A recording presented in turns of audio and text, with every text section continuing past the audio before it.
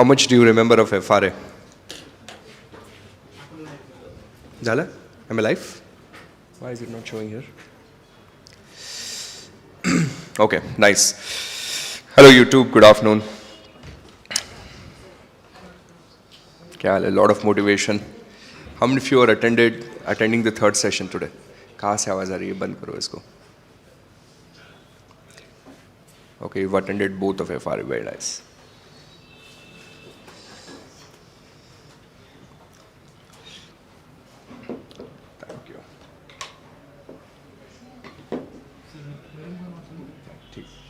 Thank you.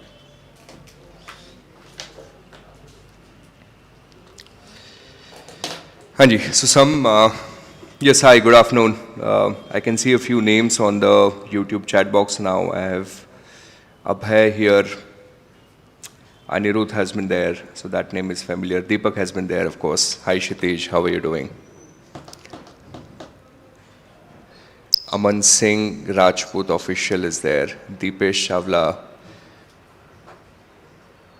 Ritesh Mend.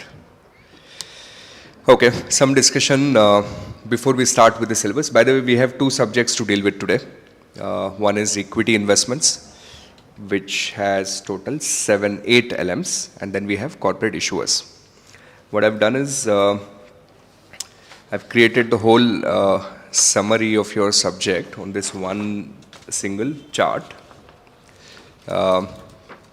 Which is obviously for my own recall in terms of what we need to cover. But this chart kind of covers the entire subject. That will give us a good sequence. I have a similar page for corporate issuers as well. Right? That's a sequence. But before we start there, let's have a little discussion on, especially for candidates writing exams in Feb, in terms of how many Feb do I have? Any Feb here? Okay, a couple of them. In terms of what to do, what not to do.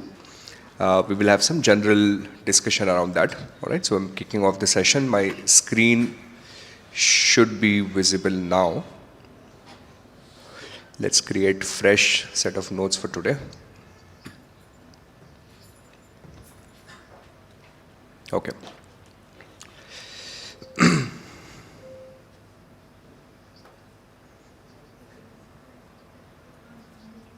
All right. So, this is a general discussion for last 30 days, though I don't think 30 days are left for some of the FEV candidates, but even if candidates, when they're watching it in the future. If you want to pass CFA level 1 exam, okay, there is just one thing you need to do. You just do this one thing, nothing else, you pass. Tell me, what is it?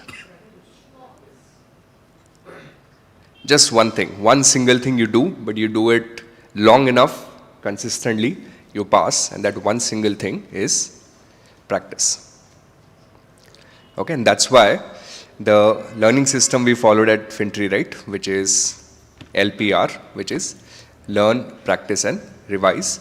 We have a lot of emphasis on practice, right? When you're studying throughout the season, we kept on writing weekly tests. Now, 15 years of me teaching for this program, I've met all sorts of students. Okay, I've had people who have, I remember I used to have a student, his first name I can tell you, Aaron. He joined our program when he was in first year of graduation. Back in the day, when you could not write the exam until the final year of graduation. So he attended my level 1 class, and I used to finish a batch in like 6 months. So we attended 4 consecutive batches. He was a permanent guest at FinTree. My team, when we used to joke about him, no matter which class, this guy will be there. And he was there.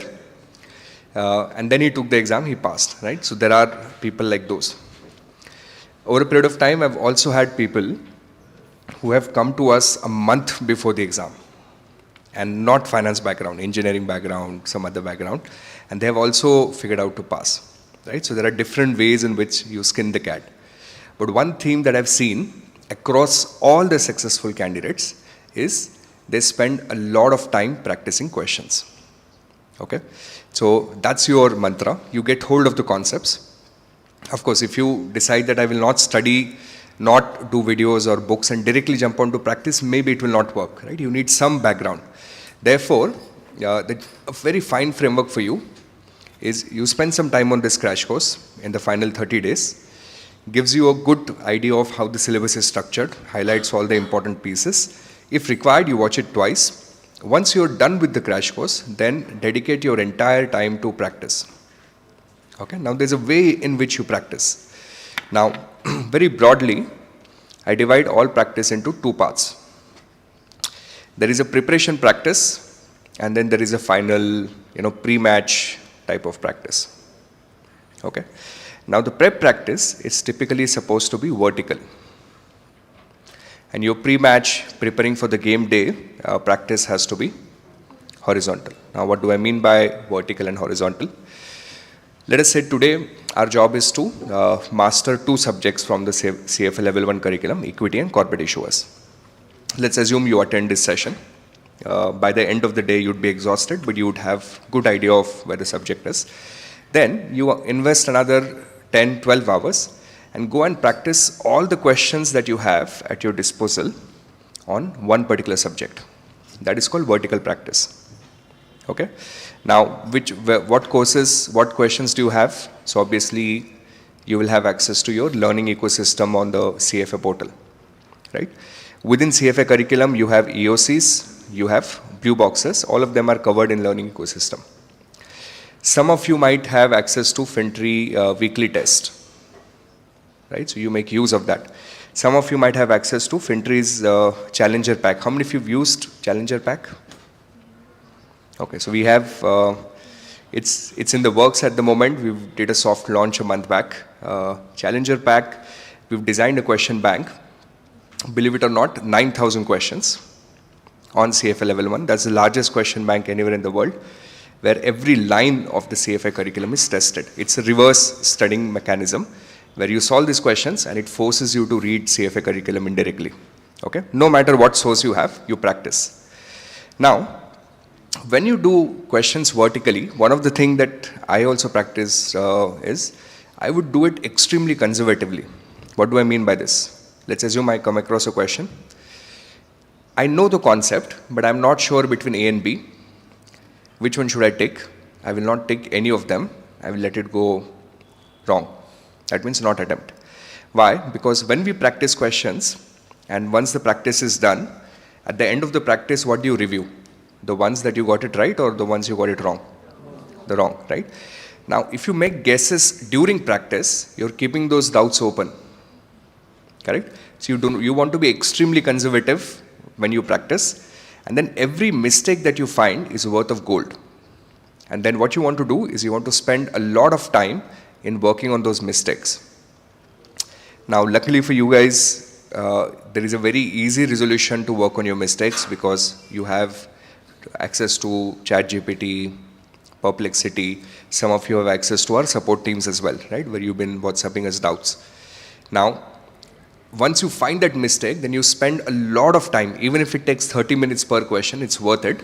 But you make sure you understand the concept. If you forgot something, then you write down that formula, that concept on a sticky note, keep it on your wall, right? And read it again and again. This method of studying, it forces you to focus on areas that you do not know, right? And that is why I emphasize so much on practice. The more you practice, the better you learn. Once you're done with a round of vertical practice, you've done whatever question set was available, then you start practicing horizontally. Horizontally means instead of solving all the questions from one subject, now you start mix and match questions of multiple subjects. The best way to do horizontal practice is have mocks. Right? Now on FinTree portal, how many do you have? 7. CFA gives you how much? 2. Now, by the way, this season we've done a lot of work on our level 1 mocks. So those of you writing exams in Feb, you'd find mocks having slightly different language. We've tried to align our mocks very, very close to what we think the CFA language is. So in terms of level of difficulty orientation, we feel they might be closer than what they were before. Now, you do these mocks, you follow the same approach. Don't write mocks to score more. Do not write mocks for your own satisfaction that, oh, I scored 80, now I'm doing good, because it's not going to help, right? You don't want to pass mock, you want to pass actual test. Again, be very conservative. Again, you'd find mistakes, and this time you'd realize that a lot of questions that you were okay doing vertically, you're struggling with them horizontally. Because it's much more easier to solve all the equity questions in one go, but very difficult to mix those questions across a set. Make the mistakes, keep on repeating the drill. And the more you do this, the better you get with curriculum. What is the philosophy behind this, right? Philosophy is like this. When you do crash course or when you do main videos, let's assume out of 100, you have understood 60. Okay? What you do not understand is, let's say about 40. Now, if there was a way where someone can exactly pinpoint what you do not know, not chapters, even within chapters, certain lines, certain paragraph, agar koi de de aapko, then life would have been so easy. Then you focus only on that 40 you've done. The problem is you don't know what that 40 is, right? The problem is you do not know what you do not know. So then how do I identify that 40? Should I go and read videos again or watch videos again? If I do that, then I end up spending time on areas that I already know. What I want to instead do is I want to spend time on areas that I do not know. When I practice questions and when I make mistakes, it automatically highlights those remaining 40 areas for me, right? And then what I do is I spend time on them, perfect those, and then reduce my error from 40% to 30, 30 to 20, 20 to 10 over a period of time. That's the general thought process, okay? This is how I would prepare if I were taking the exams now. Now, in terms of mindset, and this is something I decided on my way here, that today we should address this. There are many of you who text me typically around this season asking one simple question: should I defer or not? Do you know what deferral is?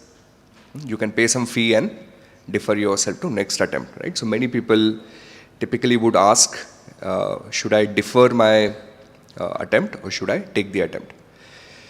Now, see the general, and in fact I'll tell you, some students are so smart, they will set me up to give an answer that they want to hear, okay?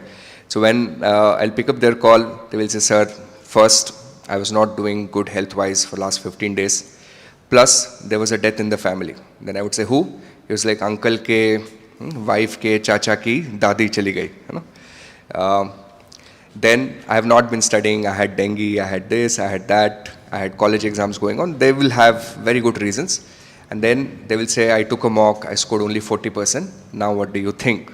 Should I defer or not? Right? They're setting me up because they want to hear that answer. The natural tendency for you and me would be, there is so much of money at stake, right? If I take the exam, there's a chance I will fail. So obviously, can I not just pay a little bit and defer, you know, that pain that I have to experience for 3 months or 6 months?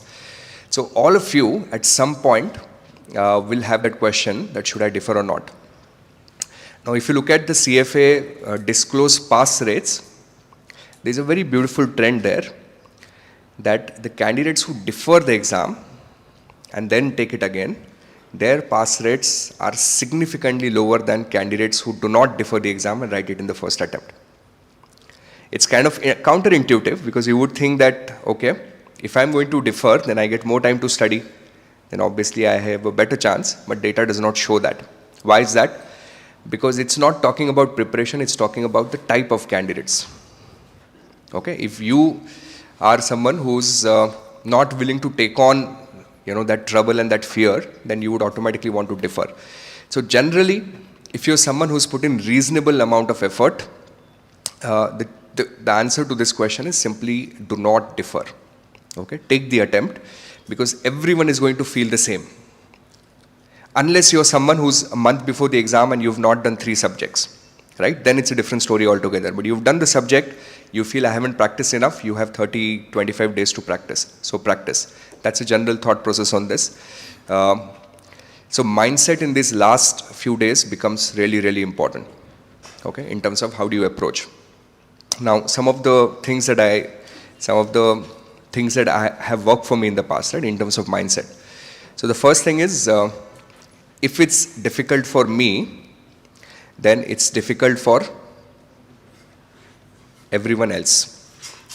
For example, we'll do a quick poll.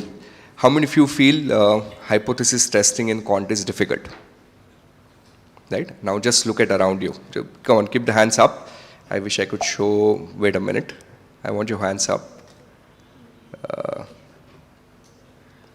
How do I do it? Yeah, here we go. Right? And just look at people around you. How many of you have raised hands? Now, by general logic, about half of you are going to pass, half of you are going to fail. You know? So you don't have to be the smartest. You just have to be a little better than, the other guy, as far as clearing the exams are concerned. So some topics are challenging in the CFA curriculum, but if they're tough for you, they're tough for everyone else, right? So I don't think you should bother about those type of areas so much. So that's the general thought process. Second, I told you about half of the candidates pass, right? Now, humans in general, genetically, we are wired to be lazy species. I always say this, right? When I speak with other teachers, they complain that aajkal ke bacche aise hai. I tell them, all teachers, this is a very common topic teachers have within themselves. Whenever I meet other teachers, they always are blaming students. I tell them, humans are always like this. Hum bhi aise the. Right? We are genetically wired to conserve energy. Right? Because back in the day, for our evolution of humans, we were always not having access to adequate food. So when you don't have food, how do you survive? You conserve the energy. How do you conserve energy? Just being in the bed. So we are lazy. So the question you want to ask yourself, am I better than on an average CFA candidate? Have I put in more effort than rest of the lot? Right? Have I been consistent? Have I put in those 2-3 hours consistently for a long period of time? If you feel as long as you're better than an average half, I think you should take that bet on yourself. That's a general mindset that I would try to use during the exam. And now enough of that. Let us start with equities. Should we? Okay. Here we go. Online, give me a large, loud I pass, and then we start off with the subject.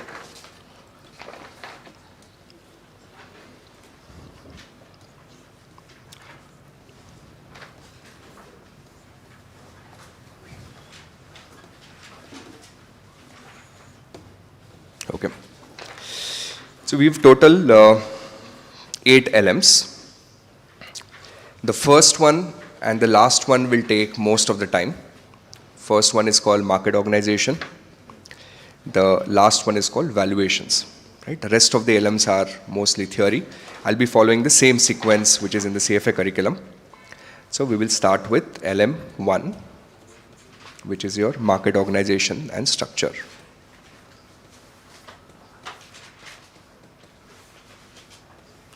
Now in this LM1, we have to cover 9 different subtopics, so 9 different points. Some of them are theory, some of them are fairly straightforward. So here we go. Concept number 1. It's kind of easy. It's a simple one-liner. Do you know the difference between what is money market and what is capital market? This is my 2-star here. Okay, might see a theory question. Money market versus capital market. What is the difference? Maturity of less than 1 year is money market. Maturity of more than 1 year is capital market. Now, one of our old students, he sent me a text the other day. He said, sir, there is a 20-year bond issued 19 years ago. A 20-year bond issued 19 years ago. What is the maturity left? 1 year. Now, does it become a money market or is it capital market? It is still capital market. So, the true definition is any instrument which has a original maturity. Original maturity of less than 1 year. That is money market. So, that 20-year bond issued 19 years ago is still capital market. It will always remain capital market because it had an original maturity of 20 years. That's it. Concept number 2. This one also you know. Open-ended mutual funds versus closed-end mutual funds. Open-end versus closed-end mutual fund. Now, in an open-end mutual fund, you answer this question, is it listed? Is open-end mutual fund listed anywhere? No. So if I have to buy a new mutual fund, which is an open-end, how do I buy it? I call the fund manager, I give them the money. I'll ask the fund manager, sir, what is the price of your unit? What is the NAV? Let's say the fund manager says it's 20 rupees. Then I give them 20 rupees, fund manager will give me 1 unit. What will they do with that 20 rupees? They will take 20 rupees and they will buy proportionate stocks which are there in their portfolio. This is referred to as an open-end structure. If I want to sell my mutual fund, can I sell it on an exchange? Open-end? No. I again call the fund manager. I tell them what is the current NAV. Let's say fund manager says it has gone up to 30 rupees. I'll say, okay, please take my unit back. Give me the cash. Fund manager will give me 30 rupees. How will they get 30 rupees? They will sell proportionate stocks in their portfolio. So open-end is an infinite maturity product. There is a continuous subscription and then there is a continuous redemption that is happening in an open-end mutual fund. And therefore, you can buy and sell mutual fund at their respective NAVs, net asset values. Okay. How is closed-end different? When I launch a closed-end mutual fund, can you give some example of mutual fund open-end and closed-end? In India now, almost all mutual funds are open-end. We might have very few closed-end left, if at all we have anything. But all the same AMCs, right? HDFCs and Nippons of the world, they will have both the products. A closed-end mutual fund is listed on a stock exchange. Okay? The way closed-end mutual fund works is that I'm a fund manager, you give me money. Now I'll tell you, here are your units. Please do not disturb me for next 10 years. That money is going to remain with me. Now I will invest that money, depending on that NAV will increase or decrease. Because a closed-end mutual fund is listed on an exchange, you guys can sell that mutual fund to someone else. Now because you're buying and selling on a exchange, at times the price on the exchange could be different than the price of the true NAV. Therefore, you would see that at times closed-end mutual funds will trade either at a premium to NAV if there is a hype in the market, or at times closed-end will trade at a discount to the NAV. I distinctly remember, I think 16 or 17, I read one article in Economic Times. That time there were some of the closed-end mutual funds trading at 30 to 40% discount to their NAVs. Right? That means the mutual fund unit was worth 10 rupees. On an exchange, it was trading for 6 rupees. So it was a fantastic arbitrage opportunity of sorts, where you buy them for 6 rupees, but you wait till maturity, and till maturity, hopefully the valuation of those NAV will increase. Otherwise, it will converge to that 10 rupees value. Is this clear? Open-end versus closed-end. So remember, these are the ones which are listed. And very importantly, these are the ones which might trade at a discount or might trade at a premium to their NAV values. NAV stands for net asset value. All right. Then point number 3. What if the fund, someone is asking on the chat box, what if Madhav Jain is asking, what if the fund has no buyer in the market, then you can't sell, then you're stuck. I buy a closed-end mutual fund, I'm hoping that if I need to sell, someone will buy. If no buyer, then I can't do anything. Yeah, what other I can do is, I can keep that mutual fund unit as a collateral and then take a loan against it. That's called LAS, loan against securities. Okay. Now, third concept. What is this? Exchange. Kya baat hai? This is an exchange. Now we have a buyer, let's say someone who wants to be long on future contract, and then we have other party here, short on future contract. Okay. Now they are putting their orders on an exchange. Can you tell me, let's call this guy as X and this guy as Y. Can you tell me who's the counterparty of long future? Who's the counterparty of long future? The counterparty of long future is clearinghouse, which is your concept number 3, right? So clearinghouse is the counterparty for long future. Clearinghouse is the counterparty for short future. A clearinghouse by itself will have neutral market position. Neutral means it will have one long, then it has to have correspondingly one short. So clearinghouse will not keep any risk on its books. But then why is the clearinghouse the counterparty? Because it's going to ensure that there is an efficient settlement of the trade. Settlement means what? If long makes money, then who's losing money? Short. Short needs to give that money, right? Now, without a clearinghouse, the risk would be, what if short doesn't pay? So a clearinghouse will introduce margining system. Margining means you deposit some margin and it will ensure that there is no default on these category of trades. That is the job of clearinghouse, settling all the trades and being counterparty on exchange traded contracts. Concept number 4. These are all small theory concepts, so I'm picking up a little bit of speed on them. The concept of long versus short. Okay. Now see, in any trade for you to make money is extremely simple. It's the simplest way to think about financial markets. You want to make money. What you want to do is you want to buy and you want to sell, right? And the idea is for any trade, in order for trade to complete, you have to have a buy leg, you have to have a sell leg. Hopefully you buy when it is cheap and you sell when it is expensive. Okay, now that's a very simple logic. Now, the asset that you're working on happens to be very cheap at the moment. So then you will do your buy leg first, maybe at 100 rupees. And then after some time, when it goes to 150 rupees, then you will do sell. That is referred to as long. Long means you do buy first and then eventually sell later. So buy first, that is a long position. But how about a situation where some asset is worth 150 now and you think it will go to 100? So then what you want to do is you want to sell first. So when you sell first, it becomes a short position, and then you buy first, then it becomes a short covering. Okay, so short covering means buying, but shorting means selling.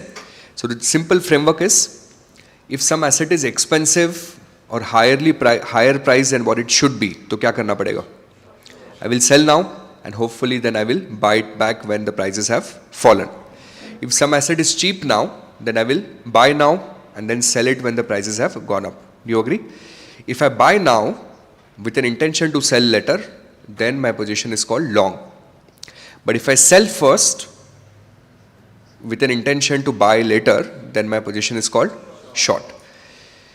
Now the question comes, how will I sell if I don't have something?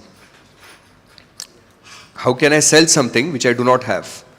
So in financial markets, you can do that by simply borrowing the asset, right? So let's say NVIDIA today. Okay, now I'm not saying it's a sell, but I'm just giving you something to think about. I'm digressing a little bit just to add flavor to our session. In 1990s, okay, do you know, around 1990s, do you know which stock market in the world was the hottest stock market? Japan. That time, Japan used to contribute about 15% to the GDP of the world. Japan's GDP was 15% of the world's GDP, and Japan's market cap was 50% of the world market cap. Matlab GDP contribution was 15% to the world, but equity values were so high. This was the time of your Toyotas and all these big automobile companies which had started dominating US market. The market cap was 50%. Now in 2025, what is happening today? US contributes 25% to the world GDP. Do you know what is the US equity contribution to the world today? 60%. So US equity contribution to the world equity contribution is 60%, right? Now, right now, US is in the top percentile of valuation it has ever reached in terms of US market. Now, the market cycle studies have taught us that Howard Marks says excesses, which is greed, and then shortages, which is fear. Maybe US is probably at the top of that quadrant, right? And that's what I thought last year also, and clearly it did not pan out. But valuations are stretched, so there is a chance that maybe some of these stocks will fall, and they might fall quite significantly, right? Because the excesses will be corrected. Now, if that happens, and I want to profit from it, let's assume that I'm bearish on NVIDIA now, okay? And let's assume that I want to profit from NVIDIA falling. How will I do it? So I will go to the market, I will borrow NVIDIA shares. Now that borrowing will not come free, I will have to pay a fee for it. That will typically be 2%, 3% of the value of the shares. Then I will sell those shares in the market and hope that NVIDIA falls by 20, 30, 40, whatever percent. And when it becomes cheaper, then I will buy it back. The second leg of the transaction, when I buy it back, what is it called? It's called short covering. Okay.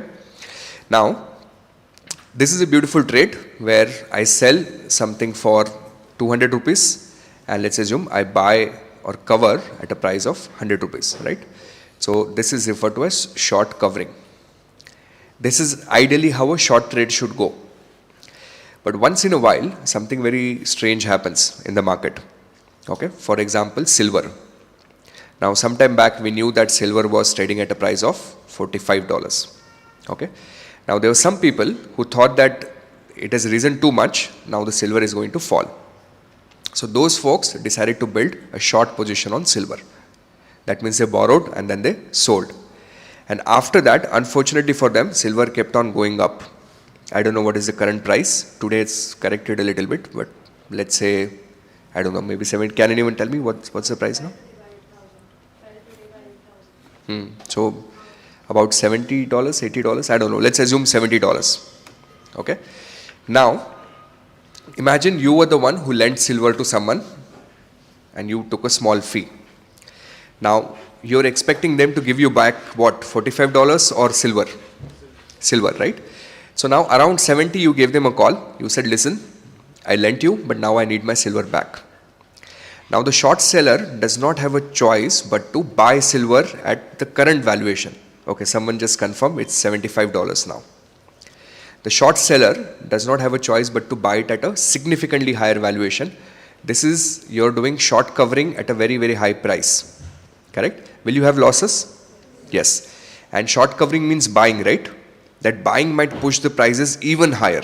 And if there are too many short in the market and the asset kind of breaks out and starts going up, then because everyone who's short is trying to cover, that buying pressure will push the prices even upward and result into large losses. This situation is referred to as, and this is my 3-star. Okay, this situation is referred to as a short squeeze. Have you heard of this term? Short squeeze. That means someone who's on the short side is squeezed. Squeezed, and therefore they'll have to book large amount of losses.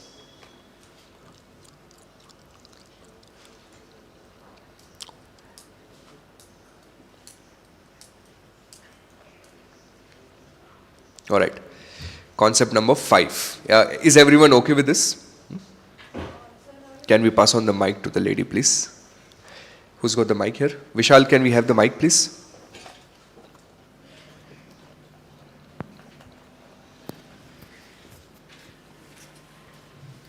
Sir, now you spoke about short selling, like you can borrow it and then sell it later. Does it happen in the on the stock exchange as well? Yes, it does happen on stock exchange, not in India though. Okay. In India, you have only intraday short position, which means in India, we got the mic, thank you. In India, you can sell, but you need to cover it by 3:30 before the market closes, or it gets covered automatically. That means it gets bought automatically through a different process. So if we want to short sell, can we do it with the help of a fund manager or a broker or something? No. You cannot. You cannot have naked short positions in Indian markets. And we'll talk about it when we go to LM 6 or 7 on market efficiency. Naked short selling in India is not allowed. Okay, but in the US it's allowed, which means if you were to live in the US, then you could literally borrow the stocks and then you could sell them. Thank you, sir. Okay. Concept number 5, and this is kind of the only technical calculation that we have in this reading, which is margin call price. Okay, and we have 2-3 calculations around this. We have to learn all of them. In equity, there are not a lot of opportunities for a question writer to throw in calculation-oriented questions. There is one chapter on security indices, which has 5 or 6 calculations, something on equity valuation and something here. Because the set is very low in a total pool, if I were grading, then I would want to use these opportunities and put in some numerical at least, right, on a finance exam. So by that logic, this becomes a 5-star for me. There are 2-3 calculations that we need to master here. Okay. Let's assume that you buy a stock, the price zero of the stock is 100 rupees. Now, there is a concept called initial margin. Okay, let's assume initial margin here is 40%. You have decided to build a long position. Then there is a concept called maintenance margin. That means at any point of time, how much margin should be left in your account. Let's say maintenance margin is 25%. Okay. Let's assume by the end of the stock value went to 110 rupees. Okay. This is 1 year holding period. The interest rate on your borrowing was 5%. Interest rate on your borrowing is 5%. Now, based on this information, here's what I want you to calculate. A, please calculate what is the initial equity investments for you. How much money are you investing from your own pocket? B, please calculate initial financial leverage ratio. Financial leverage ratio. C, please comment on connection between or relationship between financial leverage ratio and initial margin ratio. And D, this is the real question, what is the margin call price? That means at what price I'll receive the margin call. And E, finally, the last one, what is my levered or leveraged return on investment? Leverage return on my investments. Start.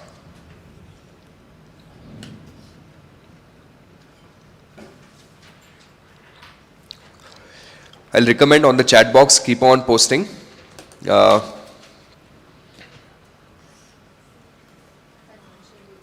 Keep on posting answers on the chat box, please, with ABCD structure.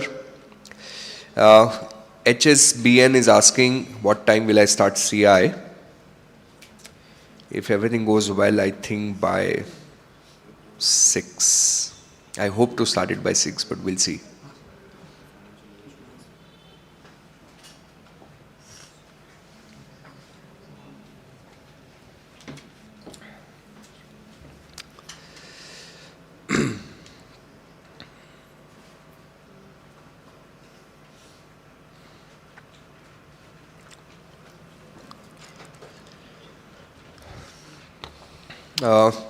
Nachikit is asking, will we have revision sessions for similar sessions for level 3? No. I've already recorded a crash course for level 3 core material and portfolio management pathway. But it's not on YouTube and it's paid. It's on the FinTree portal.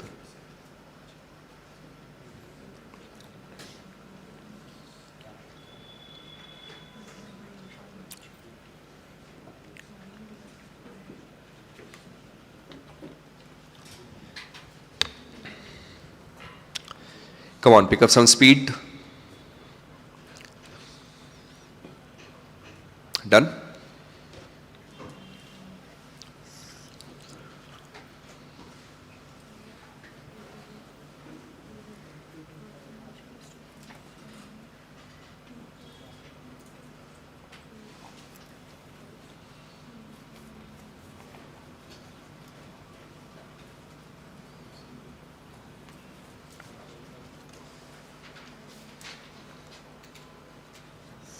Okay. First, it's a 100 rupees stock. I have to deposit initial margin of 40 rupees. That means this is the amount of equity, that means my own money, that I have to deposit, my own money, which we generally call as my own money, which is your equity. That means remaining 60 rupees is going to be what? Is going to be a loan. Okay.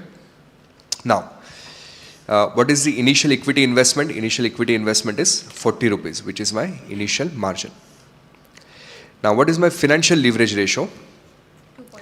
So, financial leverage ratio, you calculate as, does anyone know the formula? 1 by initial margin. Assets divided by equity. Okay. So, I'm buying an asset worth 100 rupees, but I'm investing how much? 40 rupees. So, what is the financial leverage ratio? 2.5. So, financial leverage ratio is 2.5. Now, what is my connection of initial margin and financial leverage ratio? Initial margin, if I take an inverse of that number, I get financial leverage.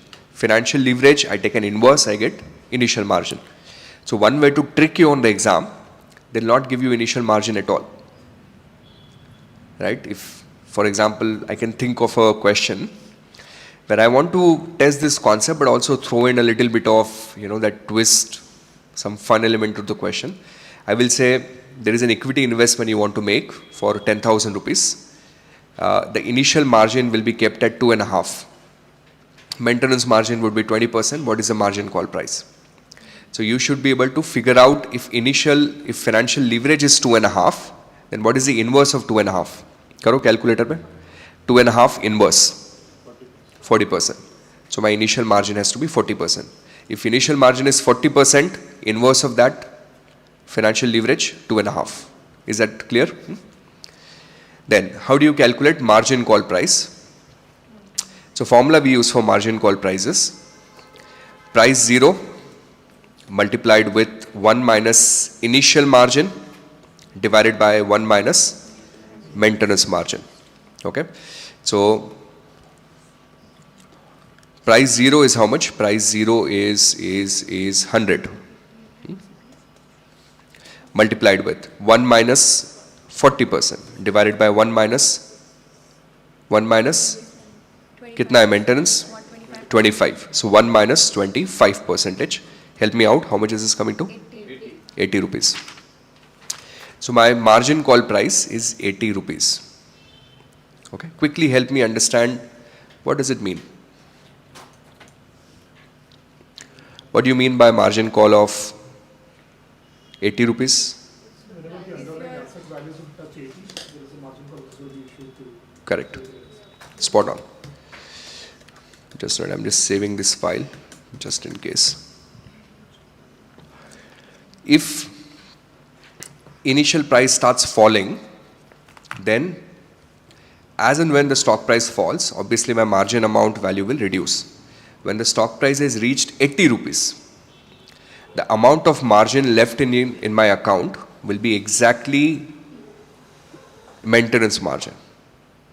So which means even without doing the math, if my margin call price is 80 rupees, maintenance margin level is 25. So multiply 80 into 25% is how much? 80 into 25% would be 20. So the amount of margin left in my account would exactly be 20 rupees. If the stock price were to fall below 80, my margin level will go below maintenance margin. So what do I need to do? Broker will call. Broker will say, please deposit higher level of margin, right? Please deposit more money. Deposit more money is referred to as variation margin. So initial margin, maintenance margin and variation margin. Okay. If you want to visualize what's really happening here, if you're feeling confused, it's a little bit like this. See, on the right hand side we will have stock value, on the left hand side we will have margin account balance. Okay. Stock value was initially 100 rupees. Initial margin was how much? 40 rupees. Now once the initial trade is set up, after that imagine 100 rupee stock became 95. How much money left in your margin? 35. Okay. At any point of time, the amount of money left in the margin account should be more than or equal to 25%. That is the maintenance margin. So do the math. 35 rupees left in my account as a ratio to 95 rupees of stock price. What is the margin level? 36.84. 36.8. But हमको कितना चाहिए? Minimum we want is 25. Are we safe right now? Yes. Now let's assume 95 went to 82 rupees. Okay, so 13 rupee loss. How much margin left? This is a loss of 5 rupees. This is a loss of 13 rupees. You are left with 22. Calculate 22 rupees in my margin account as a ratio to 82. How much I am left with? 26.8 percentage. Am I still comfortable? Yes. Now I have loss of another 2 rupees. Now I am left with 20 rupees. Now calculate 20 divided by 80. How much? 25. Which means this is the lowest I can afford to go. Broker will call, will say you're already at margin call price. Please deposit more margin so that you will be able to trade. And the amount of margin you deposit now would be called what? Variation margin. Typically, the broker will ask you to take it back to the initial margin level. Is it okay? Fine. So this is done. And then finally, the last piece, you can ask once I'm finished. The last piece here, which is subpart E. 100 rupees stock, 40 rupees was my equity, 60 rupees was debt. Stock price went to 110. Okay. What is my profit? 10 rupees. What was my investment? 40 rupees. But remember that 60 rupees of debt that I took, on that I have to pay interest at 5% per annum. So how much would be the interest? 3 rupees. So my net profit is 7 rupees on an investment of 40 rupees. How much is that?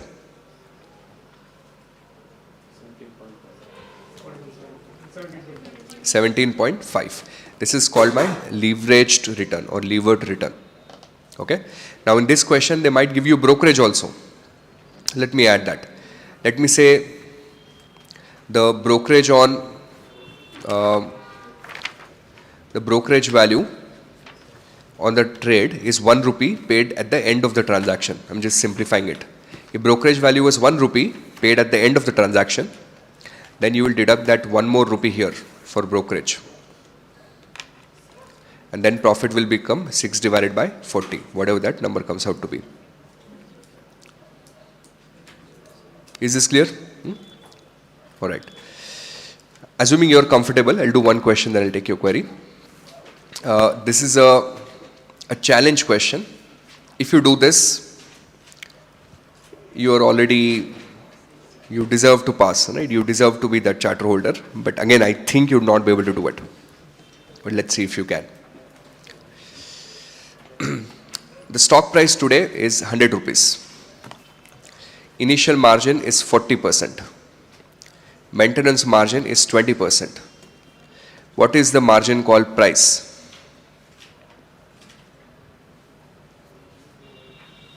But now it's a short position. It's a short position. That means you're not a buyer of the stock, you're seller of the stock.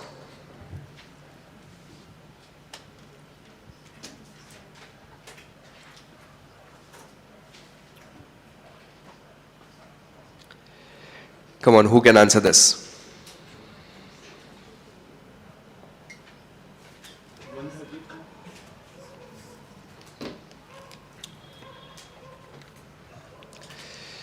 So how do you calculate margin call price in this situation?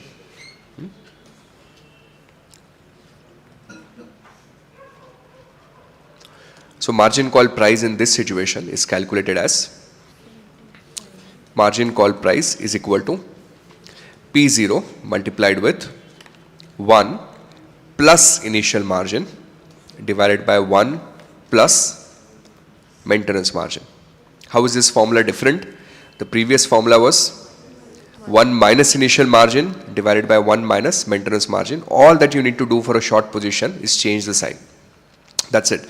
So this will become 100 multiplied with 1 plus 40% divided by 1 plus 25%, which is equal to 116.66. That's your margin call price for the short position.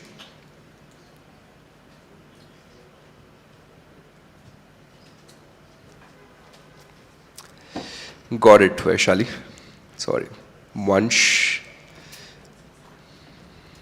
Is everyone comfortable? Okay, I'll take that question now.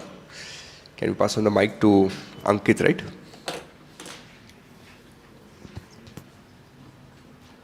So we said in the concept that whenever a margin call is issued, we are usually taking it back to initial margin. So is it a correct statement that when we have, let's say, a mix of instruments in the portfolio, I mean, generally somebody won't have just a single stock. Thoda dheere bolna. Mic is not picking it up.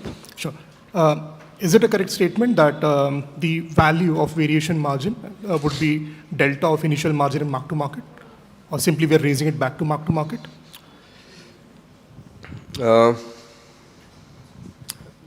Sorry, I did not understand. You are asking variation margin is equal to initial margin minus maintenance margin. Is that what you're saying?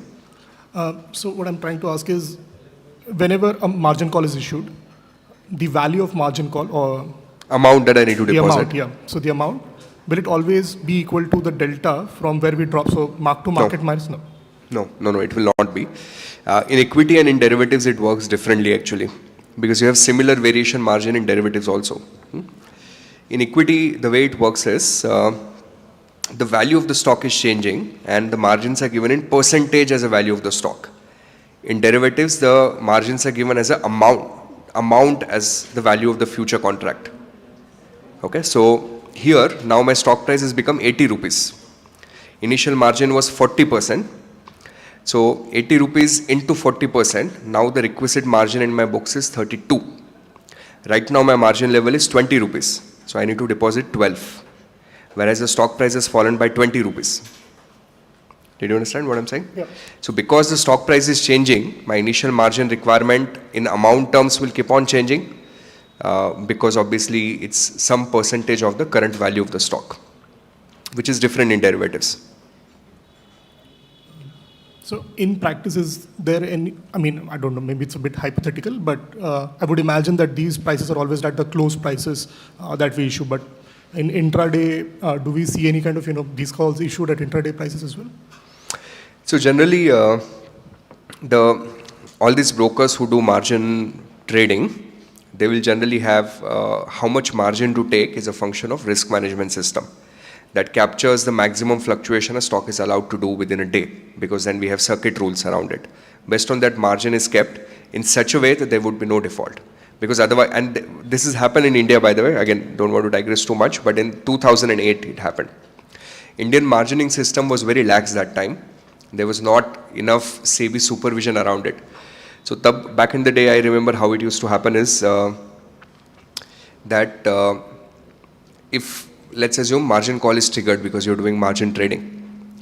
Now, broker called you, you tell your broker that, see, we've been trading together for last 10 years. So, ek din adjust kar le, just adjust for a day, tomorrow anyways the markets are going to recover, right? But if tomorrow markets did not recover, then obviously the losses will exceed. The broker will have to deposit that amount to the exchange from his own money. And that has happened, and some of those cases were in the Bombay High Court for a long period of time from the 2008 crisis. वो अभी भी चल रहा है. But now the system is very, very strict. Brokers have strict limits on how margin trading will work. So you have to deposit margin. Otherwise your trade gets executed, settled automatically. You book losses. Okay, moving on to concept number 6 in this reading. Are you guys comfortable with my speed? Speed is okay? Now I'm going to combine 6 and 9 that I have in my list together. 6, I'd mentioned something called as a bid-ask spread. And 9, I had to cover 2 types of market, a quote-driven market versus an order-driven market. It's logical to cover them together.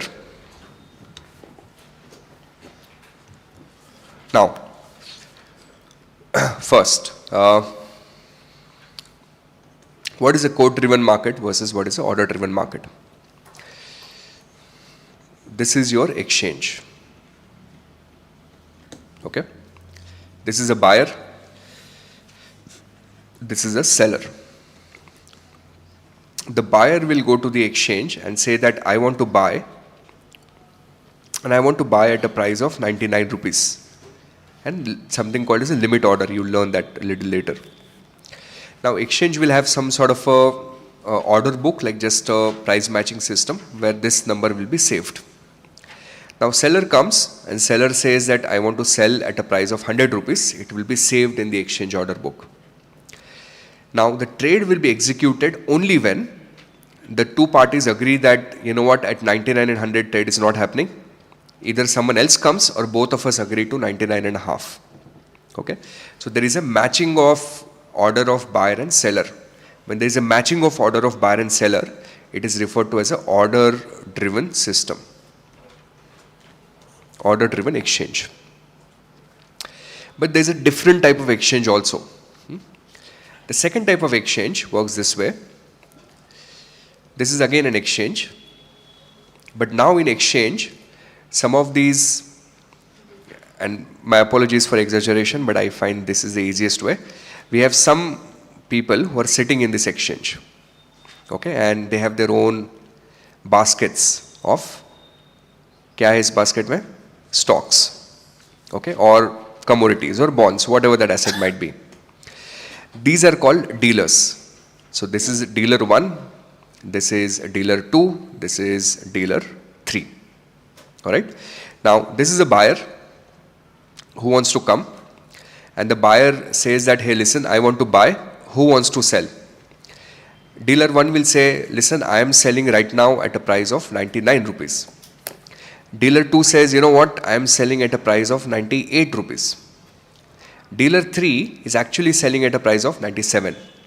What exchange will do is, it will compare all the dealer prices and show me the best price available for me. Which is the best price for me now? 97. So my trade will actually happen with this fellow. He will give me the security and I will give them how much? 97 rupees. Now a seller comes. Seller wants to sell. So he will talk to all these folks. Now this guy will say, okay, I am willing to sell. Now seller wants to sell, so I am willing to buy at a price of maybe, let me write them slightly differently. I am willing to sell at a price of maybe, let's say this guy will sell, I am selling at 100. He will sell, I am selling at 99. This fellow will sell at 98. Exchange will pick up the best selling price, which is the one here, 98. And then the transaction, no, ye, my mistake here, sorry. This guy wants to sell, so the best selling price here happens to be 100. So the trade will happen at the price of 100 rupees. That means the trade is always happening with this, some of these dealers who are competing for the trade. Okay. So for every buyer, the opposite side is a dealer. Every seller, the opposite side is a dealer. Buyer and seller, their trades are not matched electronically. This type of market is referred to as a quote-driven market. A quote-driven market. Okay. Now both the markets have certain advantages and certain disadvantages. Think of what is the benefit of an order-driven market. In an order-driven market, you typically are executing with the help of a broker. A broker is just an intermediary who is helping you get into the exchange order book system. The benefit of this is there is no middleman. That means there is no profit of the middleman, so more efficient system. But the downside is, imagine if seller comes but there is no buyer. Then what will happen? The trade will not happen, right? The markets can simply go very illiquid. The beauty of this system is, if there is only a seller, no buyer, no problem, because I have those 3 dealers, some of them will buy from me. You know? If there is only buyer, no seller, no problem, again, any of those dealers will sell them to me. So these markets are liquid. But the downside is that dealer will try to make some profit, wo to free mein nahi kar raha hai. You know? So dealer will always buy from you at a cheaper rate and dealer will sell it to you at a higher rate. So it will increase your cost a little bit. Now the rate at which dealers will typically buy from you are called as a bid rate. And the rate at which dealers will typically sell to you are called as a ask rate. Generally, of course, you would expect that bid rate would be lower and ask rate would be higher. Seller will sell to you at a higher price. The dealer will buy from you at a lower price. So I'll give you a memory trick. In a lot of cases, these dealers are actually your large banks. Okay. So memory trick here is to remember, bid is the rate at which bank will buy. So that B will help you remember this. And ask is the rate at which obviously bank will sell. Obviously the ask price will always be higher than the bid price. The difference of the two is how much? 2 rupees. That is referred to as a spread. It's referred to as a bid-ask spread. Okay? And then if I take a mid-market quote, mid-market is nothing but an average of bid and ask. If someone says, what is the price of this asset? Aajkal kya price chal raha hai? Now you would say there is no one price, bid price is different, ask price is different. So we just take an average of it. Average is called mid-market quote. That will be how much? 100 rupees. So mid-market quote becomes 100 rupees in this. And the mid-market spread in dollar amount is 2 rupee. In percentage term, the spread is also calculated as 2 on 100. So that becomes 2%. Are you clear with the two systems? So your NSE, BSE is which type of market? Order-driven market. But there are some exchanges, I forgot the name, but I think London Stock Exchange has some quote-driven market. Let's see if we can find some...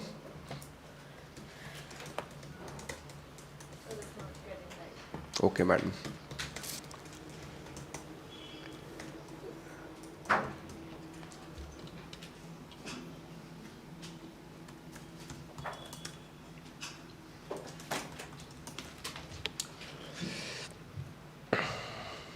A lot of OTC markets are quote driven.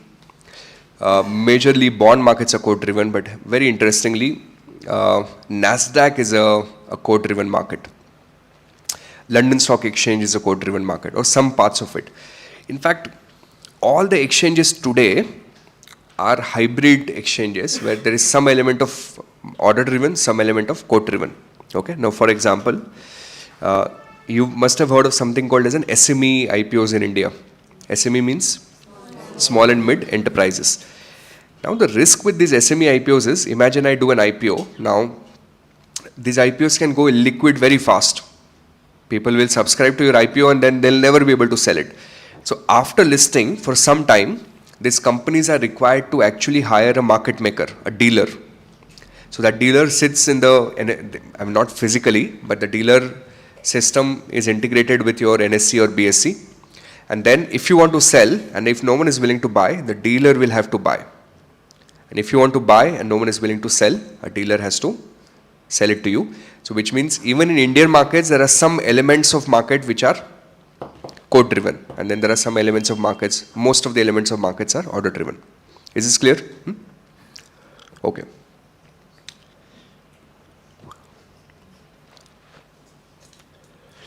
Point number 8.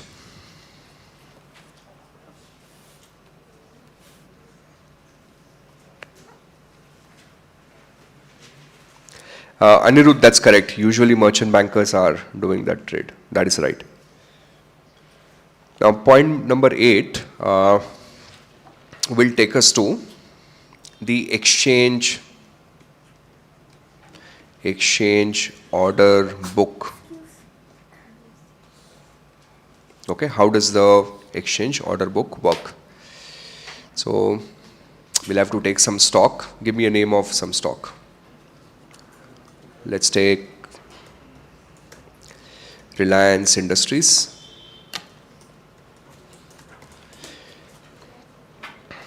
We'll go on the National Stock Exchange page for Reliance Industry. Generally, every time I teach this, I'm teaching on Sunday, so I never get to see this live order book. Today we do, which is great.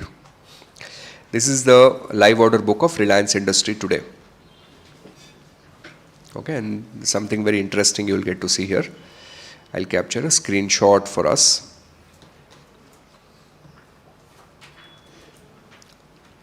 Okay, now what is this?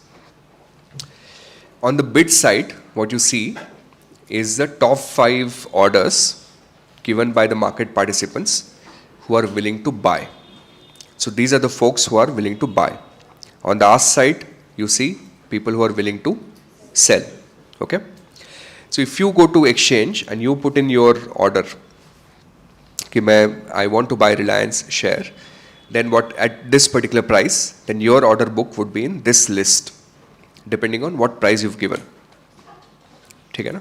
So look at this. There is someone who's willing to buy 828 shares. Now it could be one person or it could be 2-3 people together, but we'll just, for simplicity, we'll say one person. This 828 shares, they're willing to buy at what price?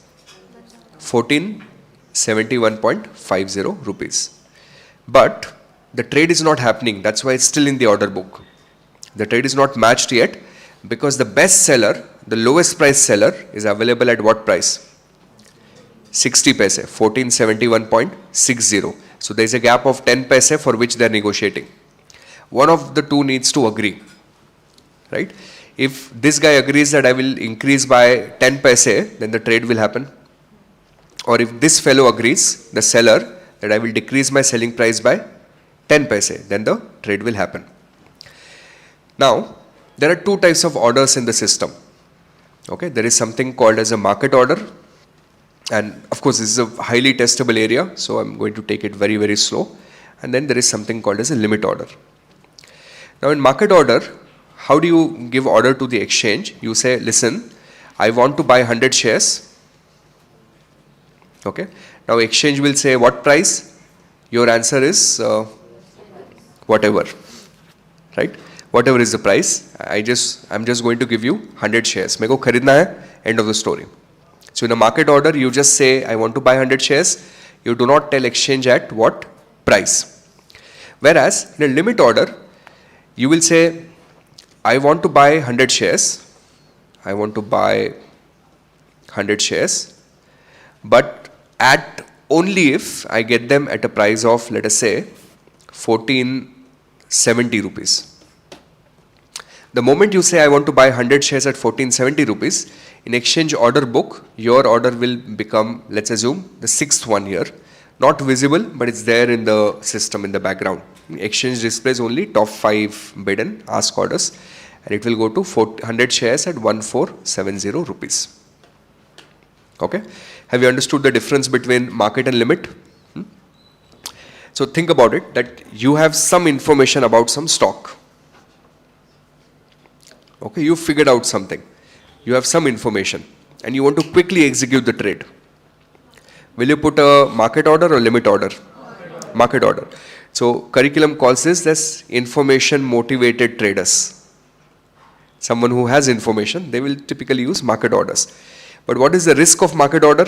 The risk of market order is that you might get an unfavorable price. Right? Think about it. If I get to know that you are going to put in a market order to buy Reliance at a very, very large price. If I have that information about you, what will I do? I will go on the sell side. I will put a limit order and I will sell at an exorbitant higher price. Once the lower price limits are executed, then mera number aayega and I will get to sell you at a higher price. Are you understanding what's happening here? But what is the downside with market order? I get higher price or unfavorable price. Limit order, the benefit is I know at what price I will be able to execute. But what is the downside? Downside is that it never gets executed. Now, both of them have pros and cons in terms of what you're trying to do. Now, I typically, when I'm executing trades, I don't execute myself, but once in a while if I do, I generally put limit orders. Right? And what I'll do is I'll put a limit order which is probably a rupee below the current limit. So maybe I'll put if I'm buying, I'll put a limit order at maybe 1470 rupees. And then I'll drop it on the exchange and I'll hope that it gets executed. Now there have been days when very stupidly I did something like this. And then I put in the order which is called a GTD order. GTD order means good for the entire day. पूरे दिन ये order लगता रहेगा. Now at times the trade never gets executed because the stock price never fell. It just kept on going up. And then next day maybe the same Reliance now have to trade at 1480 rupees or 1419 rupees. ऐसे भी होता है. Some days you get lucky, the markets fell and then your order gets executed. So there is a trade-off between the two. Is it okay? Market order and limit order. Now what kind of questions will come on the exam? So here's question number 1.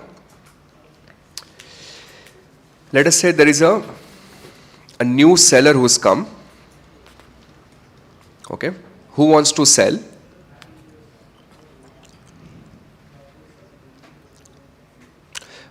New seller who wants to sell 2,000 shares. Okay, and they decided to put a market order for it. They will put a market order. What would be their average execution price? This is the question you would get on the exam. कि एक नया seller आ गया, and the new seller wants to sell how much? 2,000 shares. And what type of order they're using? Market order. So कितने में मिलेगा उसको? At what price will they get to sell? So if you're a seller, which is the order book that's relevant for you? Bid or ask? If you're a seller, then you're selling, right? So someone else has to buy. That means the order book that's relevant for you to look at is the bid side. If you were to put a limit order, then your order will go here in the ask side. But you're putting a market order, no? So that means this will get filled.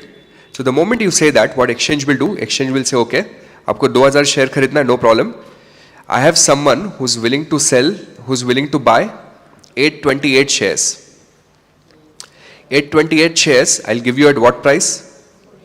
1471.50. Okay? But you would say, listen, I don't want 828 shares. I want how many shares? 2000. Exchange will say, wait. Now I have someone else who's willing to sell 584 shares. But those shares I will give you at what price?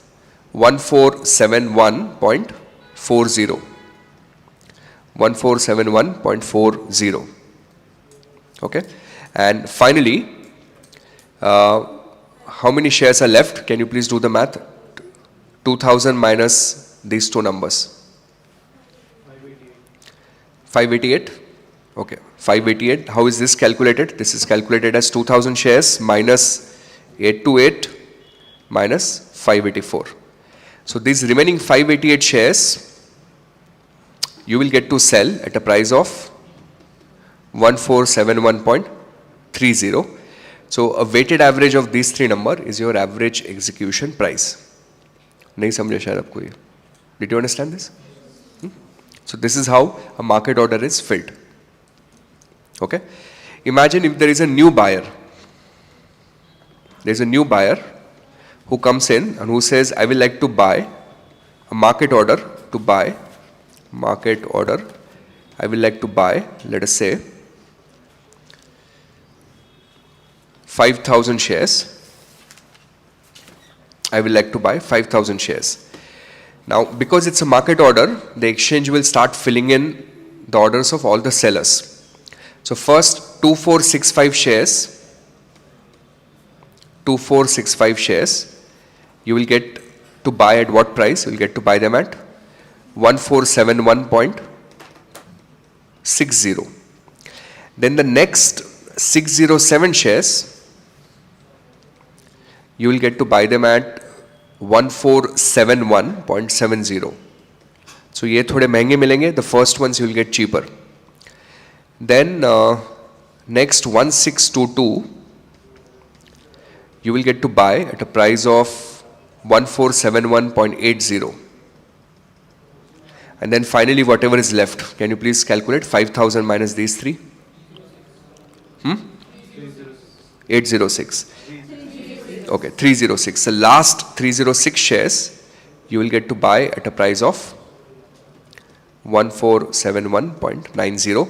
So your average execution price will be a average of this. How to calculate average? Multiply all of them. That is the total amount of money you need divided by the quantity of 5,000 shares. That's your average price. So this is how typically market orders are executed on the trade. Okay, now there's a very interesting story around this. This story is allegedly with this particular broker in India called MK Brokers. Have you heard of their name? The story is like this, that exchange will typically have an order book like this, right? So there is a bid side and then there is a ask side. Okay, bid side means people who are willing to buy. So let's assume someone says, I will buy 100 shares if I get them at a price of 100 rupees. Someone will say, okay, I will buy 500 shares but give me at a price of 99. Someone will say 400 shares at 98, 350 shares at 97, let's say 1000 shares at 96.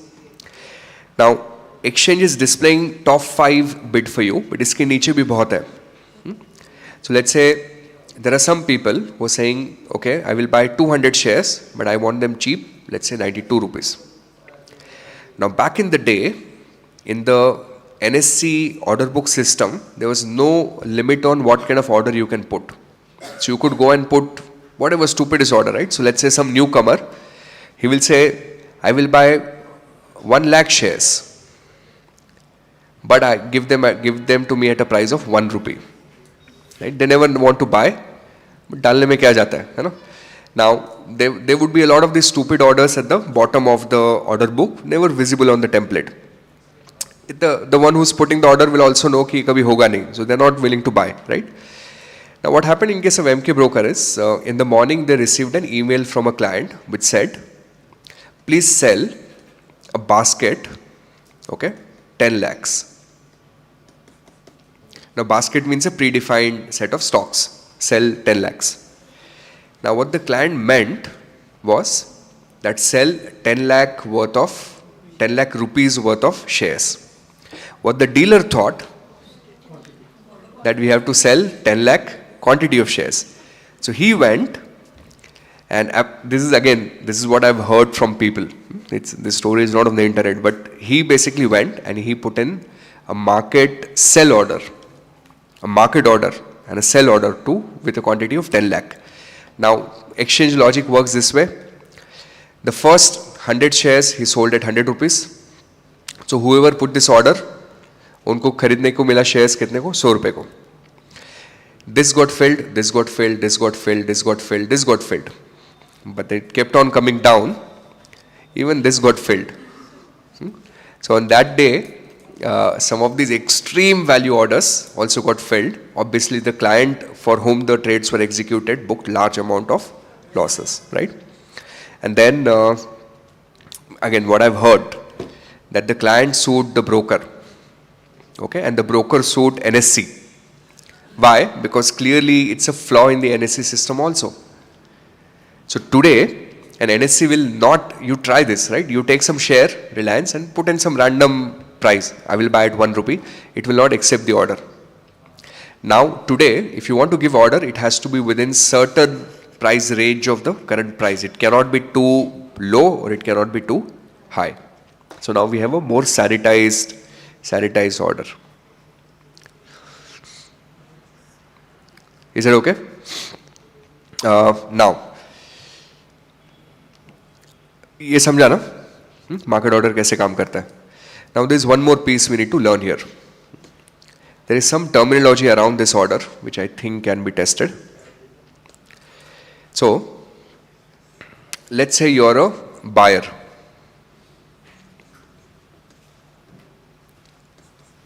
Okay. Now you look at this data and you decide that I will put a new limit buy order. Okay, and my new limit buy order will come at a price of 1471.60. The moment I put in a new order at 1471.60, what do you think will happen? The trade will be executed, right? Because there's someone already willing to sell at that price. So this is referred to as taking the market. Okay, look out for theory questions on this. CFA level 1, high probability section. Taking the market. I'm accepting whatever is there in the market. Okay. Now, if you go and put in a new order at 1471.55. Now, it will not be allowed, by the way, because the ticker is of 10 paise. It has to be in multiples of 10 paise, but let's assume it was allowed. If you were to do that, 1471.55, then what will happen? Your order, will the trade be executed? No, but in the order book you would be right at the top. So this is referred to as making a new market. Making a new market. So this order is referred to as making a new market. Then, if you come and put in a new order at 1471.50, then this is called making the market. Making the market. Okay? And then if you put in 1471.20 or 30, then what is this called? This is called behind the market. So you need to be aware of some of these terminologies. And the same logic applies on the ask side also.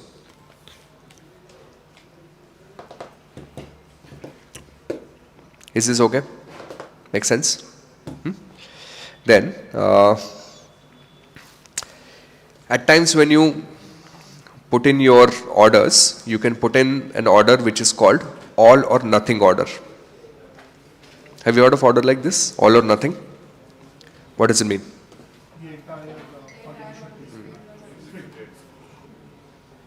So I'm trying to deploy something. I want to buy 100 shares. Okay. I am not going to be happy if exchange fills my order partially. That means they give me only 30 shares. No, I don't want that. Either I want all 100 shares or I want nothing. So those type of orders are referred to as all or nothing orders. Then in certain exchanges in the US, okay, especially in US, there is a kind of, think of it as a like a private exchange of rich people of sorts. It's called ATS. ATS stands for alternate trading systems. Okay, now these are trading venues. These are like exchanges, but available to certain type of investor within certain framework. And there are many of them. If you go to US SEC website, in my main videos, I've shown there is a list of 171 ATS venues in the US 2-3 years ago. Now, in some of these exchanges, you are allowed to put in different type of orders also. One particular type of order is referred to as an iceberg order. Okay, again a very juicy theory question could be built around it. What is an iceberg order?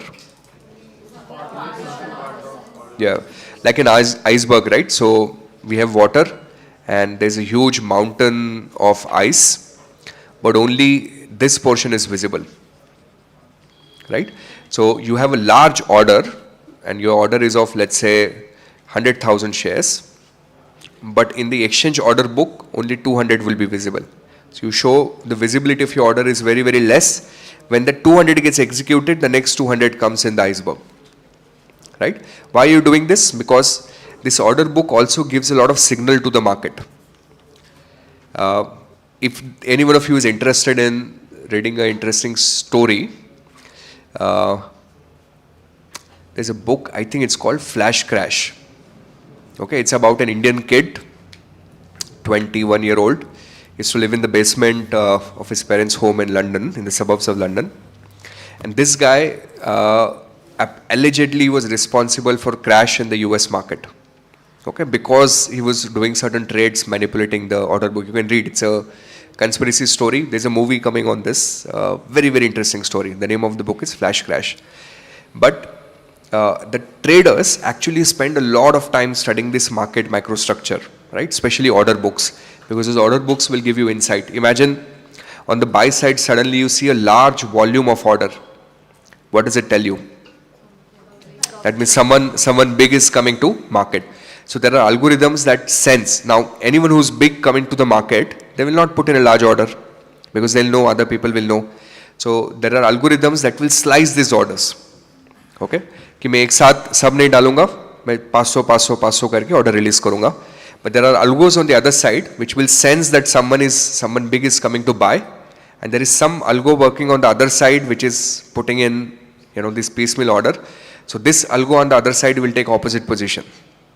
So there are a lot of these market microstructure studies. Some people specialize only in this. just learning the order book and getting signals out of it, right? So again, that's an interesting area to look at. This book has a lot of discussion on that if you want to explore. That's it. Let us go to section 8, which is again some orders on validity. There is something called as a good till day order. What is that? Good till day is what? Good till end of the day. There is a GTC order, good till cancelled order. Till the time I don't cancel, let it remain in the exchange order book. Now, there are different types of stop loss orders. Okay, we need to work on the stop loss orders well. Let's think from long perspective. You purchase a share at 100 rupee. Okay. Now, what are you worried about? Share price going up or going down? Going down. Okay. So let's assume the share price fell down to 80 rupees. Now, at 80 rupees, you can put in a stop loss sell order.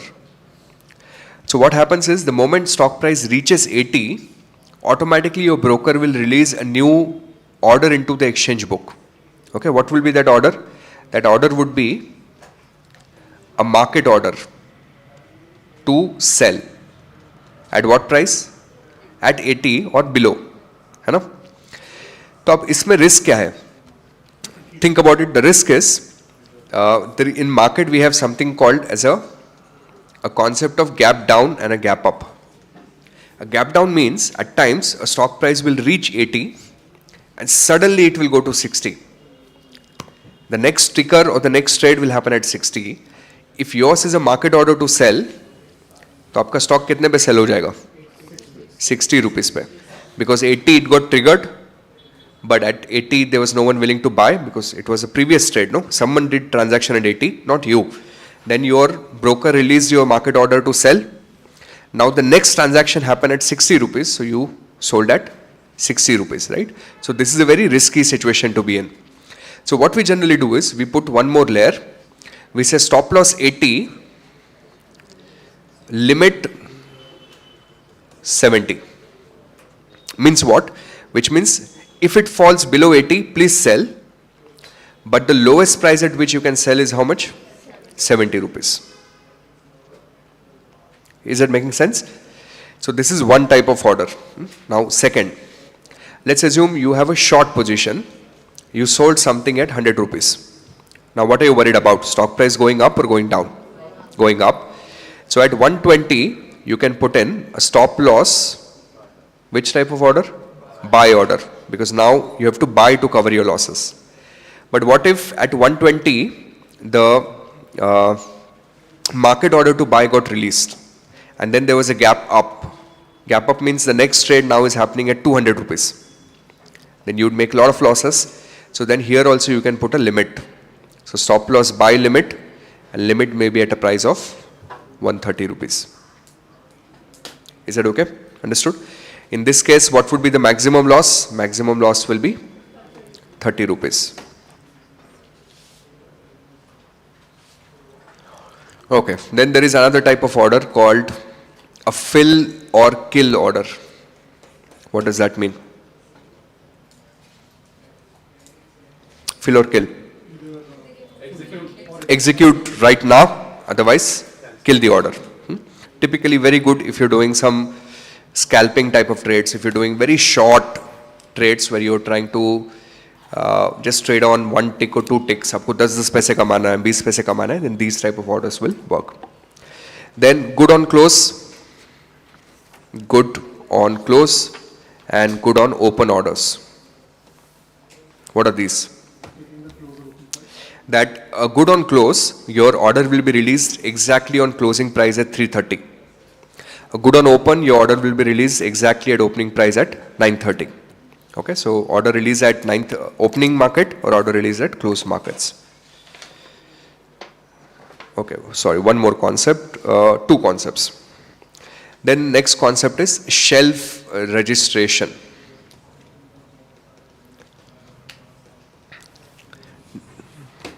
Does anyone know how this works? Mic, mic, आपके पास mic है? उनके पास, अंकित के पास दे दो. So you can essentially do more on the same set of documents that you've already gotten pre-approved for, let's say, previous transactions. Sorry, I didn't understand. So you can execute more, but on the same set of documents that you have approved for previous. Correct. transactions. So see, every time I have to raise some money in a public market, I have to do legal compliance. SEBI का compliance होता है ना? Under shelf registration, the way it works is I'll do compliance once, and then for next 1 year, whenever I want to raise money, I can keep on doing it. Right? It's your registration is on the shelf of sorts. उसको कहते हैं shelf registration.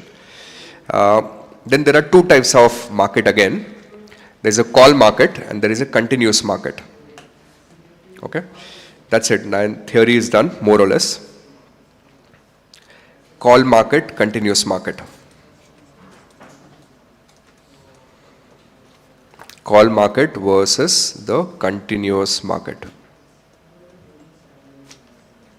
Okay, tell me what this means. Call market is a limited time market. Continuous is So in a call market, easiest way to think of call market is that there is something like a batch processing. Okay, what is a batch processing? This used to happen in the Bhutanese market. It actually, call market happens in a lot of markets across the world which are not liquid. See, now how does call market works? Let's assume there is not enough trading in your stock exchange. Koi nahi aata. People come once in a while. So what you do is from Monday to Monday 9 o'clock to Friday 2 p.m. let people put in the orders into the system. But they will not be executed. Someone will come and say, I want to buy 100 shares at this price. I want to buy 100 shares at that price. You accumulate all these orders. Then Friday at 2 p.m. you allow the buy order and the sell order to meet each other. You decide an average clearing price. Clearing price means एक price जिस पे सब trade clear होगा. Then everyone who's on the buy side and everyone who's on the sell side, the trade will get executed. That type of batch processing is referred to as a call market. Whereas what is a continuous market? The trades are happening continuously, like how you and I do on NSE and BSE. Instantaneously trade होते रहता है. And we are done. Any questions on this reading? There were a lot of theory. If you are someone who's been in the markets, this is very basic to you, but if you're a student learning it for the first time, I think interesting things to learn. Any questions? so. Can you please re-explain shelf registration? Can I explain shelf registration? देखो, whenever I want to raise money in an equity market, who do I go to? Investment banker. Then investment banker will do all the documentation. It will say that I want to raise 100 crores. I pay fee to the investment banker and then I raise money through SEBI guidelines. Now what if my idea is that over a period of next 2 years, I want to raise 100 crores, but I don't want to raise 100 crores in one go. Now I need 50. Then in another 6 months I might need something. Then another 6 months I will need something else.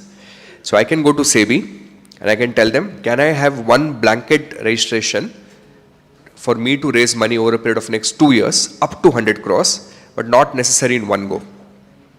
So my registration is on the shelf, so I can reuse it again and again.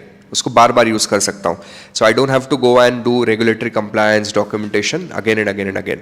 That is referred to as shelf registration. It typically is a US concept. I don't think that happens in India. हाँ, आपको कुछ पूछना है? नहीं, done.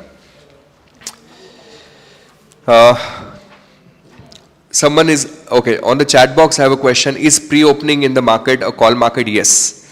So, I think 9 to 9:15, I guess, it aggregates the orders in Indian market.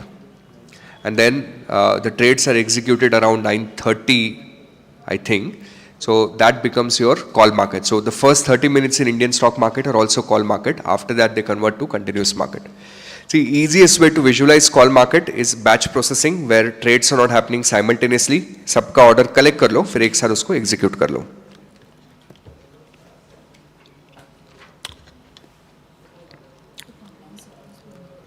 Ready for the next one? Want a break? Small break? Let's do a small break. 15 minutes.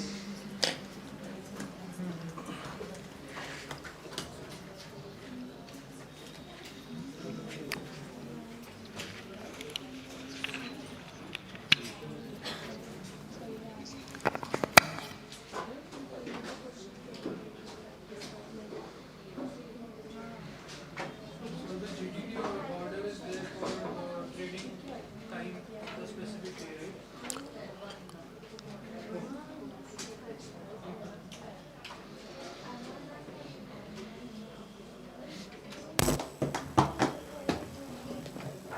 मेरे से बात करो.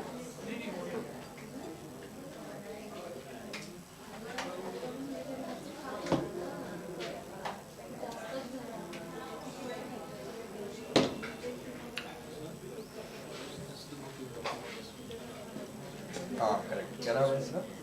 Gusipi, Pelagio. Correct. That's it. reading is pretty interesting. Very good. It has a lot of discussion on factors. Yes.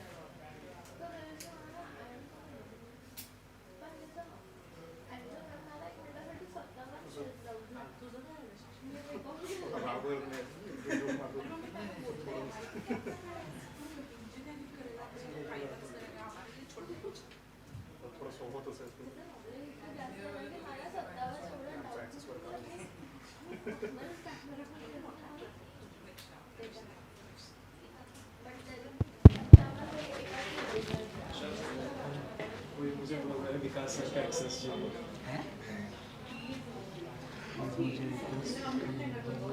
मैं थोड़ी देर सोचा बैठी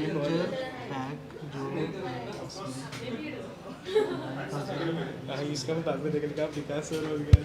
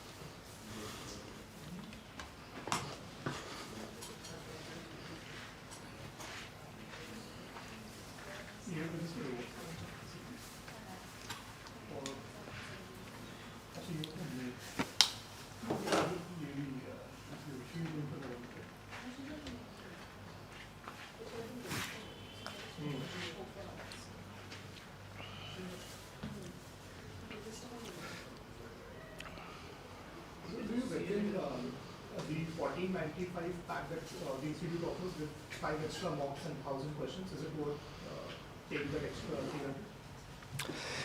Not for level 1 if you're in FinTree ecosystem.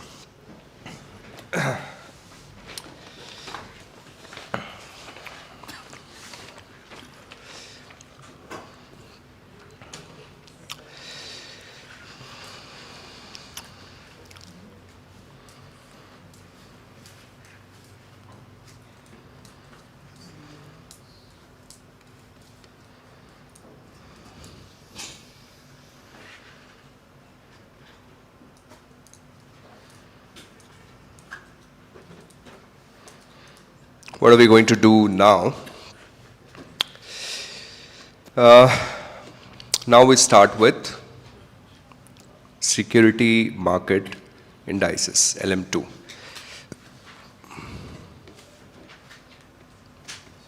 There are technically one calculation and a little bit of theory.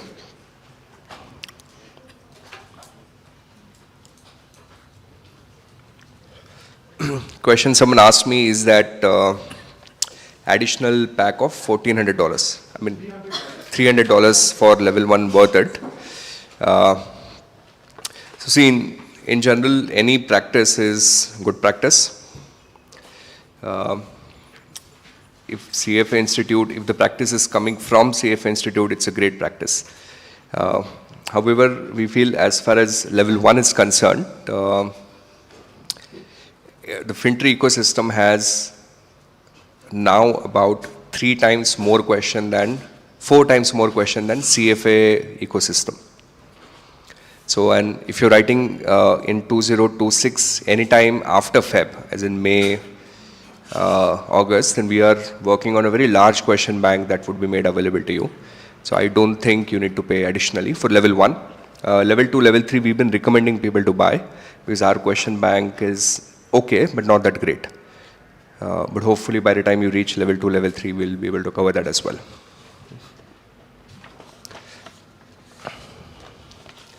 I have cons and eco left. Do you think it can be done in 20 days? Yes, you can definitely cover cons and eco in 20 days. But the question is, do you want to use that time to do new subjects or revise and practice what you've already done? Generally, if your syllabus is not over safely 60 days before the exam, reasonably well 30 days before the exam, I think your preparation could have been better. Someone else is saying good for us. Actually, you mean good for us for the other thing, okay. All right, are you ready? Should we start? Does anyone of you feel, I have students like those as well. This is probably like 10% of the total pool, my guess.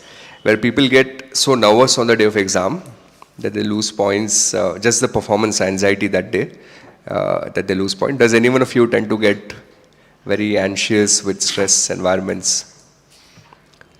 Okay, there are always folks like those, right? And it generally comes in as a surprise because now in the class you get to see folks for 6 months, 9 months, so you know where they are and how good they are.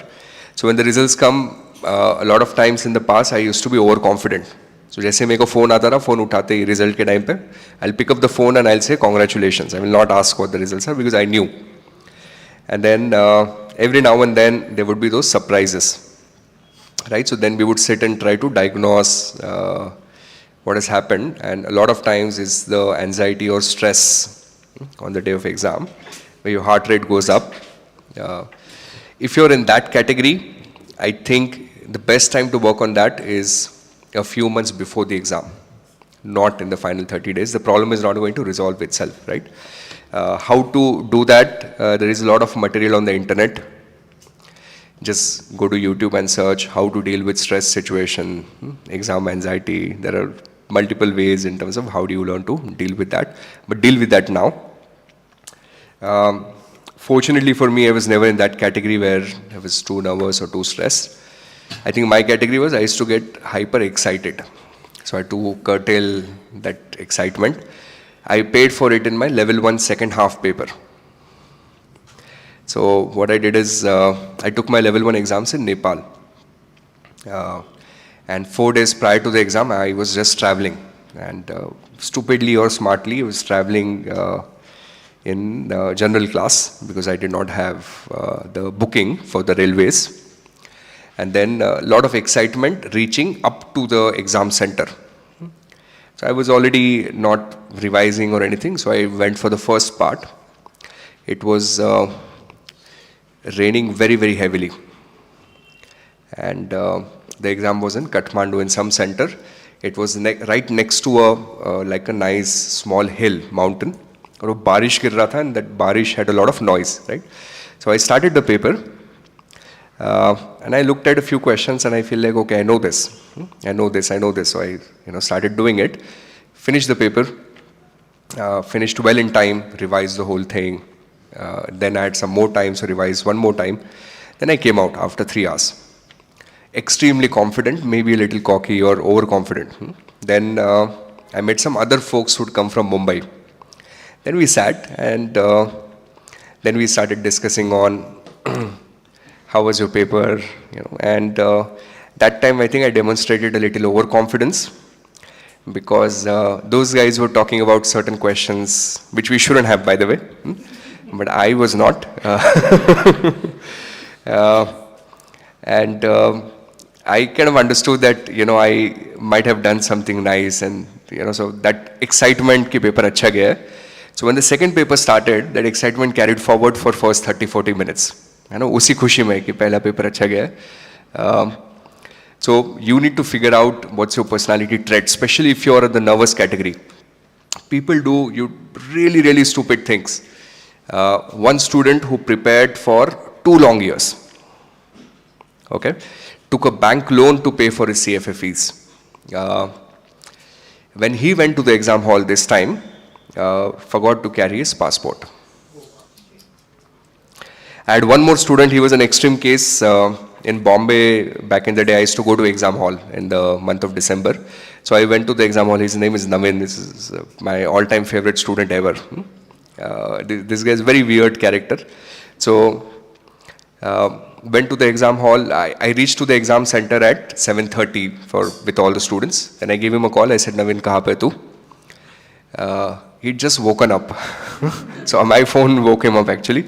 He was like, "Arey sir, आ रहा हूँ, tension मत लो sir, मैं पहुँच जाऊँगा sir." He's a Bihari fellow. And then he reached the exam center late. In fact, around 9, I gave him a call again in panic. I was like, "Navin, शुरू हो गया exam, अभी कहाँ पे तू?" He's like, "बस पहुँच रहा हूँ sir."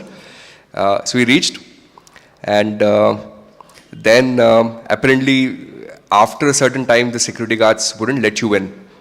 Okay, and I knew that he will not be allowed to go in. So, but he went and he spoke to that security guard something, and then they let him in. right? So when he came for the lunch break out, I asked him कि तेरे को छोड़ा कैसे? So he told me he threatened the security guy. He was like, तू लफड़े में मत पड़ तेरा. He didn't pass. But nevertheless, but he was very happy that he could study for CFA. For him, like being able to study CFA itself was kind of a thing. Second topic, indices. What is an indices? Nifty is an indices. What is Nifty? So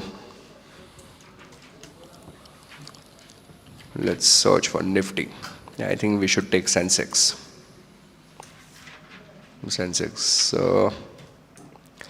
So BSC Sensex. Now Sensex is nothing but a hypothetical portfolio made of how many stocks? These 30 stocks. Okay. Now what are these 30 stocks? These are the largest 30 companies in India. Reliance, TCS, SBI, Bajaj and whatnot.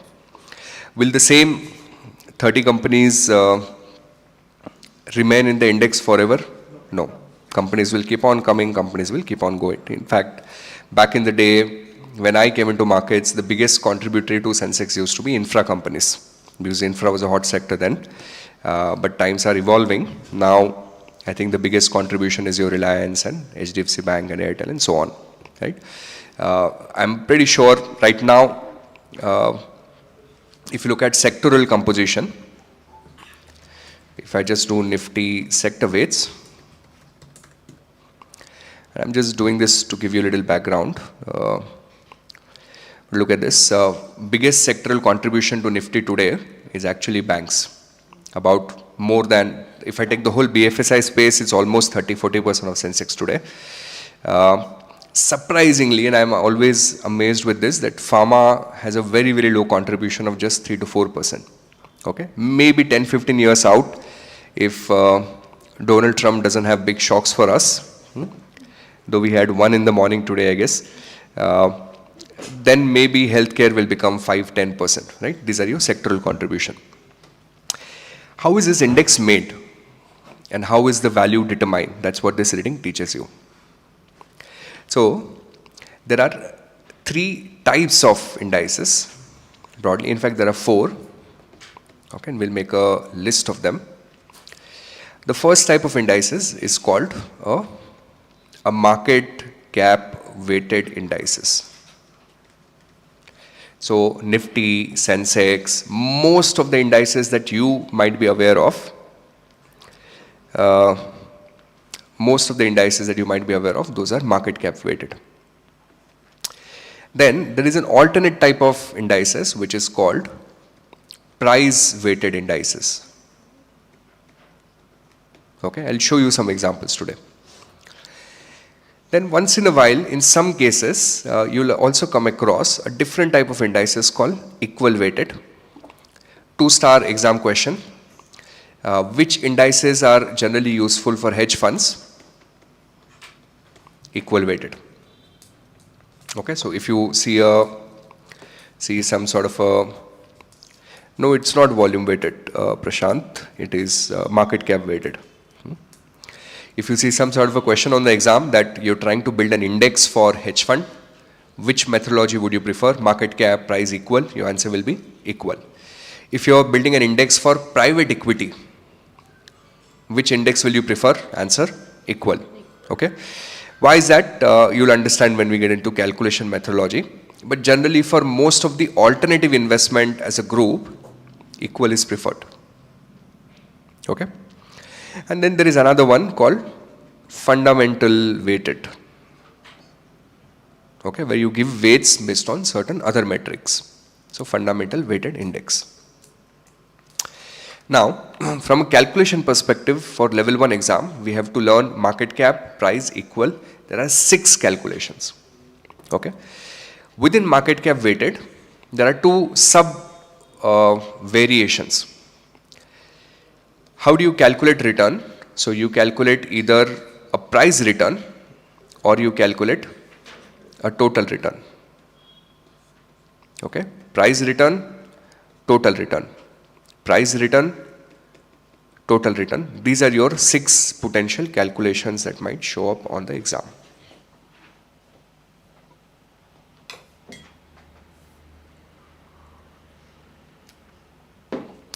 What do you mean by price return and total return? So if I want to see how much return my portfolio has earned, if I consider only the stock price, then it's which return? Price return. But if I consider stock price and dividend both, then it becomes total return. Okay. Now, what is the level of Nifty today? So let's look at Nifty. Okay, Nifty is today at 25,876. In the US, S&P 500 is the big index. S&P 500 is 6920. Okay, let's go back to Nifty. What if I told you that this is not even a true number for Nifty? Okay, what is a true number for Nifty? So if I just search for Nifty TRI, okay, I hope we find the link quickly.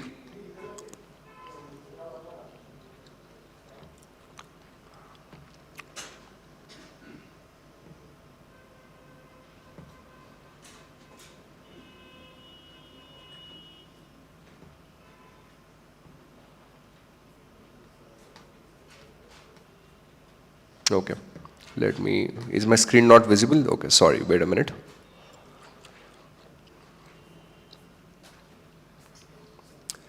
Should be visible now. Sorry for that. तू क्या change कर दोगा? नहीं ना? Okay, my apologies. It should be visible now. If I go and I think तो camera जब change होता है ना, automatically it switches back, I guess.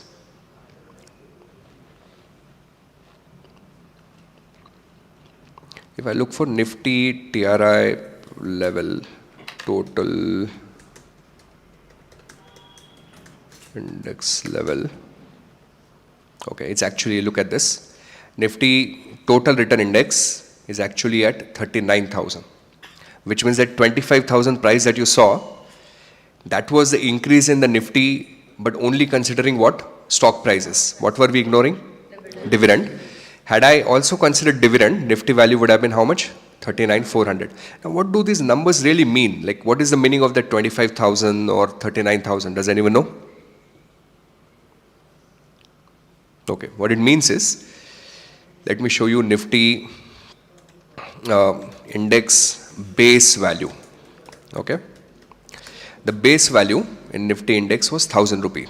This was in which year? This was in, I don't know, whatever Nifty inception date. Inception date is 1996. Okay, but base date of 1995.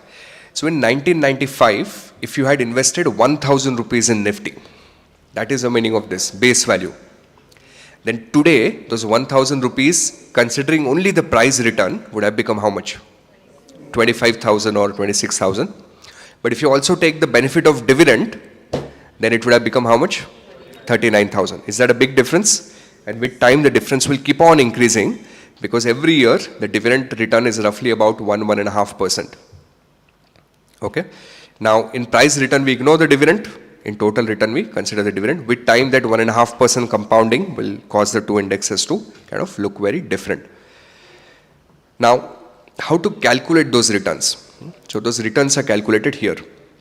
So, 6 calculation. Market cap, price return, market cap, total return. Market cap, price weighted, price return, price weighted, total return. Okay, here's example number 1. I'll give you a very neat, easy technique. We'll take only 3 stocks in our calculations. Our index is made only of 3 stocks. The prices of those stocks at time 0 is 5 rupees, 10 rupees, 20 rupees. The price of those stocks at time 1 is 6 rupees, 11 rupees, and 24 rupees. The number of shares out in the market, quantity. How many shares are issued by the company? 10 shares, 5 shares, 20 shares. Okay. Based on this data, Okay, we have to also take dividend data. Dividend per share 1 rupee 0.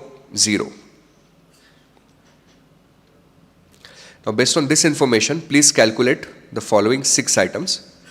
Market cap weighted, price return, total return, then price weighted, price return, total return, and third equal weighted, price return and total return.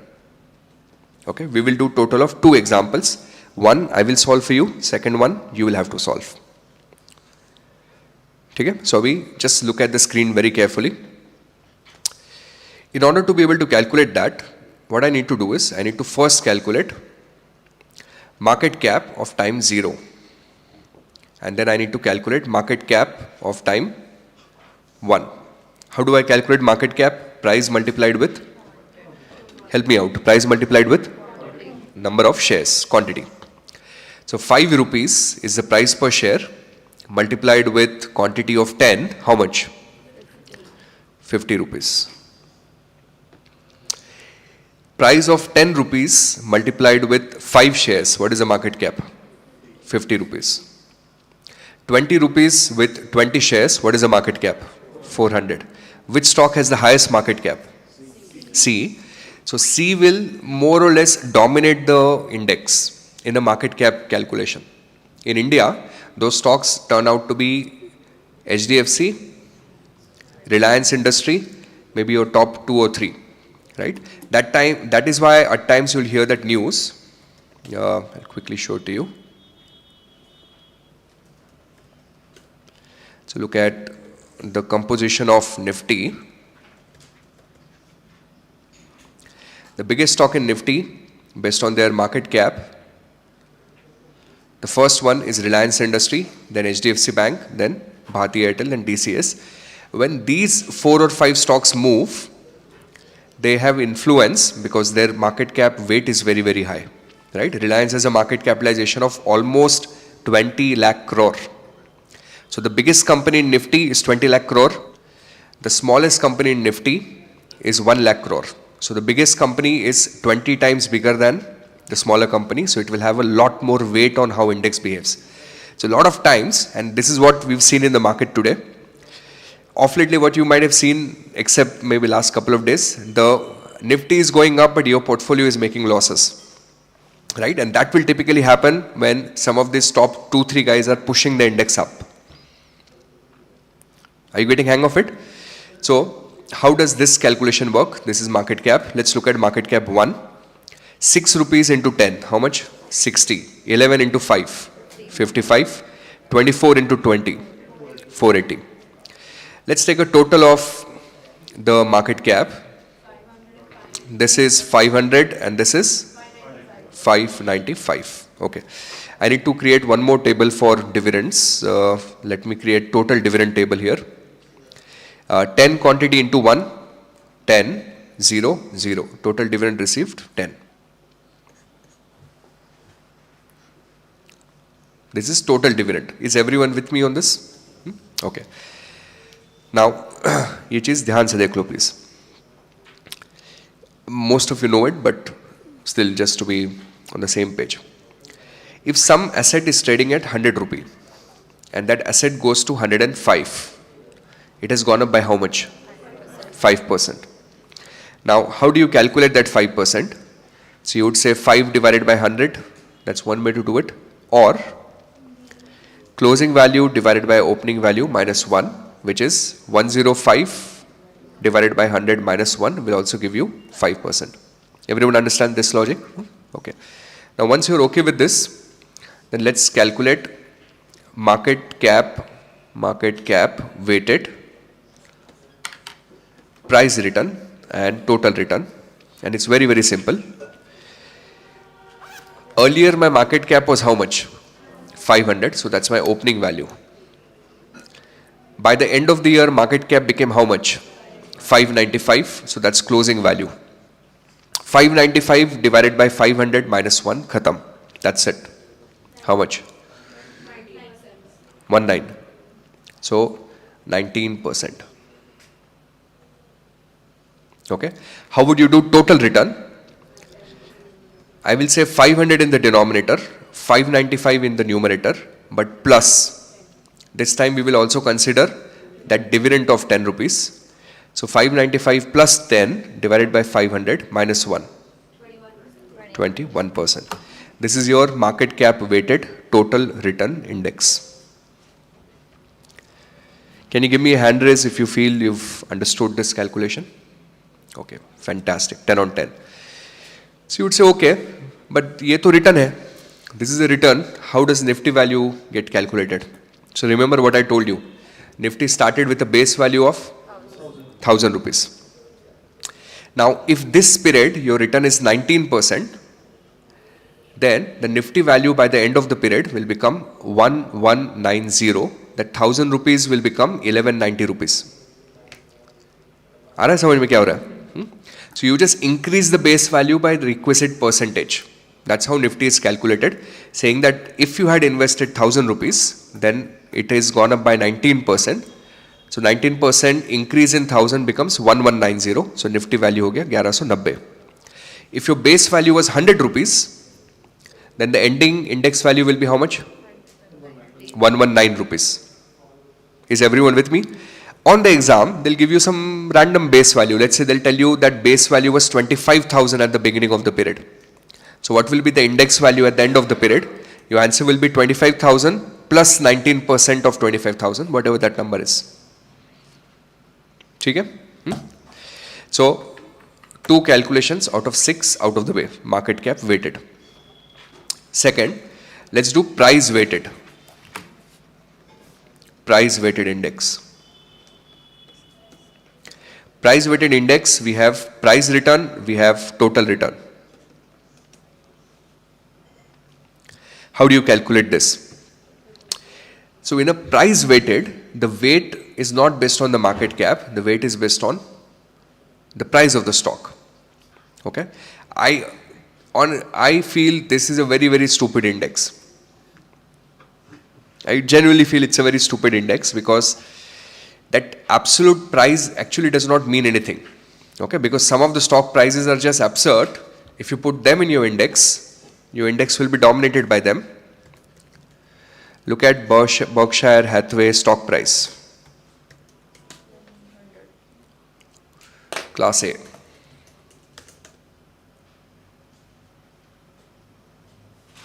What is the price?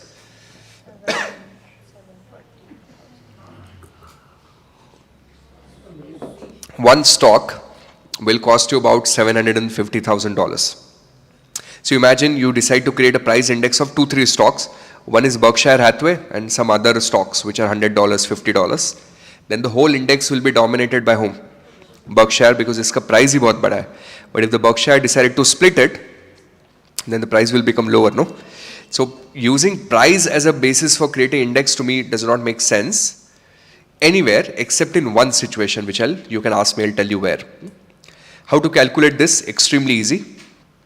Just take the total of prices, right? It's so stupid, you just need to take total of the price column.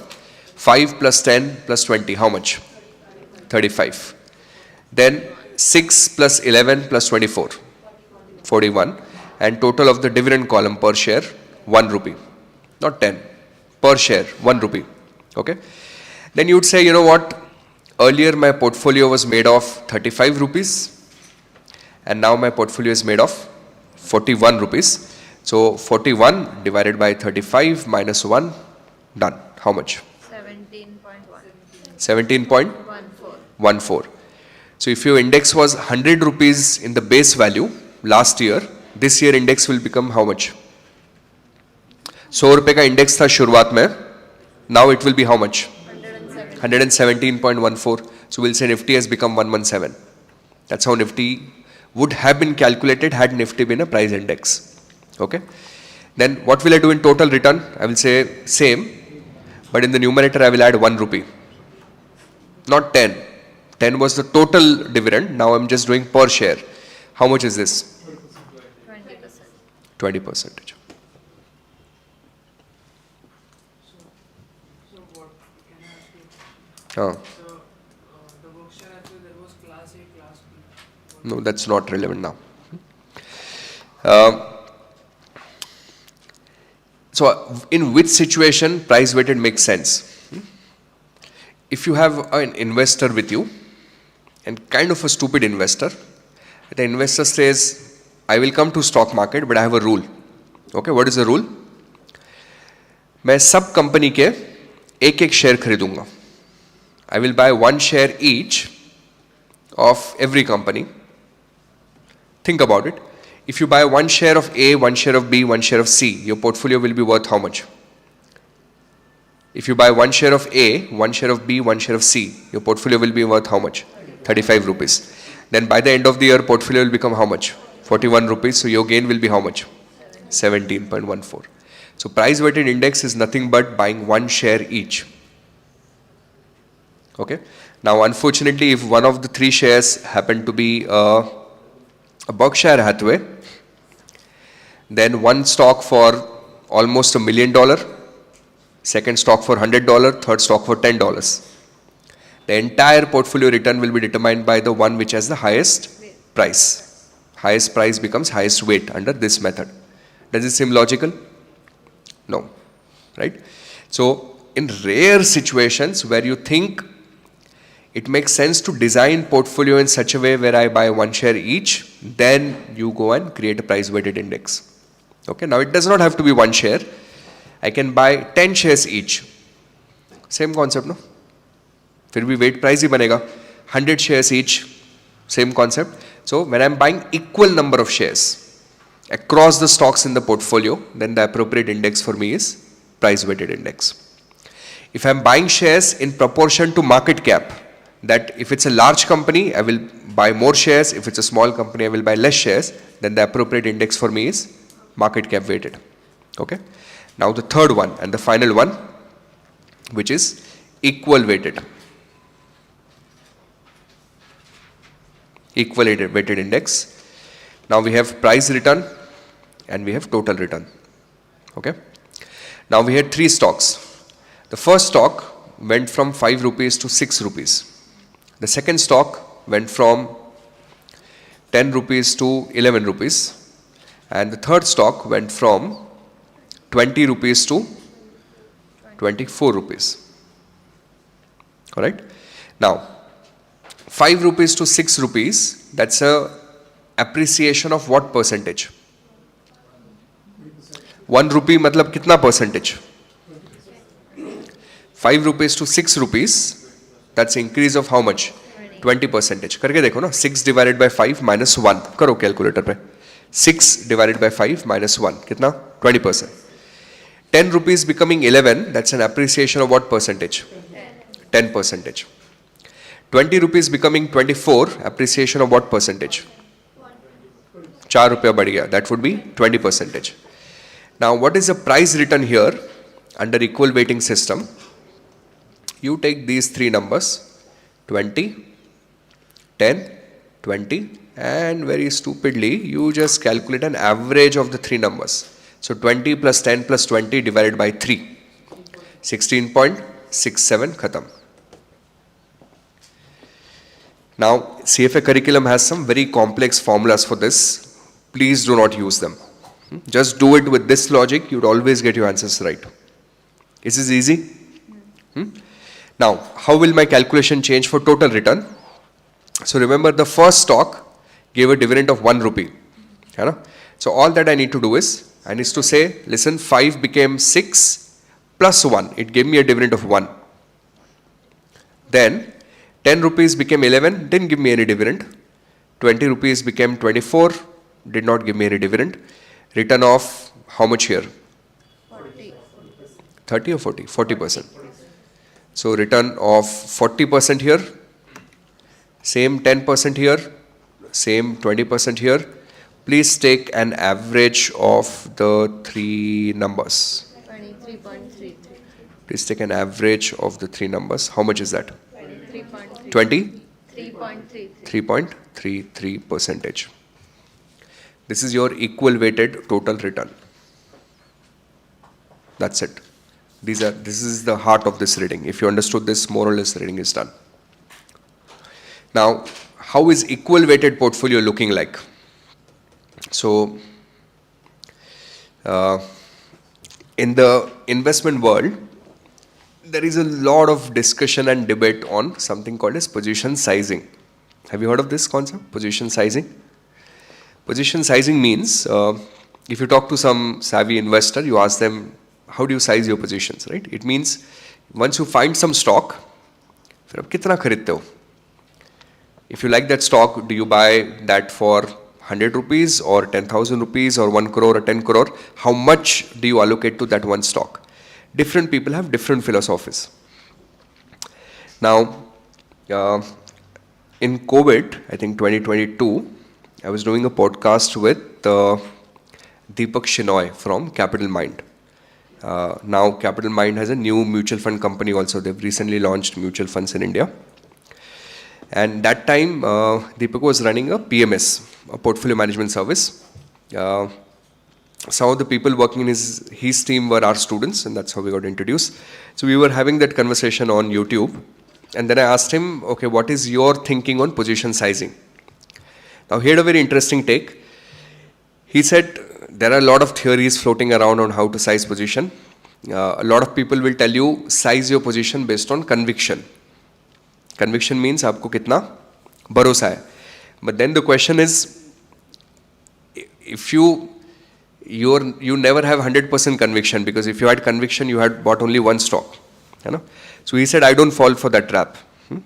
In my portfolio, I have 25 stocks. My simple allocation formula is, in every stock, I will allocate 4%. No nonsense approach, no position sizing complication. If I have 10 stocks, in every stock I will allocate 10%. If I have 20 stocks, in every stock I will allocate 5%. Which means my allocation is equal weighted. Equal weighted matlab sabka weight saman hai. Are you with me? If you are an investor who says that I will have equal allocation to each stock in the portfolio, equal weight, then the index that's appropriate for you is equal weighted index. So this equal weighted portfolio is nothing but putting in the same amount in every stock. Okay, now what will be tested on your exam? So, market cap portfolio, the allocation is based on what? Based on market cap. Now, because of that, typically, in this portfolio, you have an automatic bias towards large companies.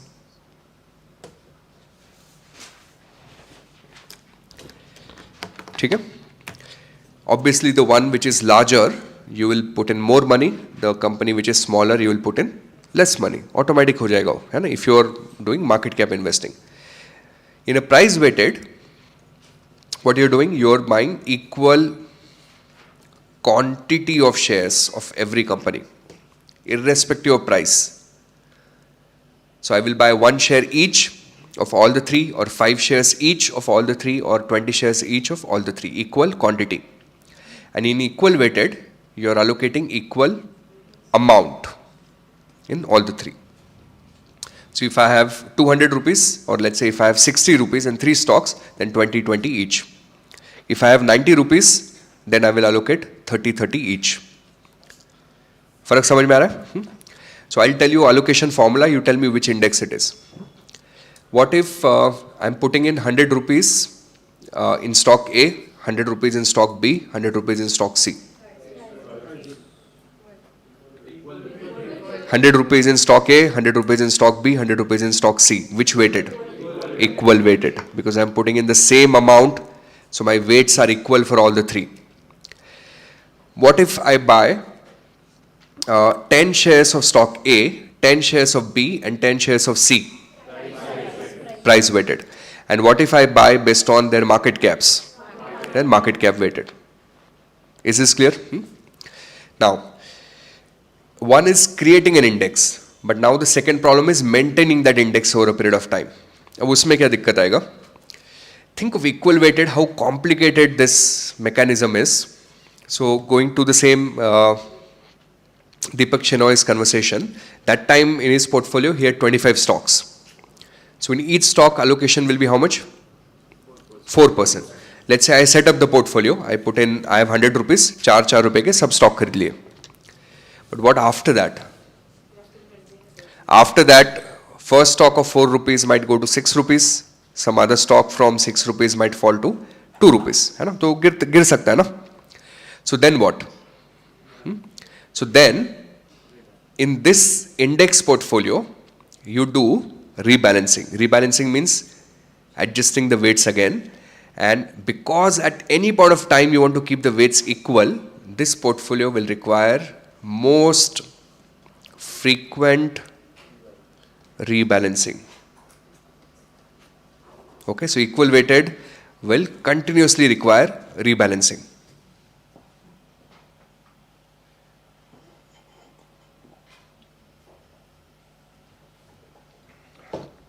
Rebalancing means what? Adjusting the weights. Something that's gone up, sell it. Something that's gone down, you buy it and bring it to the equal weights. Okay? Whereas, in case of price weighted, I don't have to worry too much about rebalancing. I'm buying one stock each. Now they can go in their own direction. The problem comes if there is a stock split.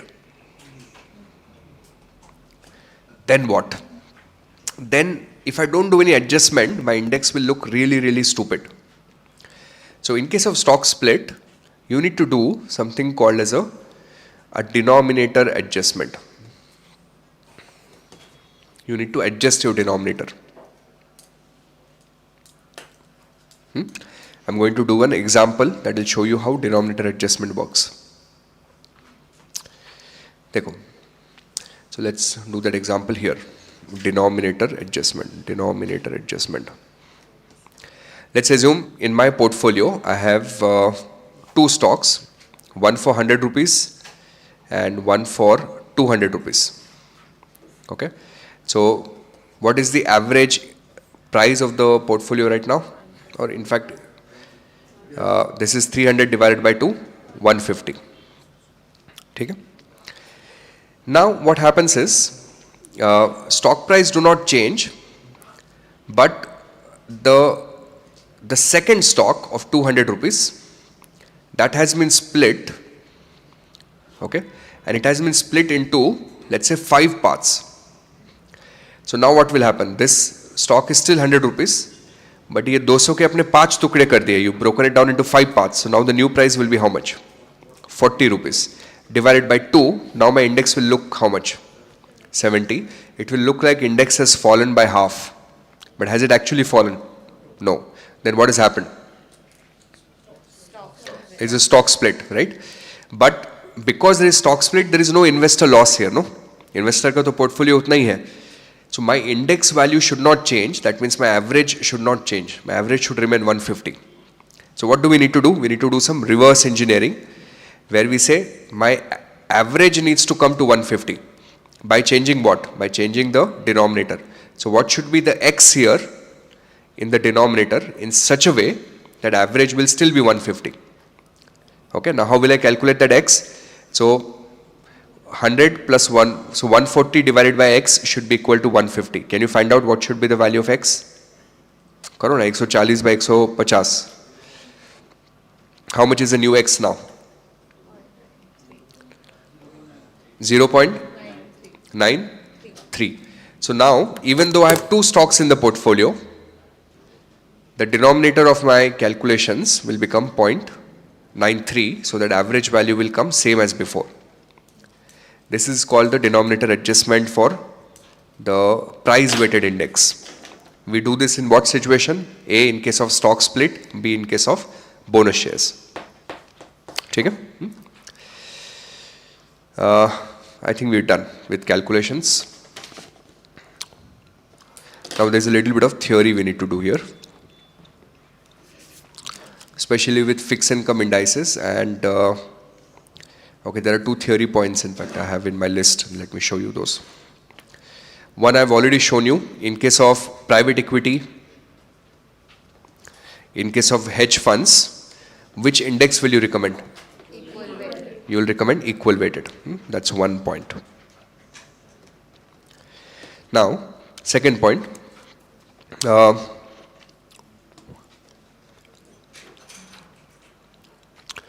in case of commodity indices,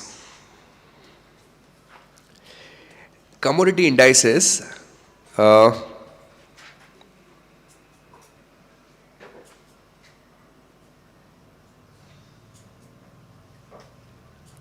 okay, understood.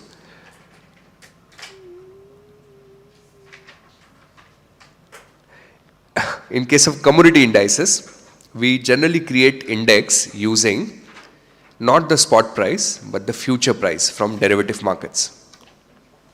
Okay, so that's one more thing you need to know. Derivative markets. Third, in case of fixed income indices,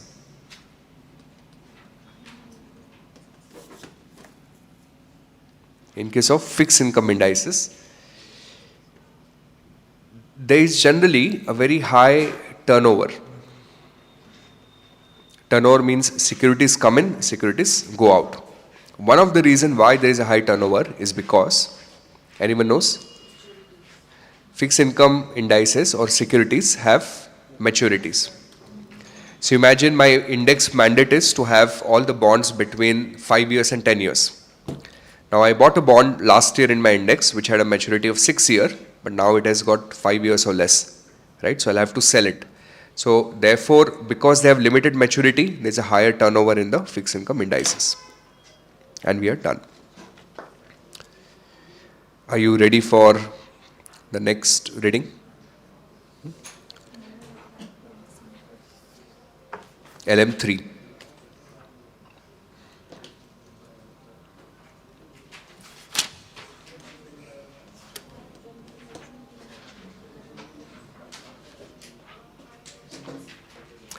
LM3 is on market efficiency.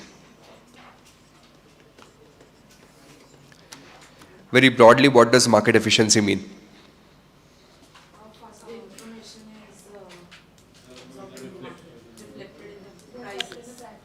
If your prices reflect a true and fair view of that, a true valuation of that security, then we say markets are efficient. Now, there are 3 types of market efficiency. This table I am printing for you here, this is a 5-star. Okay. If someone has to pick up a question, this is the juiciest area. There's one more after this, we'll see. There is something called as a weak form market efficiency, a semi-strong market efficiency, and a strong form of market efficiency. The recommended strategy is, in case of weak form, you want to invest your money using active investment strategies. Semi-strong, passive, strong form, passive.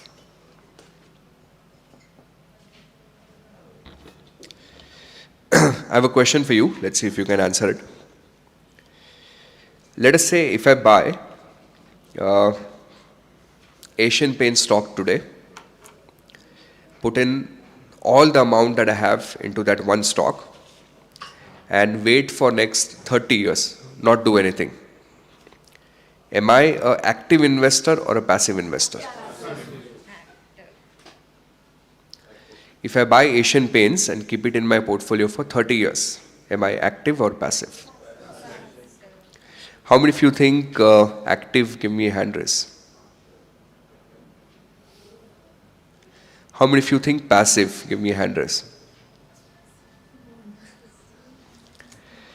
I'm going to show it on the YouTube screen. It's funny. Yeah, I think this is better. Yeah, one more time. How many of you think it's active? 2 people, 3 people here. Okay, how many of you think it's passive? Okay. It's funny how you and I think of active and passive and what it really means. If I buy Asian Paints and keep it in my portfolio for 30 years, I'm actually an active investor. Okay, you think active means बहुत कुछ करना पड़ेगा ना, बार बार I have to keep on doing something, buy, sell transaction, that active. if I'm a sleepy investor, I'm passive. That is not the definition of active and passive. The definition of active and passive is, if I go and buy Nifty, I just showed you Nifty is made of what stocks?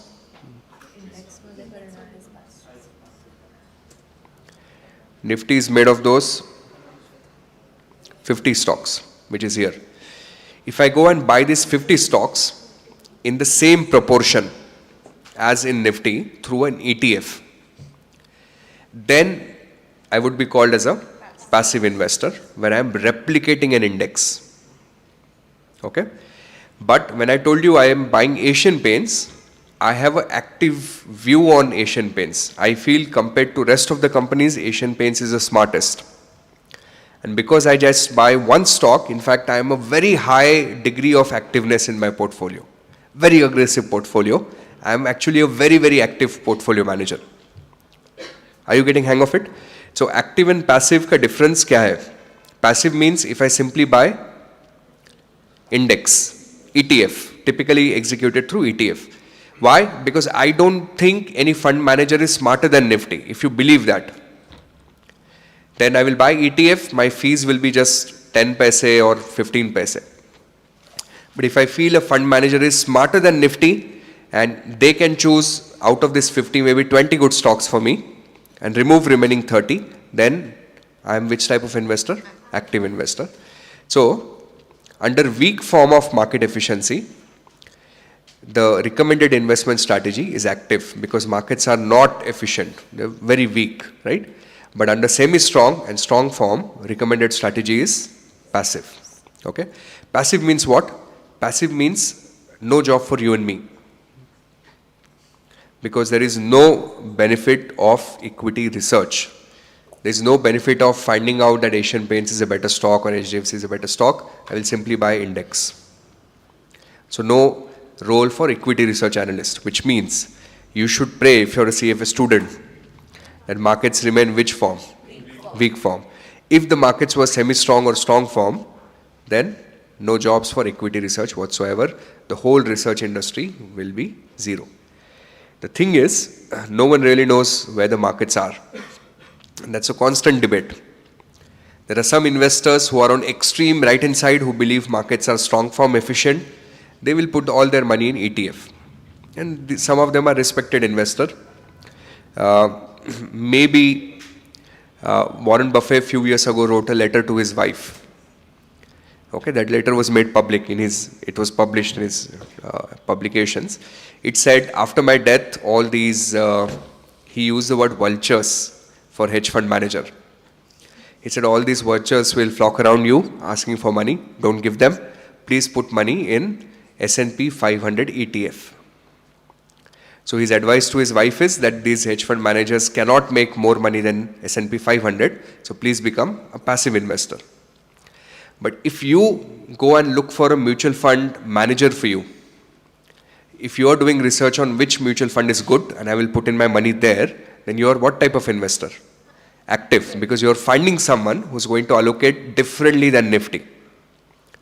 Is the difference clear? Okay. Now, what do prices reflect in these markets? Price is already reflecting what? Price is already reflecting price and volume data. Do you know what type of analysis works on price and volume? Technical analysis, study of charts, patterns, recognition. If price is already reflecting price and volume, then there is no benefit of studying those charts. Okay? So therefore, what does not work in these markets? What does not work in these markets? In this market, technical analysis will not work. Okay? This is coming from the work of a Nobel laureate, Eugene Fama.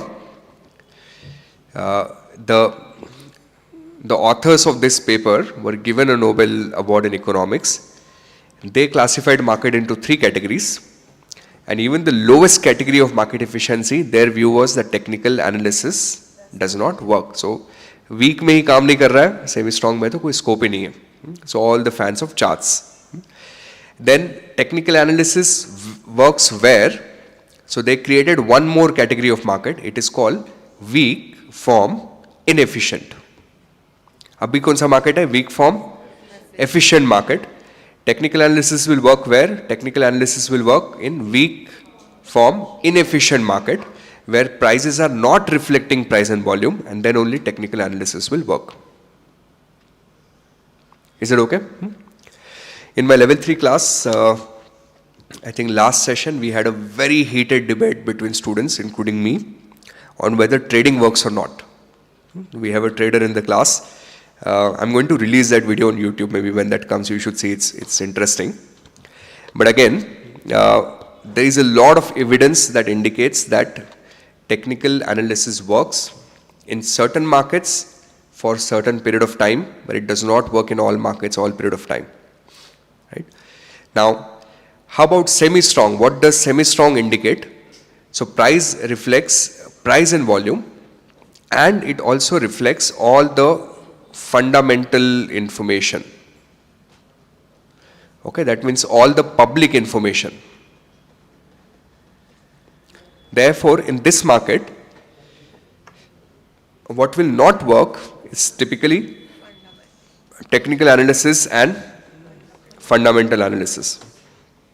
Which means even in this form, there is no benefit of doing equity research.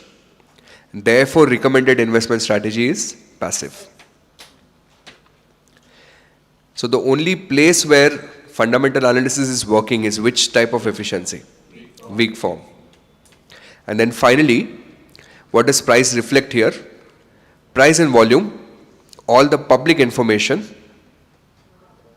okay, and all the private information. And what does not work? Nothing works here. TA will not work, FA will not work. Funnily, if you have insider info, then also it will not work. Somehow the market will know. That is your strong form of market efficiency. I'm expecting maybe one, if you get lucky, maybe 2 questions around this table. Just a guess. What do you think? Strong, efficient markets. Huh? Strong, efficient markets. Strong, efficient markets are myth. So what is my view? See, different people have different view on this, right? So what's happened in the last 20, 30 years, I've heard from my seniors when I used to go seeking advice from senior folks on how to invest. So a lot of these guys, right, when they started investing, one of the big achievement for them used to be if they could get their hands on an annual report. Okay, so back in the day, annual reports were printed and couriered to your house. So if you wanted information about some company, if you got annual report and if you read and understood it, that was a big advantage. That was called information advantage. Now I think that is gone. Everyone knows all the information is there. Now after that there was a period where information was available, but analysis was very, very difficult. Right? How do you analyze? How do I read this number? Which numbers don't look good? So that time there was an analytical advantage. That if you were good at number crunching, you could analyze, you could make extra money than the market. Now we have AIs and whatnot. So even that advantage is gone. Right? So what advantage is left according to me in the market today is just one advantage, which is a behavioral advantage. Now behavioral advantage is basically markets go through, it's at the end of the day who's running markets? Humans. Right? They go through extremes of greed and extremes of fear. And because people are going through greed and fear cycle, they tend to push, my belief is that they tend to push prices much more than where they deserve to be. And when that optimism reduces, then the stock prices crash, which means, my view is, that markets are not reflecting all the publicly available and privately available info. Markets are weak form and they might remain weak form forever as long as humans are running the markets. Now, had that not been the case, then we would not have bubbles or bubblets in multiple territories, right? which means what? Which means now, let's take example, I'll not spend too much time on this, but let's say Trent is a classic example in India, right? Trent is a Tata Group stock. And if you look at the charts of that stock, it kept on going up because every quarter they were posting great results. So, upar ja raha hai, upar ja raha hai. Every time they posted great results, the market will assume कि next quarter भी इससे अच्छा result आएगा. So, the valuation will go even more than what it deserved. So, in the first quarter when the management came and gave a soft guidance, they said this time we will still grow at 30%, but that 30% was lower than previous quarter growth. The stock price tanked, which means clearly the stock price was not reflecting just the information which was out, but a lot of anticipation of the market. By that logic, markets to me are weak form, which means fundamental analysis will always have an advantage. Okay. But then there are a lot of proponents of the other market theories as well, right? You can go and read if you want. Now we have to do the second piece in this, which is called anomalies. Anomalies is something that happens in the market but looks okay. Someone rightly pointed out IPO market. That's classic proof that markets are not efficient, right? And look at what you and I have been doing, right? Keep on applying to IPOs because would you believe a lot of people think that IPO mein hamesha price badhta hai. A lot of retail investors think that if I apply for IPO, it's like a lottery, I'll always make money. That's a classic example. Anyways, anomalies now. Broadly, anomalies means something that looks not right. Exception to the normal rule. There are two of them, two categories. One is a time series. The other one is cross-sectional. Cross-sectional. Time series and cross-sectional. Now, there's a beautiful list given in the juice notes. I'm going to kind of take a screenshot of those.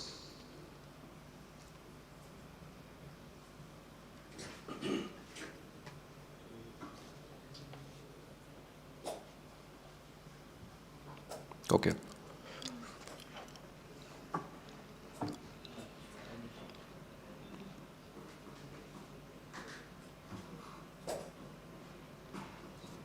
Let me just extract the right set of screenshots for you.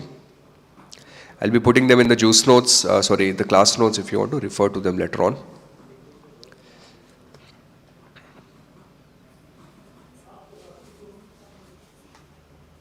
Alright, here we go. The first one is called the calendar anomaly, okay, which is what? Which is typically in the month of December the stock prices fall. In the month of January, stock prices go up, especially for small caps. Okay, now you'd find a lot of people keep on working on these theories. Papers are published almost every day. So read some academic literature. People do a lot of analysis on this time series. Some people are analyzing now on what happens to markets a year before election. Generally, 1 year prior to the election, generally the markets are buoyant because government tends to spend more. Okay, this is called the January effect. Now, why does January effect happen? Because there's a lot of tax loss selling that happens in US in December. What is tax loss selling? So December is the year end. Now there are some stocks on which I have made profit, some stocks on which I have made losses. If I sell the lost stocks, then they will help me set off profit, and therefore I will have to pay less taxes this year. This is called tax loss selling. So I will sell on 31st of December, and then after some break I will buy them back in January. Okay, so that's one. Though now US has plugged this loophole, they have some taxation rules for that. There is also a concept called window dressing. Do you know what window dressing is? Making it look better than what it is, right? So on 31st of December, I will sell all the dirty stocks in my portfolio because I need to present what holding I have by the year end, and then on 1st of January I will buy them again. right? So that's called window dressing. Then turn of the month, higher returns around month end, day of the week, negative on Mondays, positive on other days. A lot of theories on this. There, go and read on Black Wednesday, Black Fridays and whatnot. Holiday effect, positive return before market holidays. Okay, so again, there's also a theory that fund managers, when they're prepping up for holidays in the US, they don't want to take big decisions. So they delay the decisions for the month of Jan. Okay, because they don't want to take that cognitive load with them when they are on a vacation. So people do analysis in that also. All of these are called calendar anomalies. Then momentum anomalies are, at times we overreact to something. So overreact means if a good news comes, the stock price goes more than what it should be. If the bad news comes, it falls more than what it should be. Okay. I believe this is a good anomaly to study and probably look for opportunities. So one such, my experience, like I think a few months ago I bought a stock, not a recommendation, in fact it's a risky bet, but this company called IEX. Okay, it's a phenomenal business, but see what happened. It had some sort of a very steep fall. If I show you 1 year chart, maybe you'll understand. From 200 rupees, it fell down to about 120, 130 rupees. Okay, I felt like the markets overreacted to some news. What was that news? News was some coupling, and it's a little technical. So if you believe that markets tend to overreact, then the stocks in which that overreaction is happening, maybe you can buy that to your advantage, right? That's an overreaction anomaly. Then there is a momentum anomaly, which is also very interesting. Something that goes up keeps on going up. Something that goes down keeps on going down. That means technical analysis works, because that's momentum, right?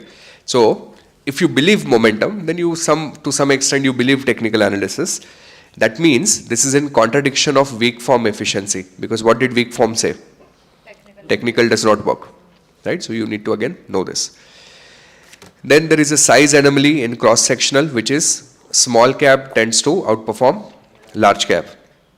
We are currently doing a studies in FinTree with setting up a new company in the wealth management space. So we're just publishing some reports on the launch day.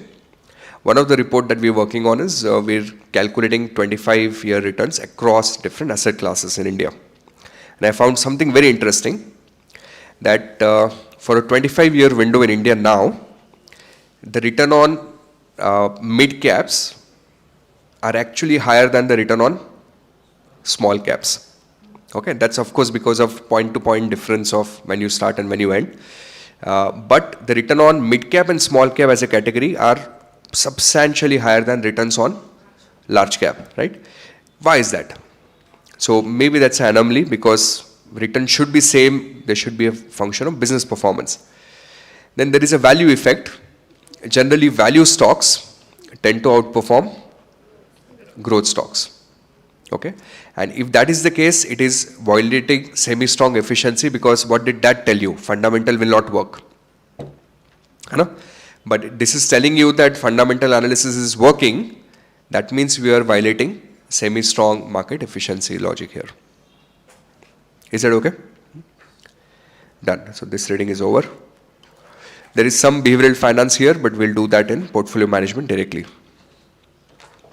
Okay. Want to stop for another break? Smaller one? 10 minutes?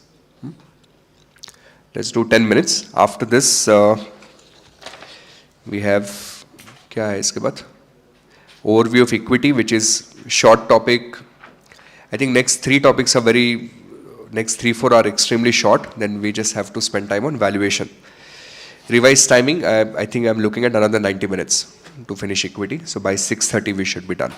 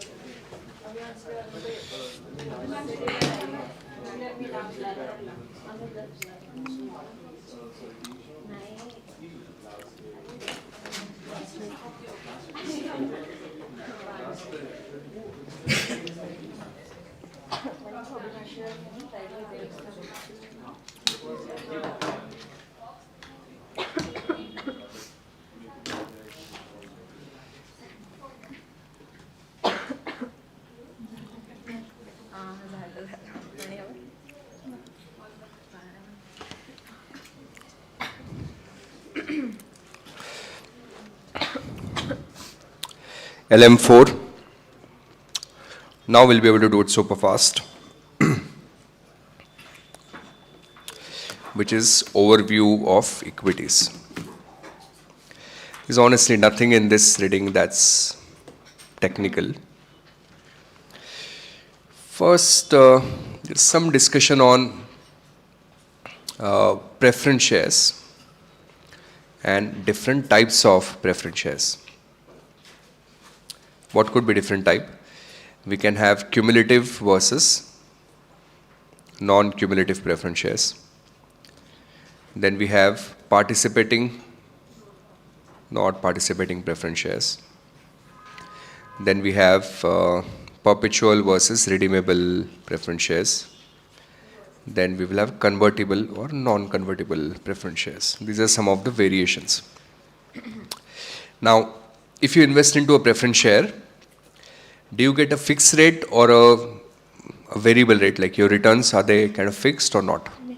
Fixed, right? You get, let's say, 6%. This is called what? Interest rate or coupon rate? This is called the dividend rate. So you get a preference dividend on these preference shares.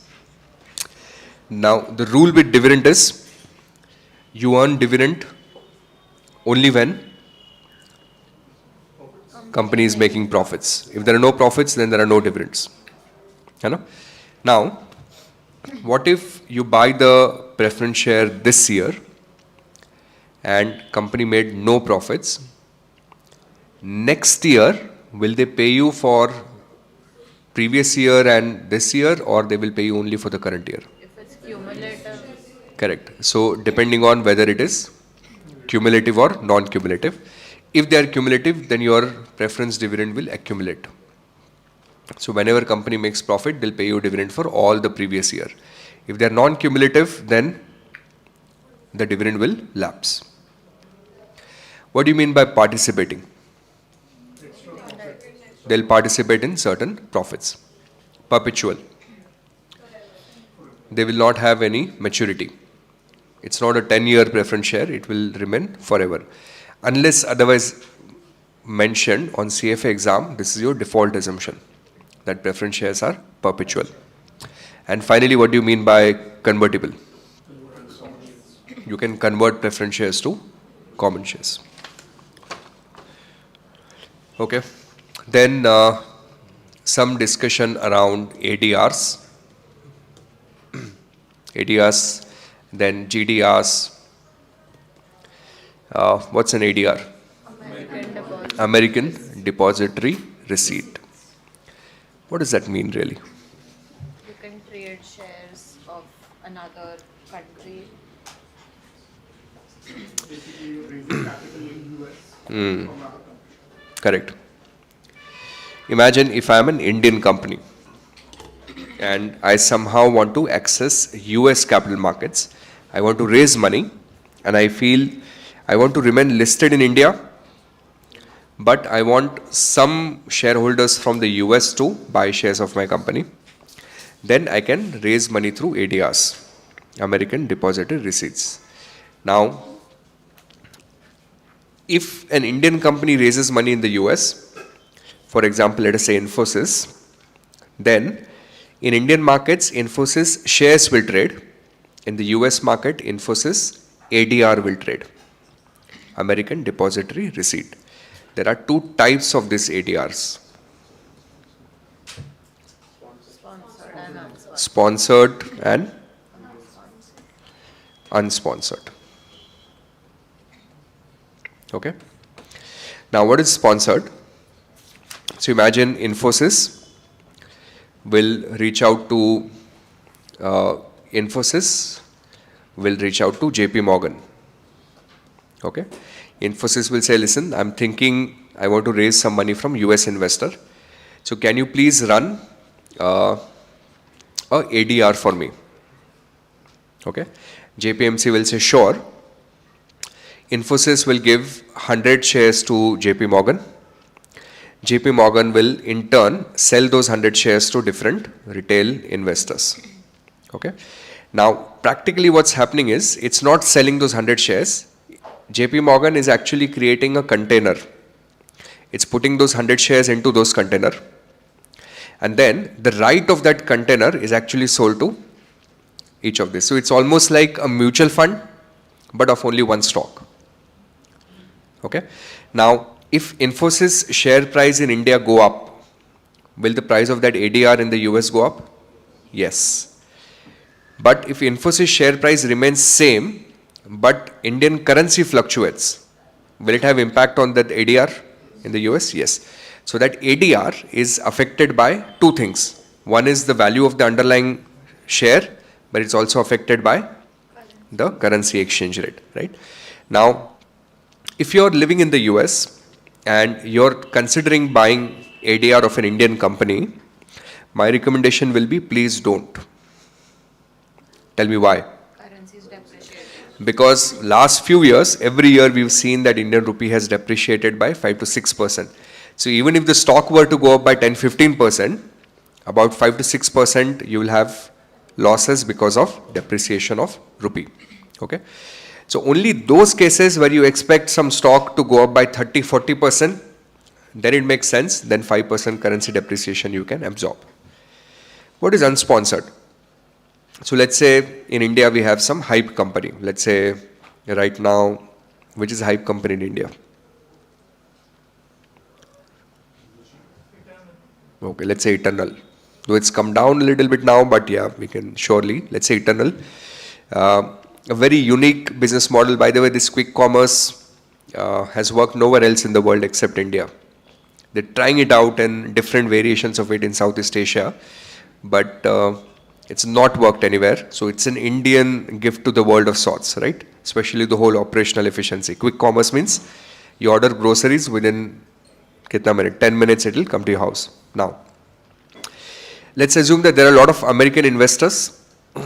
They have a lot of demand for Eternal shares. These are US investors. But Eternal doesn't care. Eternal does not want to raise money in the US. So again, JP Morgan will come in. It will sense the demand. It will not talk to Eternal. What it will do is come to Indian stock market and buy 100 shares of Eternal. Put that into a container. JP Morgan, Eternal have not spoken to each other.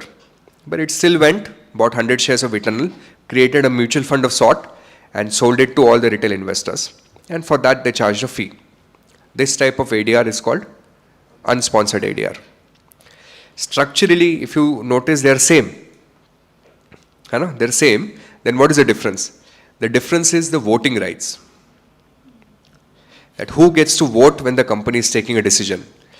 Because this one is sponsored, the ADR holders will get voting rights on the company's decisions. But here, in unsponsored, Zomato does not even know, or Eternal does not know who are these guys. Eternal knows whom? JP Morgan, because it will be there in their list. So here voting rights will be with the JP Morgan, the sponsor here, and here the voting rights will be with the individual investors. That's it. These are some nuances, and then this reading is more or less done. I just need to show you some theory. They have different types of voting, but we'll be covering this in corporate governance class. Different types of preference shares, this we discussed. Then some discussion on private versus public shares of a company. I don't think there's a lot of juice here. We'll be doing this in AI any which case. Then sponsored versus unsponsored DR that we discussed. In an ADR, you're also affected by FX movements. That part we've discussed. Now, there's also something called as a GDR, which is Global Depository Receipts. Okay, so typically raised in the European exchanges. There is also called as a GRS concept. GRS means one company listed on multiple exchanges. So those type of shares are called GRS shares. Now this is how you raise money in the US market. I don't think you really need to memorize any of this.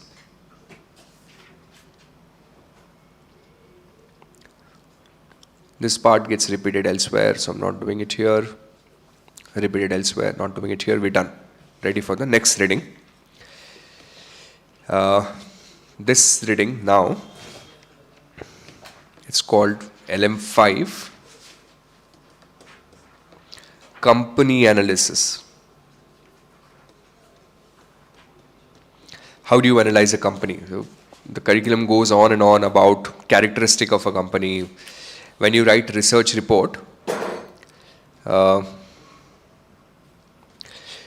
it's a form number under 144A.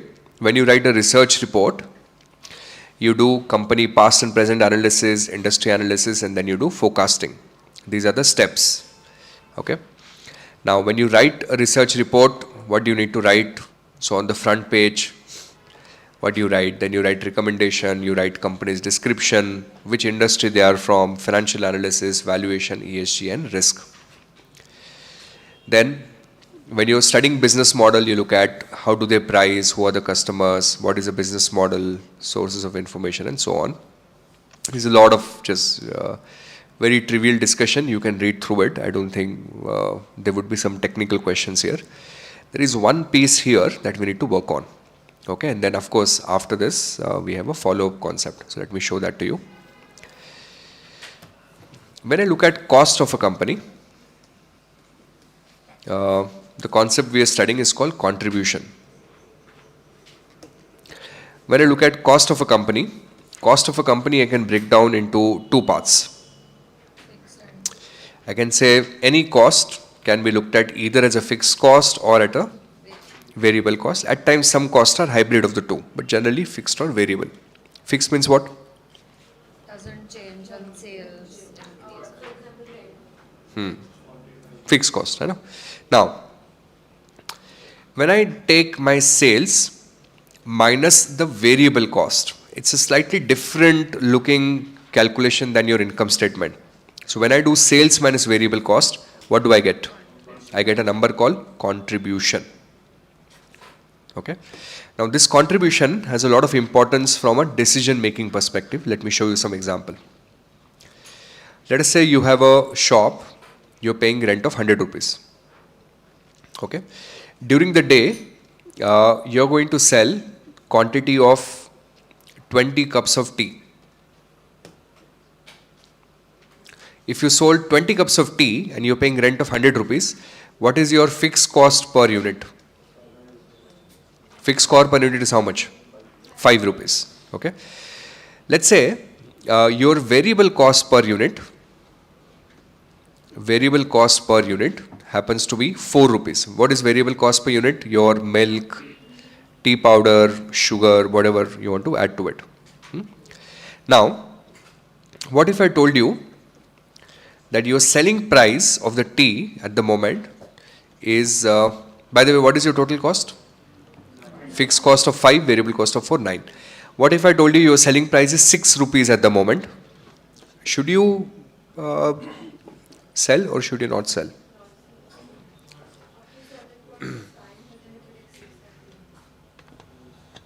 What is your total cost? 9 rupees. And you're making your chai on an average for 9 rupees. Should you sell it at 6 rupees?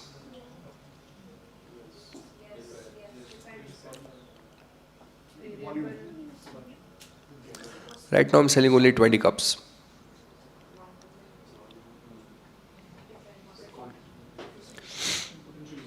The answer is yes. Okay, why is that? And that's why this thinking is important. When I'm selling for 6 rupees, what is my contribution per unit? Contribution means sales price minus variable cost. What is the contribution? 2 rupees. What is it contributing towards? It's contributing towards recovery of my fixed cost. Okay. Think of a situation where you decide that, you know what, selling price is only 6 rupee, I will not sell. If I will not sell, will you still have to pay rent? Yes, because it's a fixed cost. So your loss will be how much?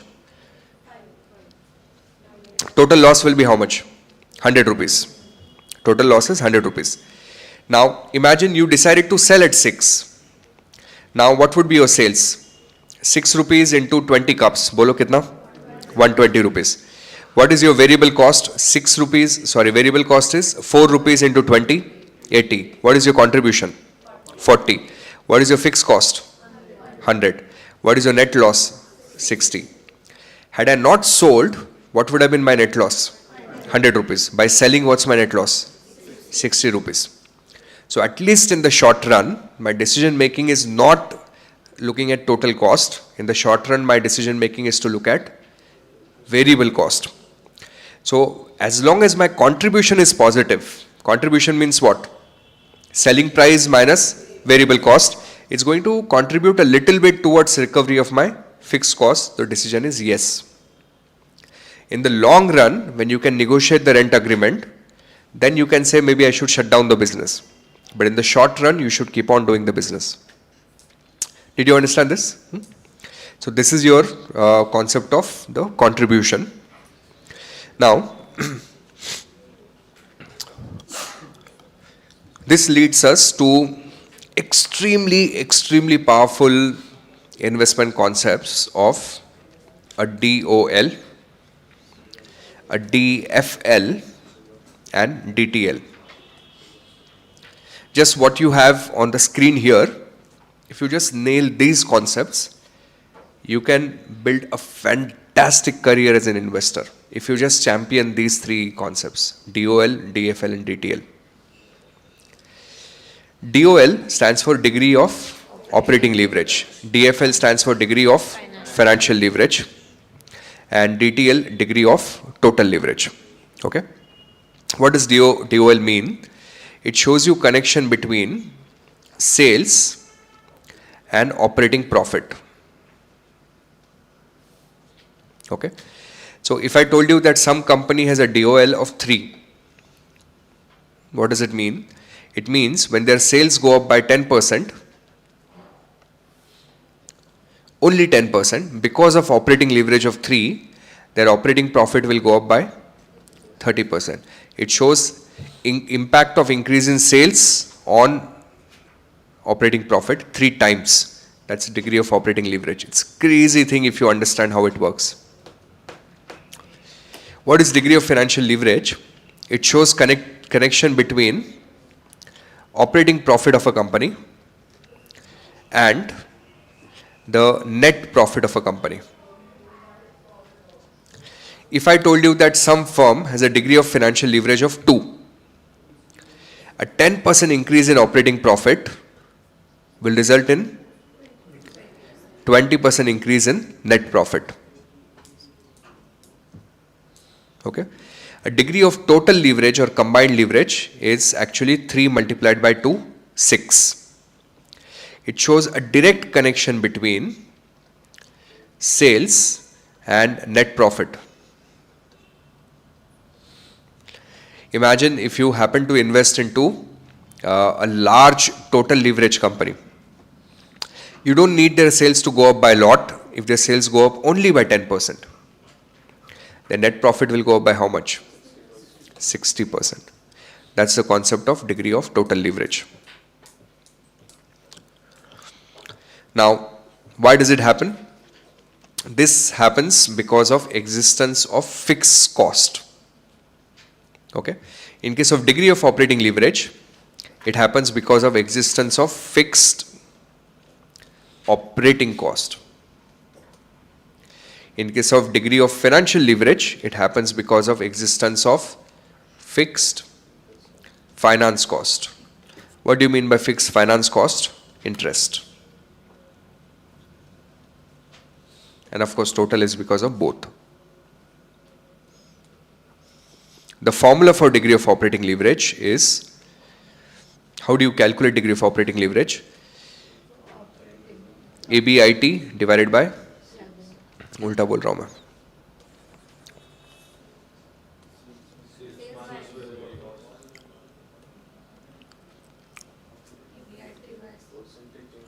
contribution divided by EBIT. And formula for degree of financial leverage is EBIT divided by EBT. I'll show you an example.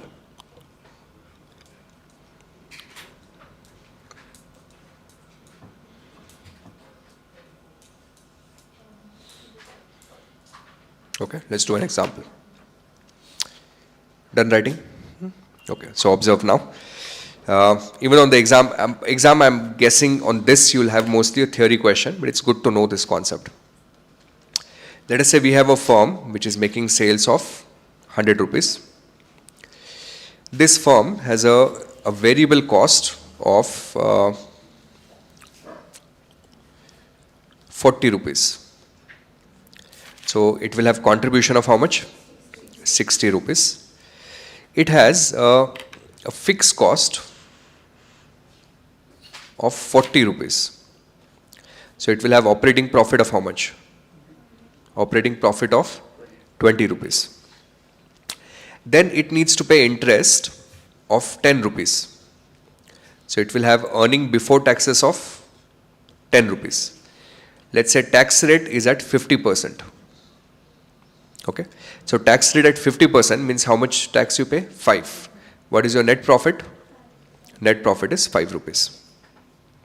Okay. Let's quickly calculate degree of operating leverage. Tell me the formula. Contribution divided by EBIT, which means operating profit. So contribution 60 divided by 20, how much is that? 3. Let's calculate degree of financial leverage. Help me out. EBIT by EBT. So 20 divided by 10. 20 divided by 10, how much? 2. And let's calculate degree of total leverage. 3 into 2, how much? 6. Now, see the fun. Let's increase sales by 10%. Okay. So my sales, let's say, goes up by 10%. Now, without doing math, just prima facie, if operating leverage is 3, your operating profit will go up by how much? 30%. Right now, operating profit is how much? Right now, operating profit का क्या amount है? 20 रुपए. If it goes up by 30%, it will become how much? 26. So even without doing the math, I know that my new profit is going to be 26. Let's check if that works. New sales is how much? 110. Now variable cost is always proportionate to the sales. So now new variable cost is how much? 44. So contribution 66. Fixed cost 40. This is how much? 26. It went up by how much? From 20 to 26 went up by how much? Went up by 30%. That's your degree of operating leverage of 3. Okay. Now, operating profit went up by 30%. By how much will your net profit go up? My degree of financial leverage is 2. So by how much net profit will go up? operating profit has increased by 30%. Degree of financial leverage shows connection between operating profit and net profit. Operating profit has gone up by 30%. By how much net profit will go up? देखो, operating leverage is showing connection between sales and operating profit. Financial leverage is showing connection between operating profit and net profit.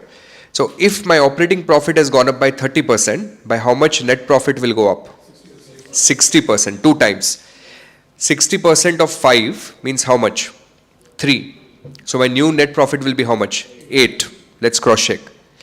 20, how much do you think will be the interest? 10. Interest will not change, right? So earning before tax, this is 26. So earning before tax, 16. Tax is 50%. So how much would that be? 8. So what is the net profit? 8. It increased by how much? 5 to 8 increase. Come on. क्या कर रहे हो आप? 60%. So from 10%, and if you look at the practical implication of this, it's insane. Only 10% से sales बढ़ा है. Sales increase only by 10%, but your net profit increased by how much? 60%. Imagine if you are an investor in this company, a small increase in sale is giving you outsized increase in profitability, which means the stock price will probably also go up significantly. But it works both ways.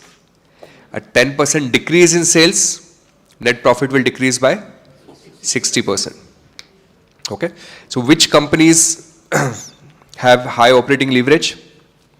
The ones which generally rely on very, very fixed cost for running their business. So any business which tends to take too many properties on rent, by default is a high operating leverage business. Tell me which business has a lot of properties on rent? McDonald's. No, they've got. Almost all the retail companies in the world. Right? How do retail companies work? They have retail stores. All of them are rented. Rent is a fixed cost. So retail is a high operating leverage business. Are you getting hang of it? You were right. This Imagica or these amusement parks, they're fixed cost model businesses. Which companies will have high degree of financial leverage? The ones which have taken a lot of loan. So if there is a high level of debt on the book, then automatically high level of degree of financial leverage. What do you think? Have you understood this concept? Anything you would like to ask, I'll be happy to answer. Otherwise, this reading is more or less done for us. For all practical purposes, when we say we have to boost sales by 10%, so we have to spend to make that 10% boost. So is it adding on to our fixed cost or? Sure. Can you use a mic for this one?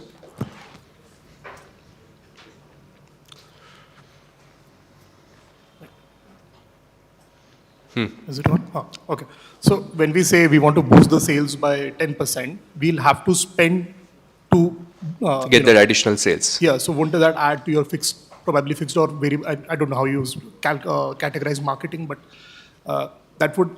So that typically would be variable expense, marketing. Yeah. So if that is variable, so then again, your net profit will not exactly change by that factor.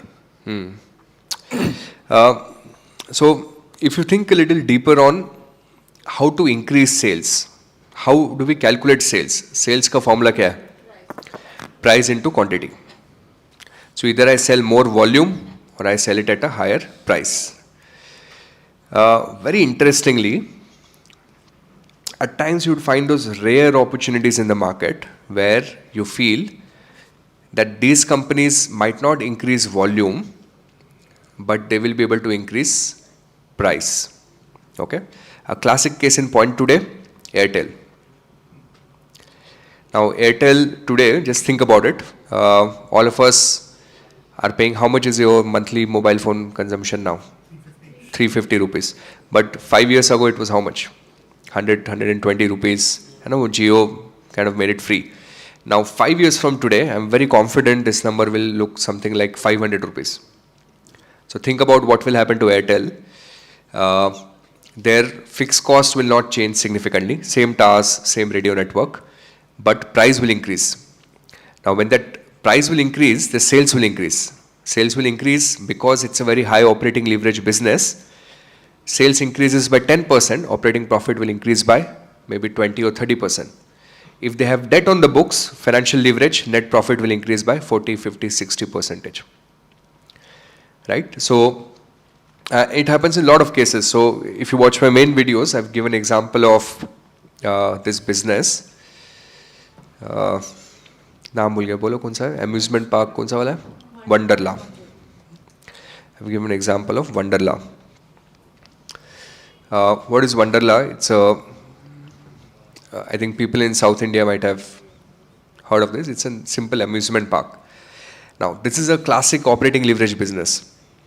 Okay, now what is this? If I'm running an amusement park, let's assume I have these fancy rides. Now, whether I have one person visiting amusement park or 100 people, वो ride तो चलाना ही पड़ेगा. Right? So, my fixed cost is same.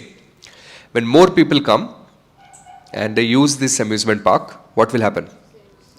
My cost will not increase, but my incremental revenue will directly flow to my profit. This is a different type of business. This is a company which is built. Okay, I'm sorry again. Why is my screen not okay?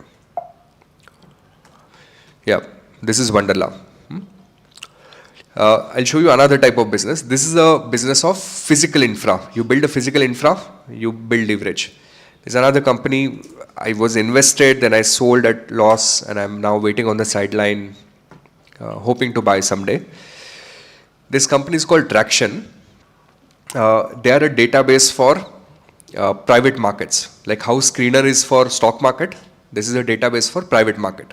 Okay, so they have collected data of some large 5.5 million companies. Now, they're not the only guys, there are a lot of competition in this space. But now think about what's happening to them. For any company which is selling products online, you build the product, you worked hard, now your product is ready. Okay, now my fixed cost is same. More people buy, more it adds to the top line, but it does not add to the cost. So that the incremental sales directly flow to profitability, your profit will increase multiple fold, right? So this is another example of a classic operating leverage. Most of the IT product companies are operating leverage companies. If you build some software, some app, even video game, I'm looking at, I'm not buying them right now, but I very closely, it's almost like we are flirting and I'm kind of getting lured in with these guys. This company is called Nazara Tech. Again, what are they doing? क्या चल रहा है? Okay. It's a video game company. Okay, they make a lot of these. If you play, has anyone played World Cup cricket game on mobile phone? It's their game. That game actually makes them a lot of money. Now think about what happens in a video game business. Once I build a video game, I incur a cost. Now if 10 people use it, okay. But if after 10th, if the 11th guy comes, my incremental cost is not much. Right? So directly will increase my profitability. These are all operating leverage businesses. There are many, we can keep on doing this, but anyways, today is a crash course. This is what you need to know for the exam. Operating leverage, financial leverage, degree of total leverage, these are the formulas. Okay, now I have a question in the classroom. Is a software company operating leverage company? Depends on what type of software company are you. Are you a service company or a product company? Most of the Indian software companies are essentially doing something called as body shopping, which is I can hire a software developer in India for 5 lakh rupees, sell that software development's time to US company for 10 lakh rupees. When I do that, there is no operating leverage. Why? Because my entire cost is variable cost, there is no fixed cost. But if it's a software product company, where I'm building a nice software that people will use, right? Let's say some Adobe software for PDF or Microsoft, your MS Office, Excel. Now I have one cost to develop, then the more I sell, the more profit I make, but my cost does not go up. So then that becomes an operating leverage company. Ready for next reading? LM6. LM6 is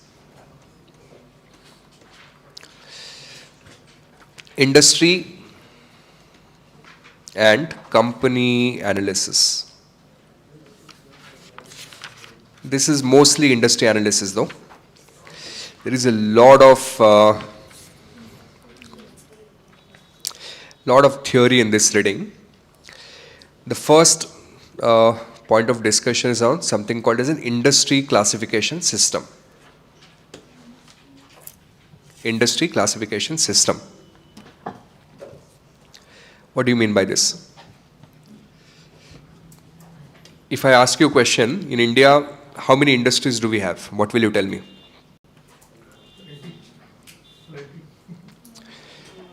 You would say, how do I define what an industry is? For example, if I define industry as a healthcare, then all the pharma companies will come under that. But maybe even hospitals will come under that, right? But if I define pharma as an industry, then only pharma will come. But within pharma, if I define generics versus specialty, then those are two sub-segments. Within that, if I define formulation versus API, that's another segment. So how much deep dive should I do? At what level of granularity should I define that this is an industry? Let's say footwear, simple example, right? Footwear. Now footwear, within footwear I can say branded footwear, so generic footwear. And within branded I can have branded footwear men, branded footwear women. So kitna deep, right? How deep should I go? So there are some global systems for this industry classification. Okay. Now, if you look at Screener, they have used a very plain vanilla approach for industry classification. They've said we'll try to go as deep as possible. So let me take some. Even to this date, I don't know a direct navigation for industry, so I go from here. Now, under Screener, this is my industry classification that they've done. Pharma, auto. So they have done fairly detailed classification. How many industries do they have? They have close to about 187 industries. Okay. See, a lot of these industries have only one company. So if someone comes and creates a very innovative model, then Screener will be forced to create one new industry for them. So there are some global industry classification system. One of them is actually called GICS. And this is the GICS system where they've given detailed guidance on how they look at industries. So look at this. Energy, within energy they have subcomponent. So they have created 11 sectors. I hope my screen is visible on YouTube as well. They've created 11 sectors. So every business in the world they've classified into these 11 sectors. With every sector, they've created 25 different industry groups. Within those 25 groups, they've created 74 industries. And within those 74 industries, they've created 163 sub-industries. Now, it's a very interesting problem to dwell upon. Now, as a student, we don't care much. But in practice, when I'm dissecting clients' portfolio, it's, at times there are some legitimate issues. For example, let's say in a portfolio, you've put in ITC as a stock. Now, ITC as a stock does some business on tobacco, but it also has a very large business on FMCG. So should I consider ITC as a tobacco company or an FMCG company? Because then the sector classification will change, right? Now, I will have to make some consistent rules when I do that. So that's what this reading is trying to teach you in terms of how to think. There's nothing technical on this, just some generic theory. So I'll show you extract from Juice Notes.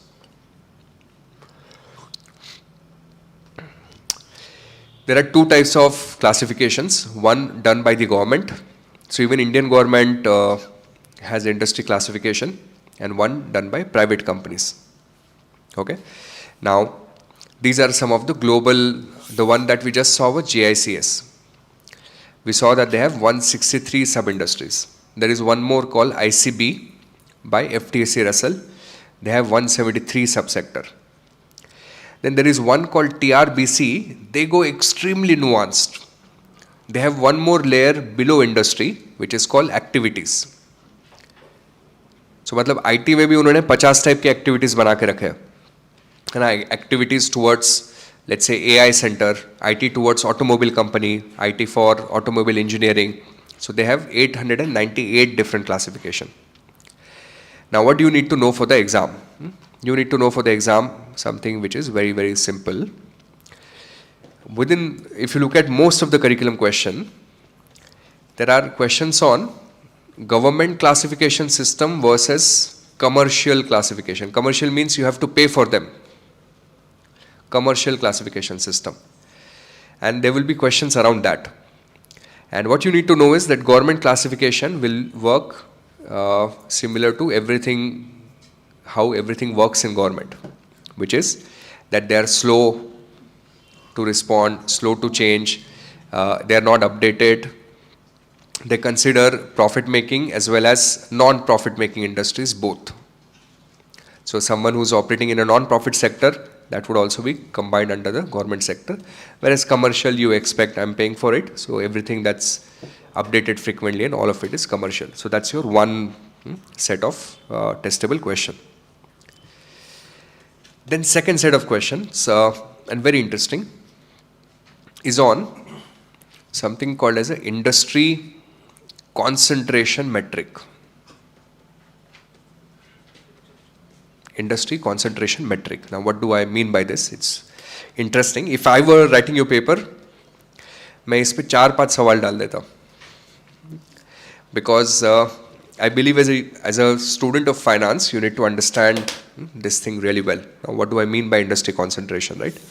So let's go to screener industry classification again. Let's look for telecom. Okay, maybe there's a faster way to do it.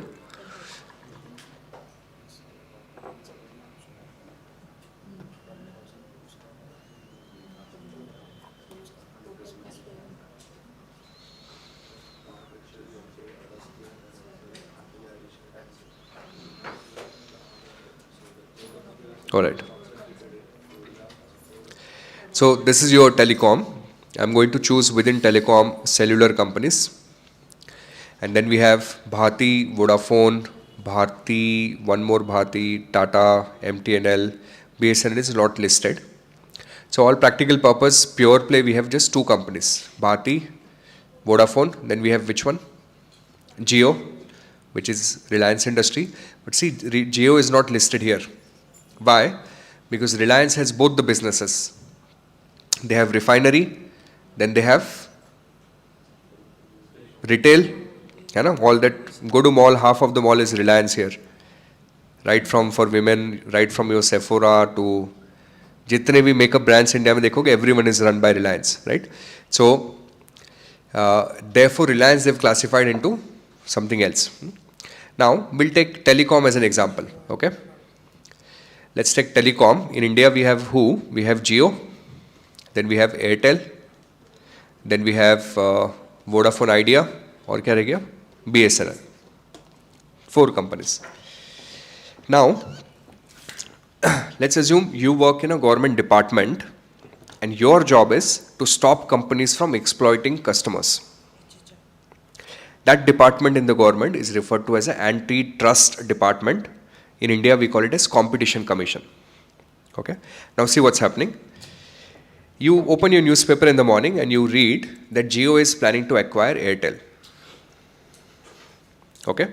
Then you say, okay, fine. Then next day you read a news that Jio is also acquiring Vodafone.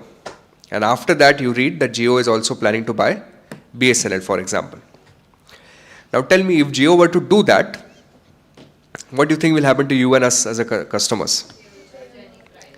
Now, then tomorrow Jio will come and say, you know what, you want to use mobile phone, pay us 10,000 rupees a month or otherwise go F off, right?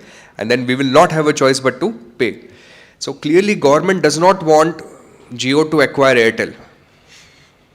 You know?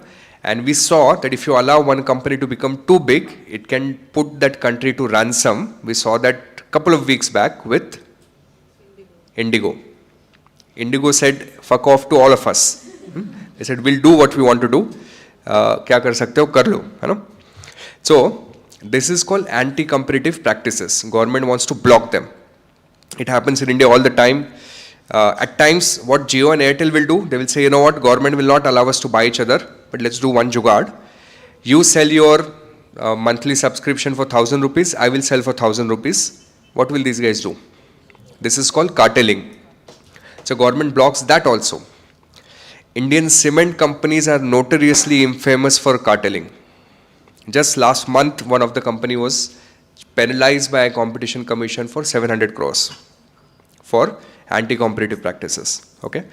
So then how do I know what acquisition is allowed, what acquisition is not allowed? Jio cannot acquire Airtel, okay fine, but can Jio acquire Vodafone? Right? Depends. How do you know? Yes. So government has to have some objective metric, right? To evaluate that what level of concentration is okay, what not okay. That objective metric is referred to as an HHI index. HHI stands for I think it's a Swiss name or German name, Hirschman index. Now, how do you calculate index? Is very simple. You take market share of each one of them. Let's assume 50, 30, I don't know, I'm just making up, okay? This is 5, kitna ho gaya ye?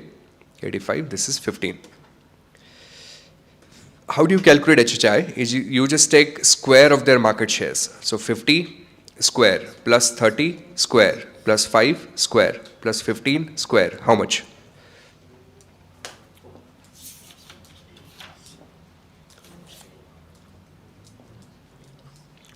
कितना हो गया? ये हो गया 3,425 और 3,450, 3,550, 3,650. Okay, 3,650 is your HHI. Okay, now what is that number telling me? Not much. That number in isolation doesn't tell me much, but higher the number, more concentrated the industry is. Imagine railway ticket booking industry in India. Who has 100% share? IRCTC. So what would be HHI number for them? 100 square, 10,000. So 10,000 is the peak. So higher the number, more concentrated the industry is. Think of food and beverages restaurant industry in India. You'd probably not even have one player who's contributing 1% to the sector. इतने दुनिया भर के restaurants पड़े, है ना? So if I take market share and square them, that number would be substantially lower, है ना? So lower the number, बोलो? Higher the number, more concentrated. Lower the number, more fragmented the industry or more diversified the industry. Okay. Now the second use of this number is,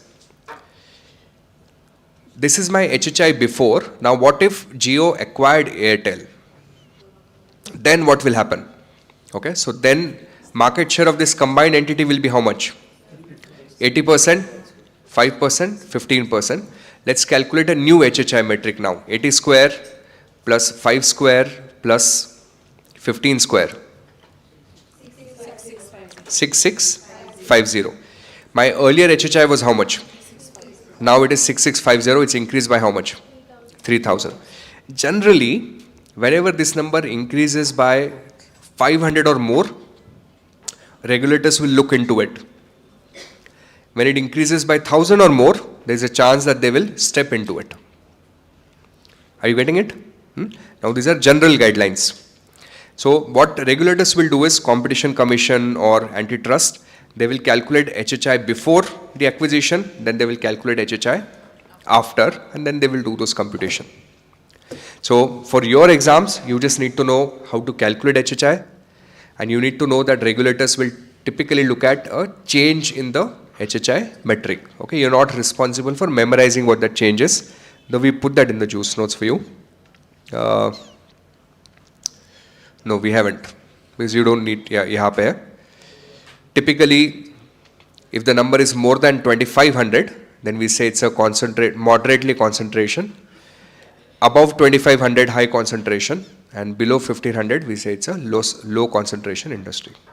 But that's it. Apart from that, you don't need anything else. All right, HHI is done.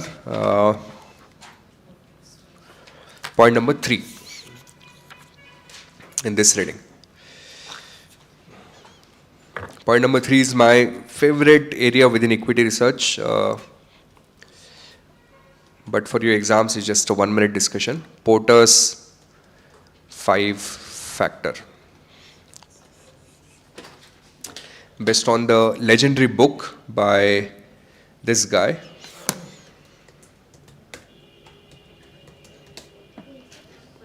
Michael Porter. When he wrote the book, he never thought that people in stock market will use his book. His book was not meant for markets. His book, which is, the original book is 1980, which is more of an, by the way, this book is more famous, the Comparative Advantage book. He wrote that book more from a management research perspective. Okay, but eventually the stock markets also likes to invest in good companies that will stay, and then that Porter's 5-factor got applied everywhere. This is an extremely useful framework for you to learn about companies. You want to look at 5 factors, 5 different elements. Okay, the first element you want to look at, does anyone know? The first thing you should look at, or generally I look at, is bargaining power of buyers. Now, do you want the buyers of your company to have high bargaining power or low? Low, right? Now, I was invested in a company called Shelley Engineering for quite some time. I exited some time back. This company originally used to make furniture for IKEA. Okay, so India mein jab IKEA aaya, they were making certain carbon steel furniture for them, and that used to be their only main source of revenue. Now think about it. If tomorrow IKEA is not happy with them, what will happen? They'll lose a big chunk of business. Plus, IKEA will never let them make good money because IKEA knows how much money they're making. The moment IKEA sees these guys are making money, IKEA will reduce the price that they're paying to Shelley. So when you have one buyer who's too powerful, then that buyer will squeeze out and never let you make a lot of money. So that's your bargaining power of buyer. What you want fragmented set of customers, or you want some really proprietary tech. Now, think DMart. If you go to DMart and it shows sugar as 30 rupees per kg, and you go to the counter and you say, 25 mein do, nahi to nahi lunga. Give it to me at 25, otherwise I won't buy. What will they tell you? Rasta idhar hai. Now, as a buyer, you have zero bargaining power. Correct? Then next, bargaining power of suppliers.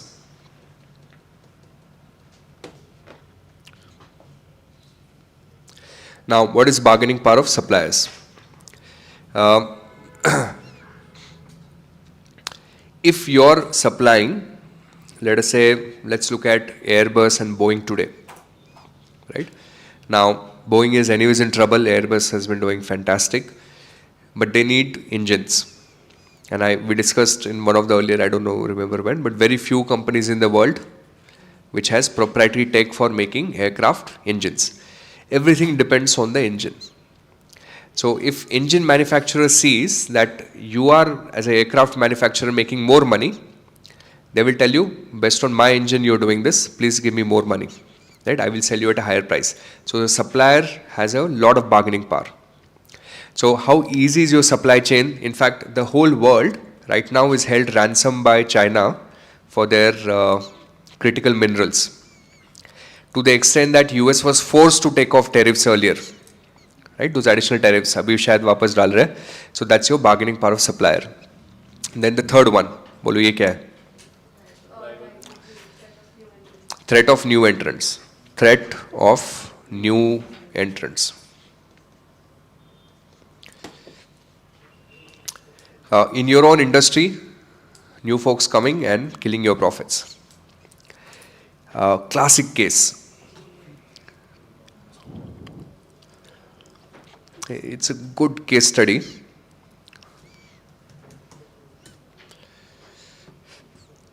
Look at the chart of this stock.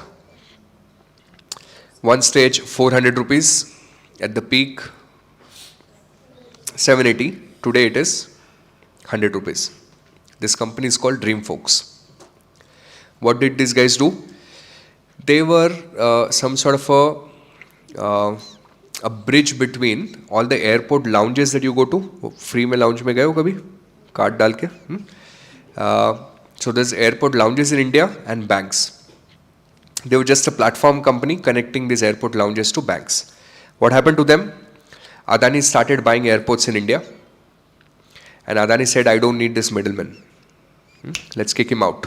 Right? We will ourselves do contracts with bank. So now a new player came, finished the business. Right? That's your threat of new entrant. Now, it has happened multiple times. For example, Asian Paints. It was a stock market darling for years, and then suddenly, who decided to come? Birlas. Birlas said that, boss, I am the king in cement in India. Sab jagah pe mera cement bik raha hai. Now, with cement, I can also sell paint. I already have the distribution. So, Birlas came, set up a massive manufacturing facility. Look at the Asian Paint stock price has not moved anywhere for 3-4 years. Right? So, how easily can a new player come into your industry? That's where you need the Warren Buffett's concept, some sort of a moat. You somehow defend that new guy to come into the industry. Tell me the fourth one. Threat of substitutes. Okay, threat of substitutes. Threat of substitutes means something that will come in from a different industry, not your industry, but still kill your business. Okay. Someone told me, and I did not know this, very interesting, a senior investor. He told me back in 90s, there was an industry in India that completely disappeared. That industry was manufacturing typewriters. Do you know what typewriter is? Some of the kids don't. It was an instrument where you type and print letters, right? And now do we need typewriters? We do not, right? Another classic case, I think I told you, this GoPro action cameras. Now that industry, GoPro built that space, but GoPro has lost significant market cap or significant valuation. Why is that? Because the other mobile phones are becoming better and better and better with their cameras. You don't need, so that's your substitute. And finally, tell me the last one. Rivalry within the existing industry. Are they friendly or are they not? Again, Jio, Airtel, we can keep on doing this, right? Plenty of examples. Then you have in this reading something called as a PESTLE framework. Okay, it's some nonsensical acronym CFA came up with. It's not even CFA, I think, whoever thought of this. Political, economic, social, technological, and legal, and environmental. So you want to have a look at these frameworks. And finally, the last piece in this reading, and we are done. How do you compete in an industry? So different competitive strategies. Very useful if you plan to get into some business or even if you're looking at stocks. Cost leadership, differentiation, and focus. What is a cost leadership? Lowest cost producer. So you enter into an industry and you champion. This is typically achieved with scale. China is the cost leader of the world. Everything that China apparently makes close to 6.5 to 7 crore cars a year. Okay, that's insane. China itself is sufficient to make cars for the entire world. We don't need Marutis and Hyundais in India. China can do that for whole world, especially with EVs now. China can make sufficient steel for the whole world. They make it at the cheapest cost, right? So that's your cost leadership. You do business at such large scale that other guys cannot come and compete with you. So when you cannot compete on cost, what do you compete on? So differentiation. Now differentiation can come from features. Okay, so you have nicer features, or at times just pure nonsense. Differentiation can also come on stories, which is a lot of Indian D2C brands on internet. If you ever get very impressed with some Instagram saying we are making this fancy clothing, that fancy clothing, they're buying the same thing that everyone else is buying from Tirupur market or some market, but they're building some nice narrative, right? So at times differentiation just comes from branding. And finally, focus, which is a very interesting way. Quick case study for you. This drink called Sting. Do you know what Sting is? You don't know, or you don't like? You don't like. Achha. And you made sure I knew it. Okay. So it's a 20 rupee, right? 10 rupee or 20 rupee? It's a 20 rupee substitute to your Red Bull. Is that correct? Yeah. Now, this thing is from a company called Varun Beverages. Varun Beverages has been in this bottling business. They were bottlers for Pepsi. So they're already doing a lot of Pepsi related work. They notice that Red Bull has a good market, but people do not have pockets in India to pay for Red Bull. So they came up with a similar type of drink, but for a cheaper segment. That's a focus. You take a niche segment of the market and then you build leadership in that. Another classic case, this company, very interesting, called Epigamia. Have you heard of them? What do they make? Greek yogurts, right? When they came to India, Indians didn't know what Greek yogurts were. They said, if I just go and make dahi, then I'm competing with, folks like Nestle and Amul, they'll kill me. Let me take a very niche market and be a champion in that. That strategy is called focus. When you see a company trying to do both, okay, that's a recipe for disaster. That's called stuck in the middle. That's a term in your curriculum. So you don't want to invest in companies which are stuck in the middle. You either pick cost leaders or you pick differentiators. Yeah, very good. Interesting stock for you to study. There's a company in India called Zydus Wellness. If you go to Blinkit, and I do that very often, I search for, you want to snack, but you don't want to have guilt, I search for protein snacks. And typically, one company will come in your search very often called RightBite. Have you seen RightBite? Now, Zydus acquired that company, okay, which is a protein snacking type of company. Again, that's a very niche focus because that snacking or chips as a company, as a category is very crowded, right? We have guys like Pepsi, Lay's, but then you take one segment and then you try to become a champion in that. All right, that is out of our way. This reading is over. LM7, do you like my speed? LM7, this is called Company Analysis and Forecasting. Now, this reading more or less covers everything that we discussed yesterday in the financial modeling reading. How do you model revenue drivers, how do you model cost? Everything is repetitive. There's nothing that's technical in this reading, but I'll show you a quick overview of it. So, let me just show you different thing first.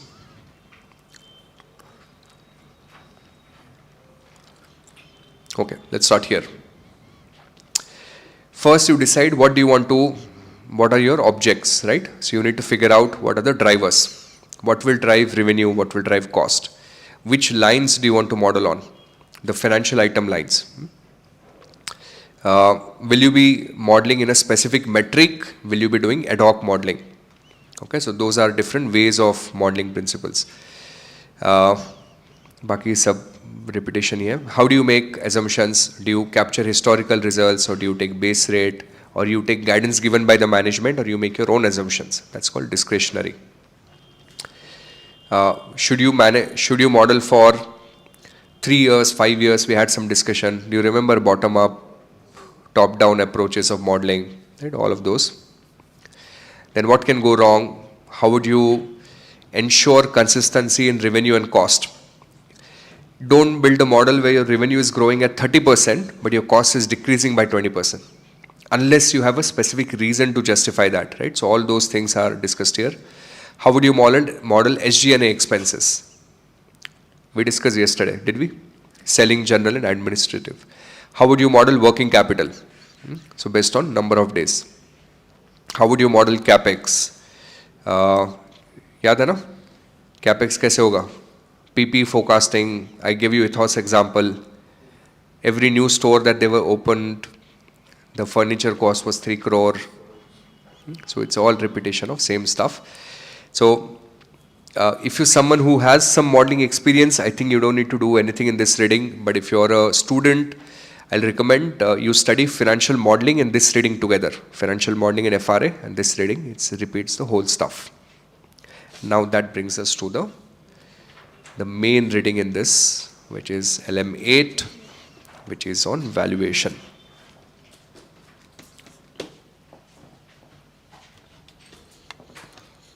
Look at the faces of some of those people here. मजा आ रहा है या नहीं आ रहा? लग तो नहीं आ रहा है. अच्छा. Should we start? Want to do this?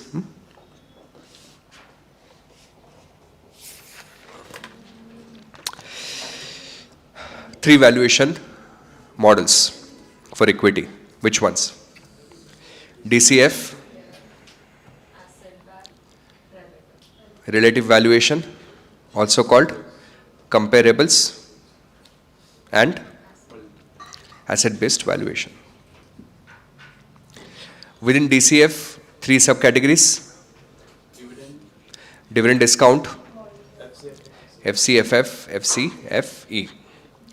Relative, price to earning, price to sales, and then EV by EBITDA, and some other. Asset-based, asset minus liability is divided by number of shares. Simple, straightforward model. Within DTM, there are 7 to 8 varieties of questions you would get on the exam. Here are my 7 examples for you. Example 1. I'll be doing them fast. I expect you to keep pace with me.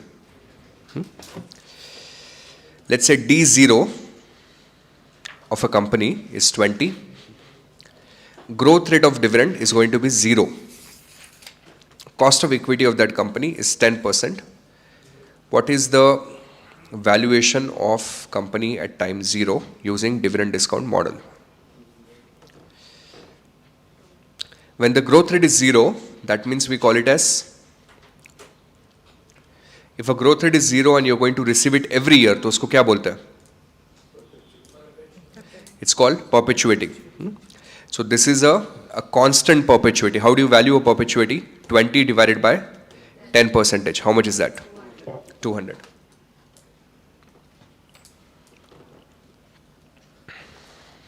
Example 2. Come on, pick up some speed. D0 of 20, growth rate of 5%, cost of equity of 12%. Please value the stock using dividend discount model.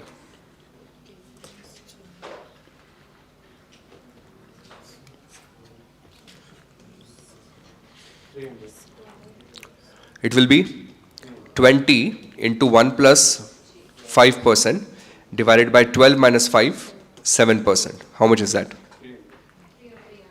300. This is called which model? Gordon growth model. 20 multiplied with 1 plus 5. Why some people on chat box are giving me 285? What mistake are they making? They are putting 20 in the numerator. Numerator would be 20 into 1 plus 5%. Numerator has to be D1. Denominator is K minus G. That's your formula. Are you with me on this? Okay. Example 3. Now we are at exam level. Dividend of time 0 is 10 rupees. Growth rate, year 1, 2 and 3, 30%. 4, 5, 20%, 6 onwards, 10%, cost of equity, 18%, please value the stock. You do this right, you deserve to be a charter holder.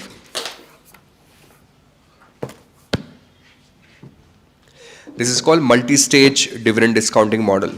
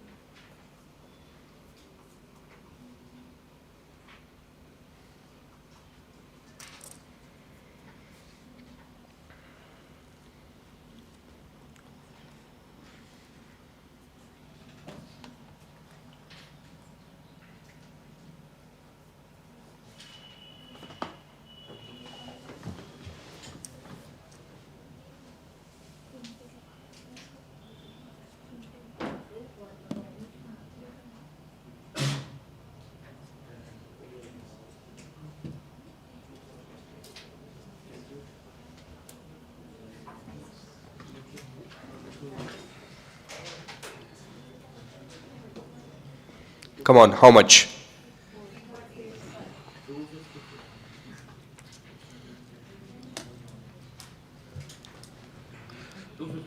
$250, round figure. 250.09, okay. I have multiple answers on the chat box. I have one which is 285, 300, 300, 254, 200.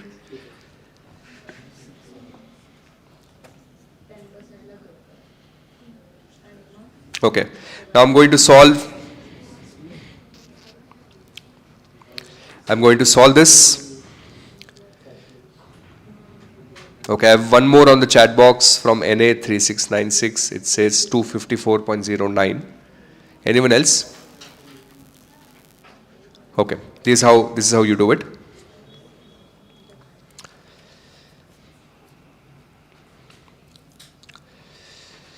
You make a table like this: D0, D1, D2, D3, D4, D5 and D6. First dividend is 10 rupees, okay, which is here. Now, you will have a growth of 30% for the first 3 years. So this is your growth rate of 30%. Then for the next 2 years, you have a growth rate of 20%. In the final year, you have a growth rate of 10% forever. Whenever you have a forever growth, उसको क्या बोलते हैं हम लोग? This is my perpetual growth rate. This is my G. Okay? Now, if D0 is 10, then D1 will grow at 30%. So on your calculator, please, 10 plus 30% equal to 10 plus 30% equal to how much? 13. Again grow that at 30%, so plus 30%. Come on, show me some energy now. 13 plus 30%, how much? 16.9. Plus 30%. 97. Now after this, I will grow at what rate? 20%. So plus 20%. 26.36. Plus 20%. And finally plus 10%. 34.8. Now, up to this, is everyone clear? What we've done? Easy? Here's a trick I want you to remember, and this is where CFA curriculum will look different and our method will look different. Okay? What I want you to do is take the first dividend that you've got through this perpetual or permanent growth rate, and using that dividend, figure out valuation of one period earlier. So using dividend of year 6, I'm going to find out valuation of year 5. Kaise? Your general formula is V0 is equal to D1 divided by KE minus G. If I need to have valuation of year 5, what do you think should be the numerator?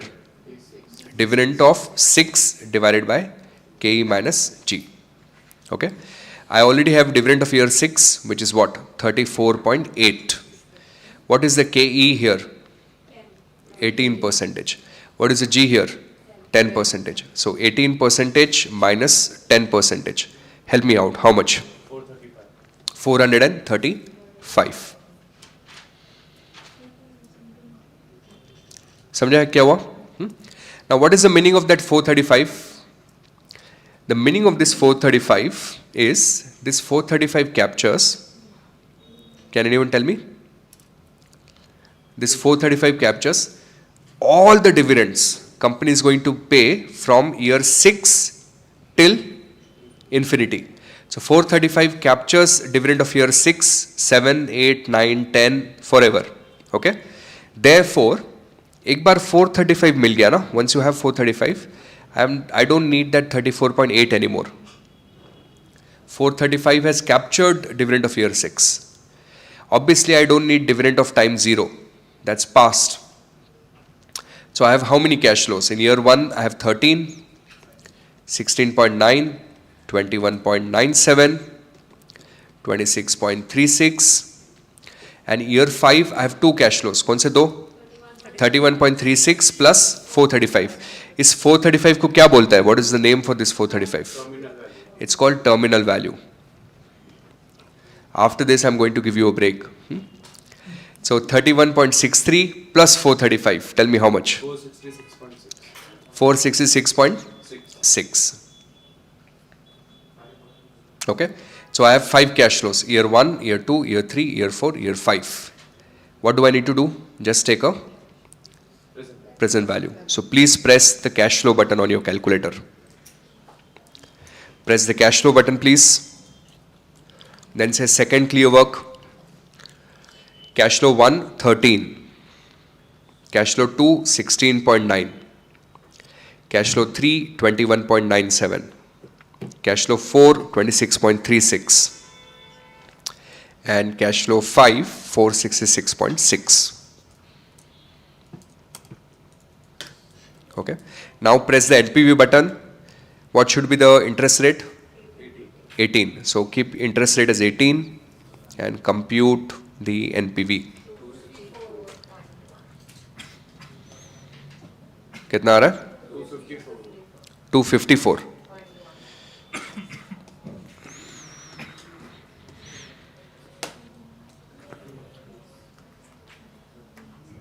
मजा आया?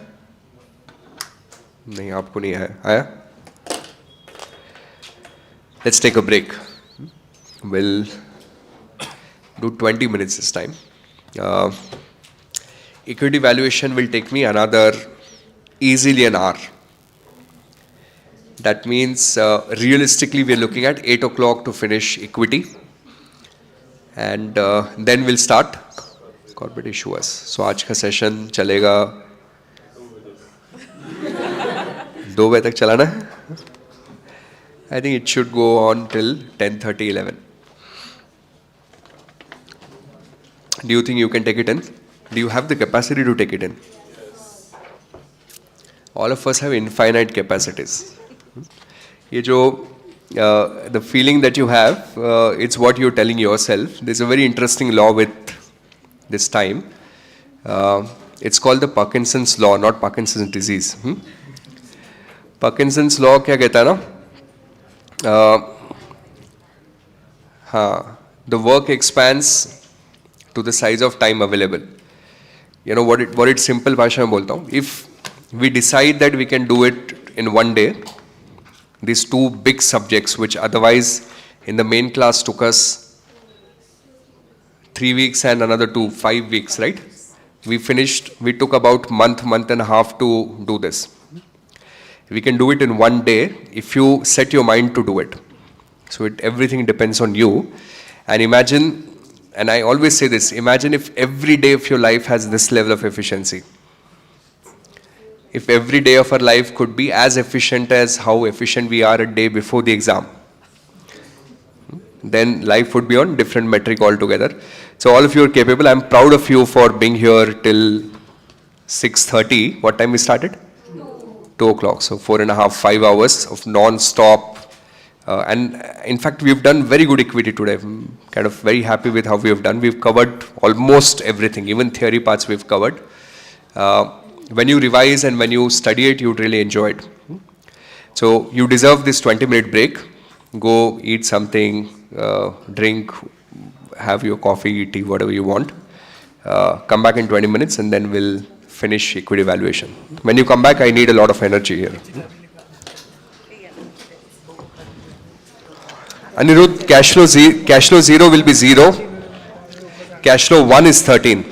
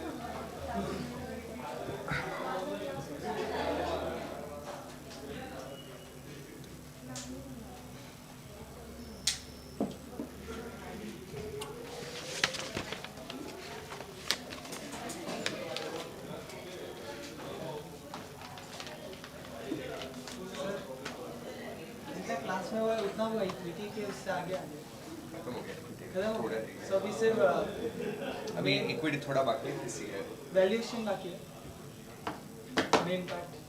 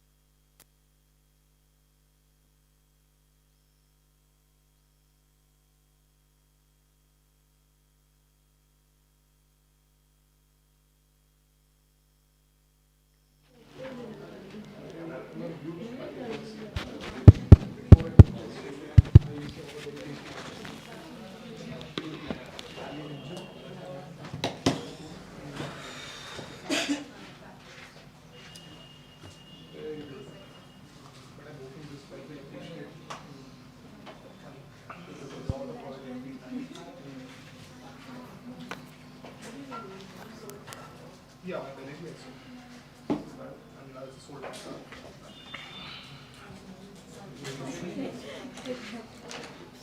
On and off, sort of more issues. But this time I was out for a year and nobody else was in my family. And then designated driver out for a year. That's what I've been pushing my bike for years. She tried.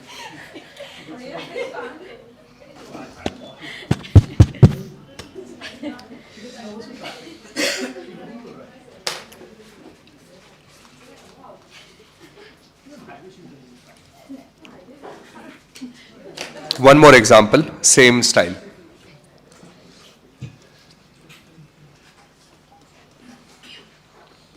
D0, 20. Year 1, 2, and 3, growth rate of 40%. 4 and 5, growth rate of 30%. 6 onwards, growth rate of 10%. Cost of equity, 25%. Come on, pick up some speed. Give me the valuation.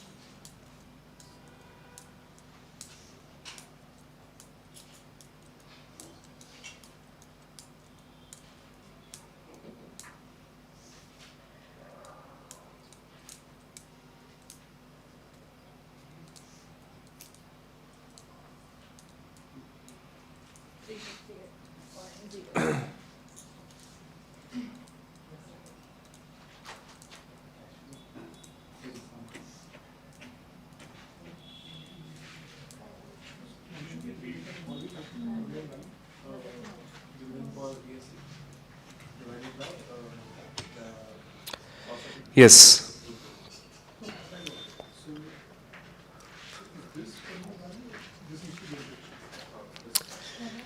There is a Priyanka on the chat box. There's one question being repeated, asking the same question as yesterday, as to if we can skip to section 2 if say I would like to approach theory first. I don't know what you mean by section 2. There are no sections on your test paper. Do you mean AM and PM session? No, you cannot. No, there's a 30-minute break between the two. That break is optional. But till the time you don't finish the first paper, you can't go to the second one. Hopefully I answered that query for you. All right. D0, D1, D2, D3, D4, D5, D6.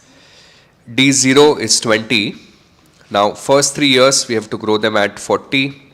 Then we have to grow them at 30. And then perpetual growth of 10%.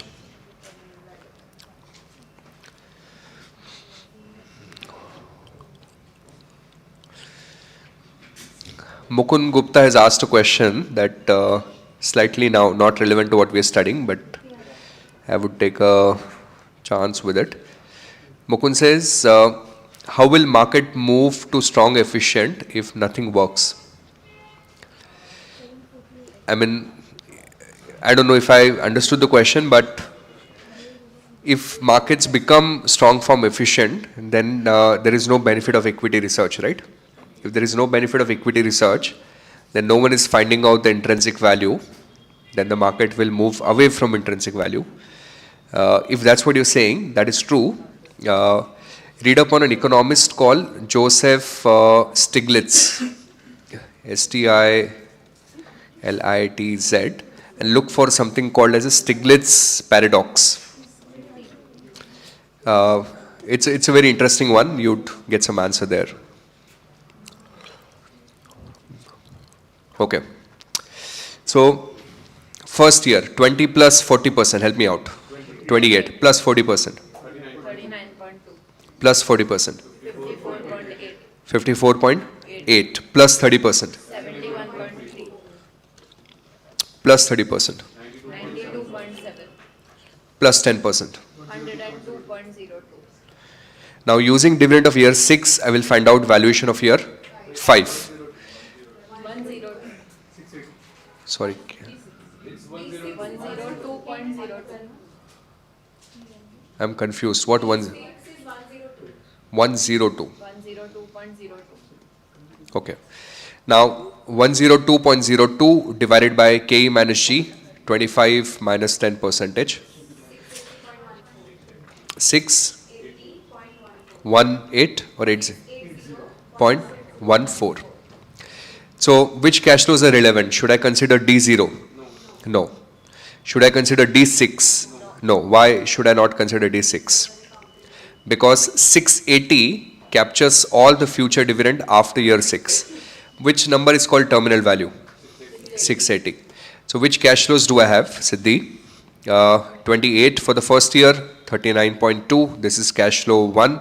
Cash flow 2, 54.8. 71.34 is your cash flow 4. And total of these two number, which is 92.7 and 680.14, how much? 702.84 is my cash flow 5. Now please plug them in the NPV function and give me the NPV value at 25% discount rate. 358.07. That's it. Done.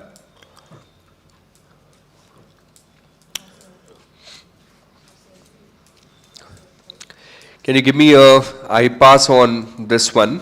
Can you give me hand raise? How comfortable are you with multi-stage dividends now?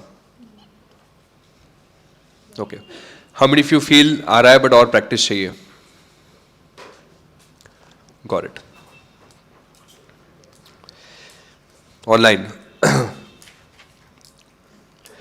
Deepak has multiple variation of answers. No, it's got 358. Good.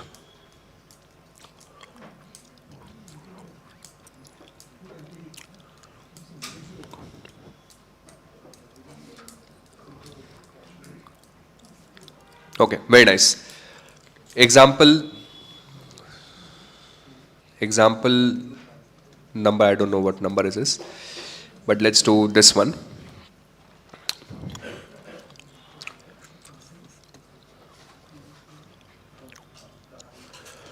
D0, 20 rupees. ROE of the company, 40%.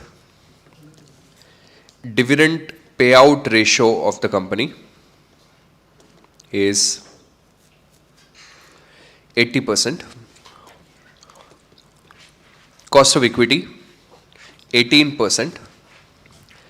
Please find out valuation. Thank you, Abhay. Please find out valuation of the stock at time 0. This is same as the previous one with one subtle change.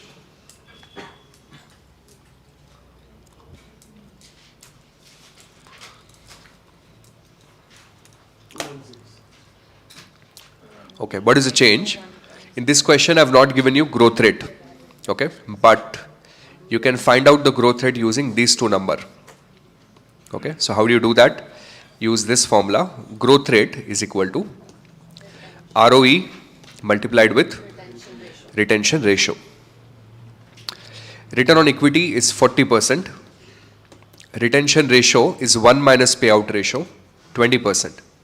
40% into 20%, 8%. Therefore, V0 should be equal to 20 into 1 plus 8 percentage, which is the growth rate, divided by KE of 18. So 18 percentage minus 8 percentage, that is 21.6 by 10 percentage is 216. What do you think? Is it okay? So which formula? Growth rate. Growth rate is equal to what? Retention ratio into ROE into retention ratio. What is retention ratio? 1 minus payout ratio.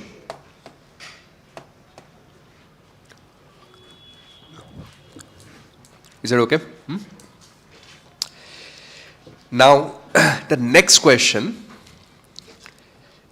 I would be very impressed if you can solve this, because next question integrates what we learned in FRA yesterday and what we just learned now.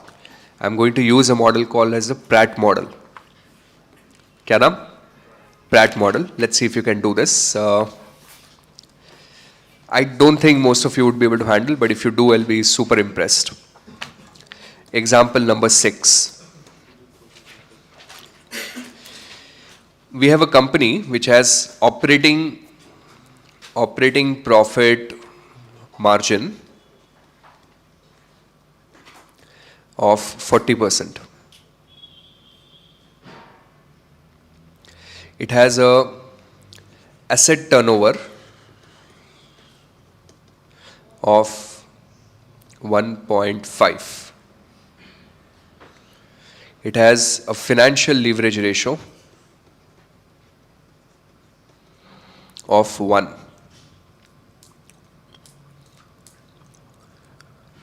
This company has a payout ratio of 80%.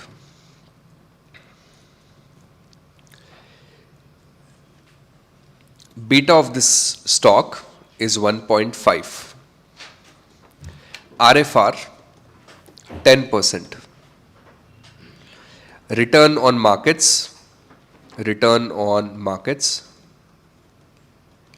20%. Dividend of time 0 of this company is 10 rupees.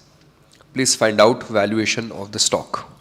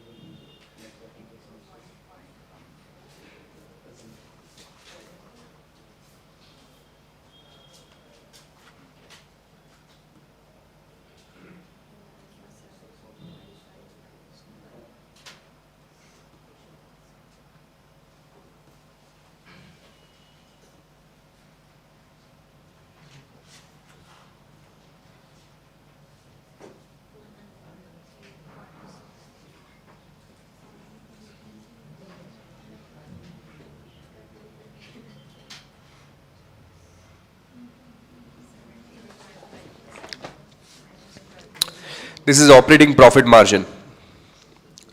Sorry, you know what? Operating profit margin, we don't have enough data. He's right. This has to be net profit margin. My apologies. Then otherwise I'll have to give you something more. Net profit margin.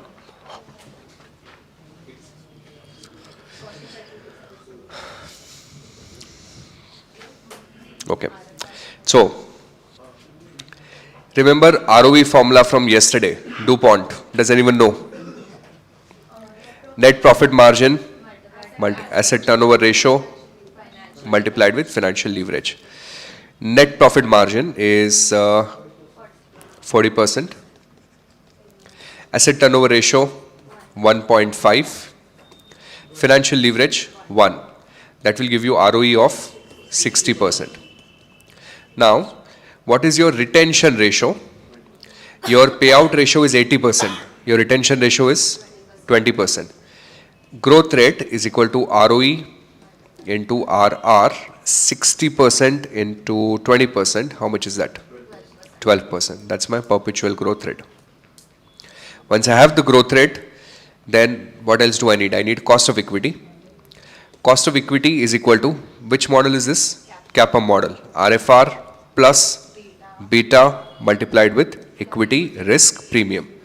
RFR is 10%, beta is 1.5, equity risk premium is a difference between RM and RF. 20 minus 10, 10. So cost of equity becomes how much? 25%. Valuation of the stock is equal to D1 by KE minus G. D0 is 10. So 10 multiplied with 1 plus growth rate of 12% divided by 25% minus 12%. That's 11.2 divided by 13%, which is equal to. 86.1.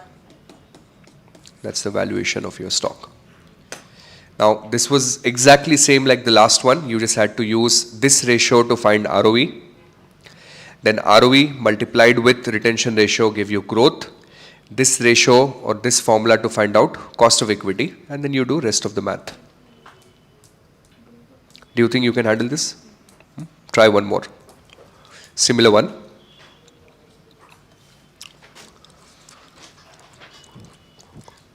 Example 7.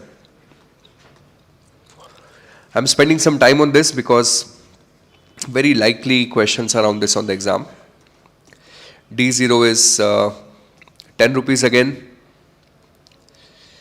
Net profit margin 20%.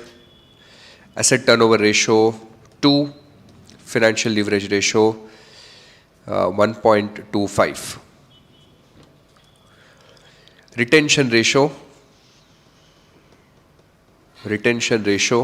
that means how much profit is being retained in the business, 10%. RFR 10%, beta 2.5, equity risk premium directly 10%. Please find out valuation of the stock.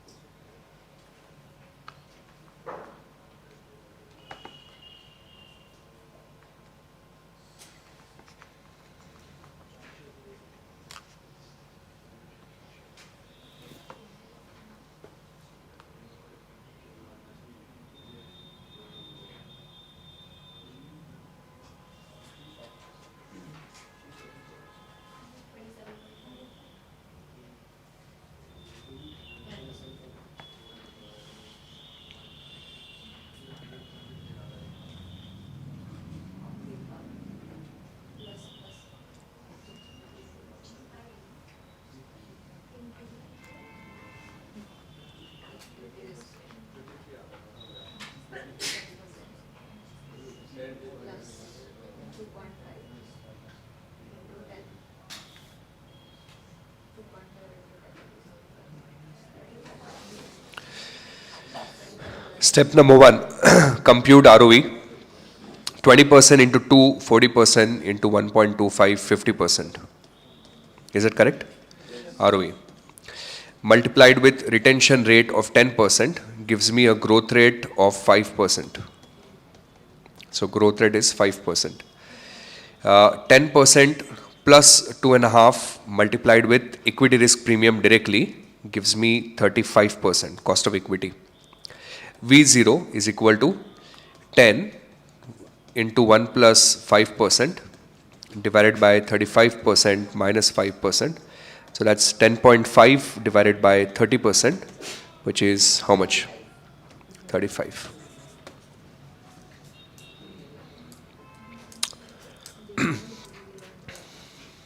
Are you comfortable here?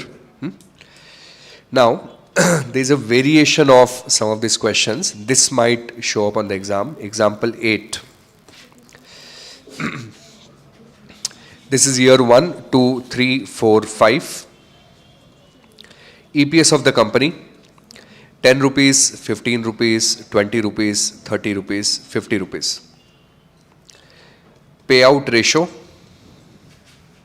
30%, 40%, 40%, 50%, 50%. Estimated trailing P ratio, 10. Cost of equity, 40%. Please value the stock. Okay. Now, how to solve this? You have EPS and you have payout ratio. Using that, can I figure out? Bolo, I can figure out what?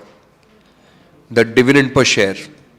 Dividend per share. How will I find that out? 10 into 30%. How much? 3. 15 into 40%? 6. 20, 40%? 8. This one? 15. 15 into 50%? 25. So this is my dividend per share for each of the next 5 years. But ek cheez reh gaya, which is what? Terminal value. How will I find terminal value? Terminal value means what will be the stock price at the end of 5th year. See, do I have the P ratio?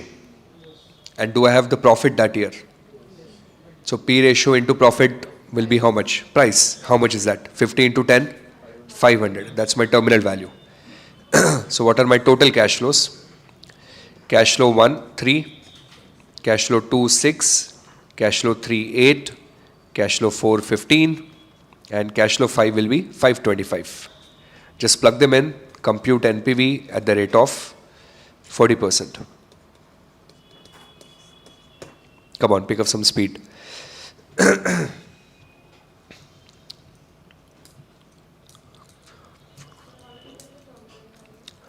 Sorry, where is that coming? How did I get terminal value? EPS into P ratio. When I multiply EPS with P ratio, it gives me the stock price. So stock price forecasted at the end of year 5 will be 500. Come on, help me out. Plug them in into cash flows. Give me the valuation, please. 109.63. Okay. Example 8 now. Now dividend discount model is over. Example 8.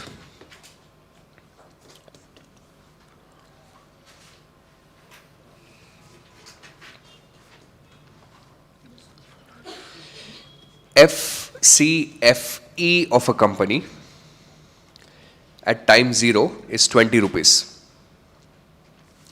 Perpetual growth rate Daneshwar is 10%. Cost of equity is 25%. What is the valuation? Okay. Now, please remember this, and if you're writing exams in next few days, listen to this very carefully. The valuation framework you use for dividend discount model, exactly the same valuation framework for FCFE. Same stuff. In fact, on the exam, in the question paper, you just cancel it out and make this D0 and do the math, your answer will be same. Nothing changes, which means valuation at time 0 will simply be equal to 20 multiplied with 1 plus 10% divided by 25 minus 10%. How much would that be? 146. 22 by 15% is 140, 146. नहीं 146 आ रहा है 146.6 है समझ में. So we use FCFE in the same way we use dividend. In fact, for exams, remember this. When you're valuing company on dividend, you're valuing them on actual dividends. Okay, but when you're valuing a company on FCFE, you're valuing them on, there's a term here. When I value company on dividend, I'm looking at this is the money I get, actual dividend. When I value them on FCFE, there's a term we use.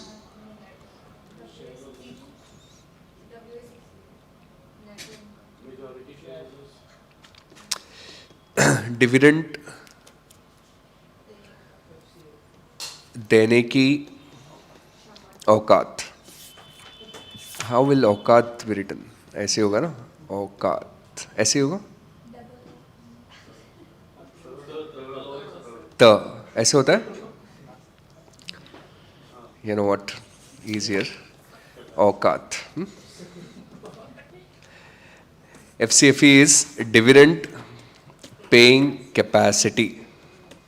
Okay, so conceptually how you think is if a firm has FCFE of 100 rupees, if they want they can pay the whole 100. Okay, but maybe the firm will decide that, you know what, we'll pay dividend of only 30 rupees. 70 rupees we will keep for next year. Maybe next year we'll do something with it. So FCFE is how much they can pay if they want to, and dividend is how much they have actually paid. So when I'm valuing stocks on dividend, I'm looking at actual cash flow. When I'm valuing stocks on FCFE, I'm looking at dividend paying capacity. Okay. Now, generally, when you do dividend discount valuation, you're taking a minority perspective. Testable. This is my 3-star here. When you're doing FCFE, you're doing a control perspective. What does it mean? It means company generated free cash flow of 100 rupees. But I am a small shareholder. I am a minority shareholder. तो company ने अगर dividend 30 का दिया तो मेरे को 30 लेना पड़ेगा. Right? If company pays 30, I accept 30. So this is your minority perspective. But if I am a large shareholder, I control the company, then this entire 100 rupees is at my disposal. So then when I do a valuation, I'm doing valuation from a control perspective. That means I own the company. Dividend means I have a minority share in the company. Is that okay? Then, again, highly testable concept. When I'm doing FCFE valuation, FCFE I will discount at cost of equity. And when I discount FCFE with cost of equity, it gives me value of equity. Okay. But when I use FCFF valuation, FCFF, I don't discount at cost of equity, I discount at WSCC. And when I do that, it gives me valuation of the entire firm. From the valuation of the firm, I need to deduct value of debt. When I deduct value of debt, it gives me value of equity. Conceptually, these two should be same. So FCFE को किससे discount करना है? Cost of equity. What do you get? Value of equity. FCFF, WSCC. What do you get? Value of the whole firm. Value of the firm minus value of debt will give you value of equity again. Let's do an example on FCFF now.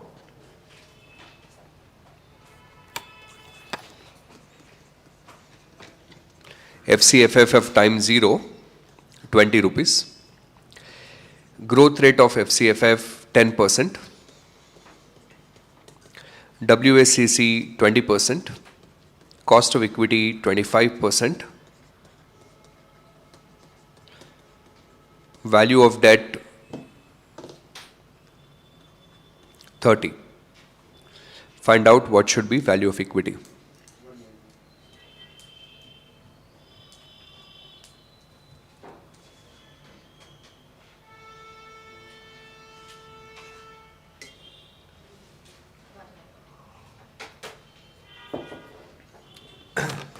हाँ जी.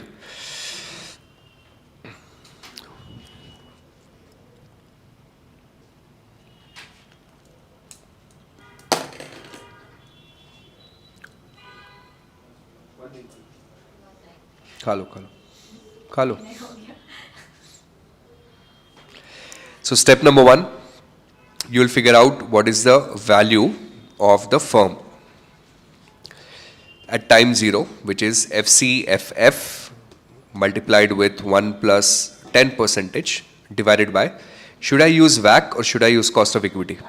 WACC. So 20% minus 10 percentage. So that will be 220. Then value of equity will be equal to value of firm 220 minus 30. That should give you how much? 190. So our 3 models are done. Dividend discount model, FCFE model and FCFF model. Is it okay? Let's go to relative valuation now. Now, relative valuation, mostly you would get questions like this. There are 3 firms which are competitors. We are trying to value D. Okay? The total sales of this company is 100 rupees total sales. 100 rupees, 500 rupees and 1200 rupees. Number of shares for these companies, 10 shares, 40 shares and 100 shares. The price per share is 40 rupees, 60 rupees,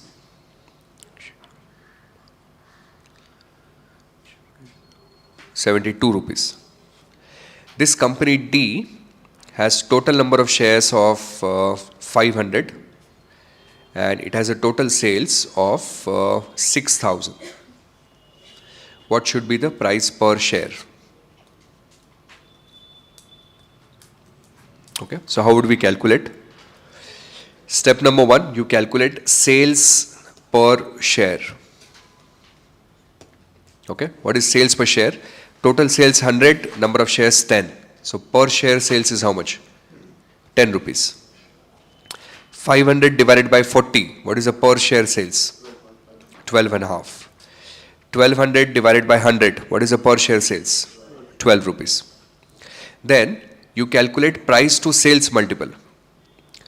So per share sales 10 rupees, but price is 40 rupees. 40 by 10, 4. 60 by 12 and a half, 4.8. And 72 by 12, 6. Now you take an average of these number, 4 plus 4.8 plus 6 divided by 3. 4.93.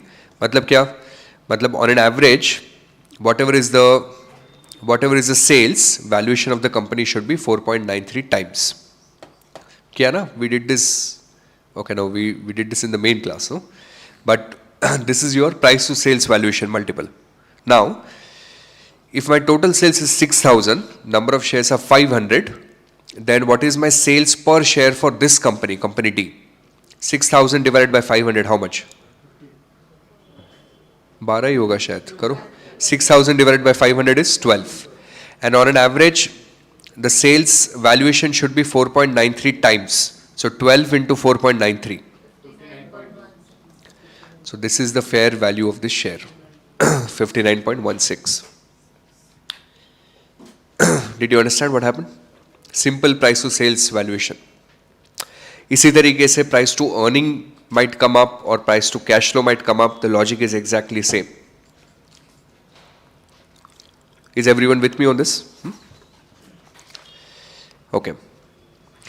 Now, there is one more concept called justified PE ratio. Now, justified P ratio means what? Generally, your P ratio formula is P divided by E0. You know?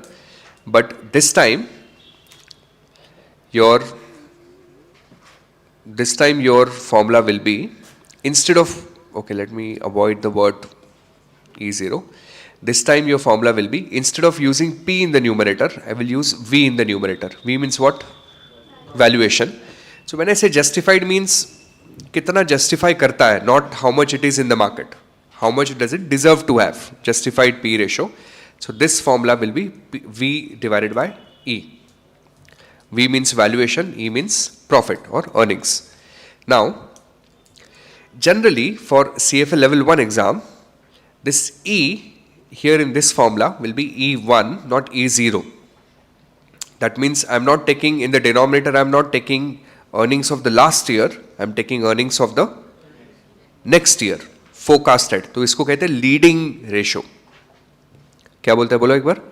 Leading ratio. Leading means I am not using earnings of the previous year, I am using forecasted earning of the next year.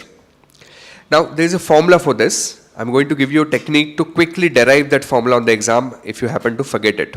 It's a very easy metric. You should just be able to remember this part, V divided by E1.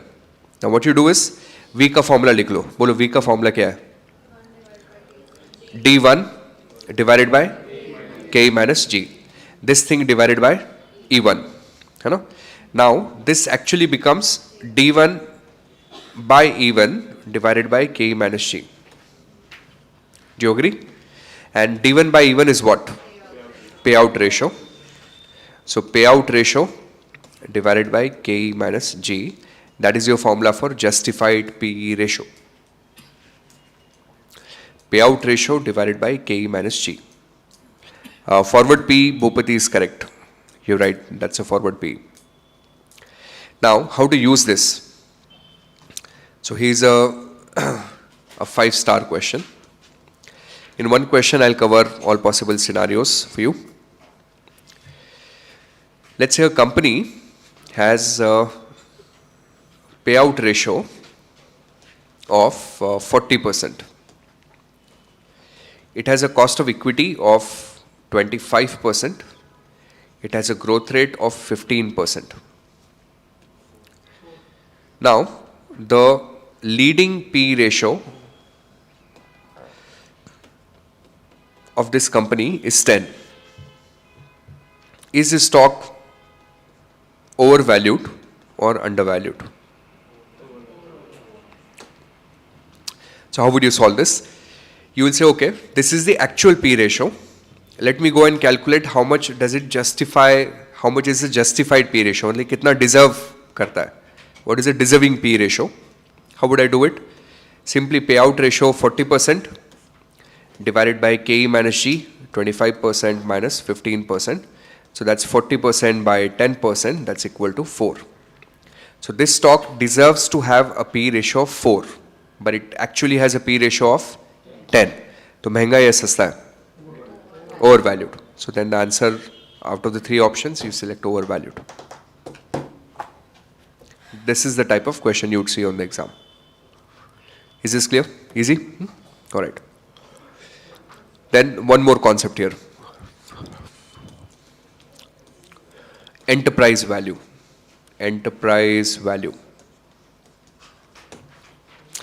Now, there are 2 varieties of questions on this. One, just the meaning or the concept of enterprise value or the formula. Second, using enterprise value, you might have to do equity valuation. Okay, so 2 scenarios in which enterprise value can be tested. One on the theory side, one on the interpretation, calculation side. What is the meaning of EV? Enterprise value is equal to market value of equity of a firm plus market value of debt minus cash and other short-term investments. Non-business short-term investments. That is the formula for enterprise value. What does it mean? What is the meaning of enterprise value? Kyun nikal rahe? What is the meaning of this formula? So understand this. ये क्या है? Balance sheet. Now, what is this on balance sheet? Factory. Okay. What is this? Machinery. Okay. This is my factory machinery. कैसे दिखाऊं इसको? Okay. What is this? Very nice. Thank you. This is my inventory. And then I have a little bit of cash sitting on me. Okay. Now, for the timing, let's not complicate this. It's like this. Now, to buy this, 10 years ago, I needed 500 rupees. So remember, balance sheet happens at historical cost. Yeah, assume right now we are ignoring depreciation. How did I get 500? So there were two people who were willing to pay me. One was equity shareholder, one was bond holder. The equity guy gave me 200 rupees. The bond holder gave me 300 rupees. Okay. So therefore my balance sheet is tallying. अब हमको क्या करना है? We want to figure out, in fact, let me throw in a little bit of cash, okay, just for fun. Let's say cash is 100 and this now has to become 400. What we want to do is, we want to figure out what is the market value of my core business. क्योंकि धंधा तो यही है ना? Everything else is basically how I got the money. But if you look at the balance sheet, this is my core business, no? Do you agree with this?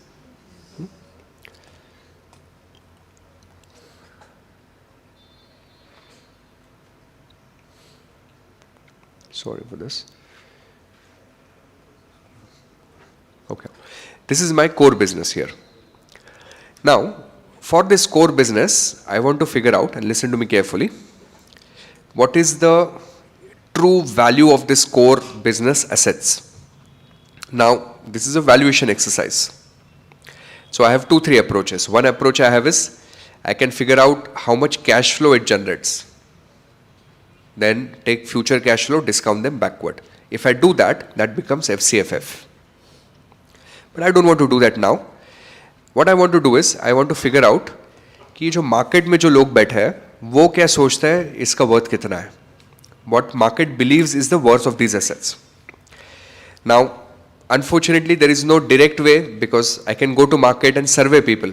I can talk to equity shareholder, ask them, आपको क्या लगता है, right? But it will not give me a concrete value. So I use a smarter way. Now look at the smarter way.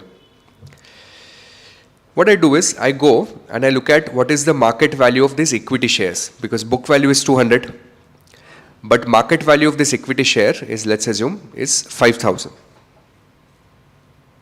हो सकता है ना? Book value and market value is different. Market value of equity share is 5,000.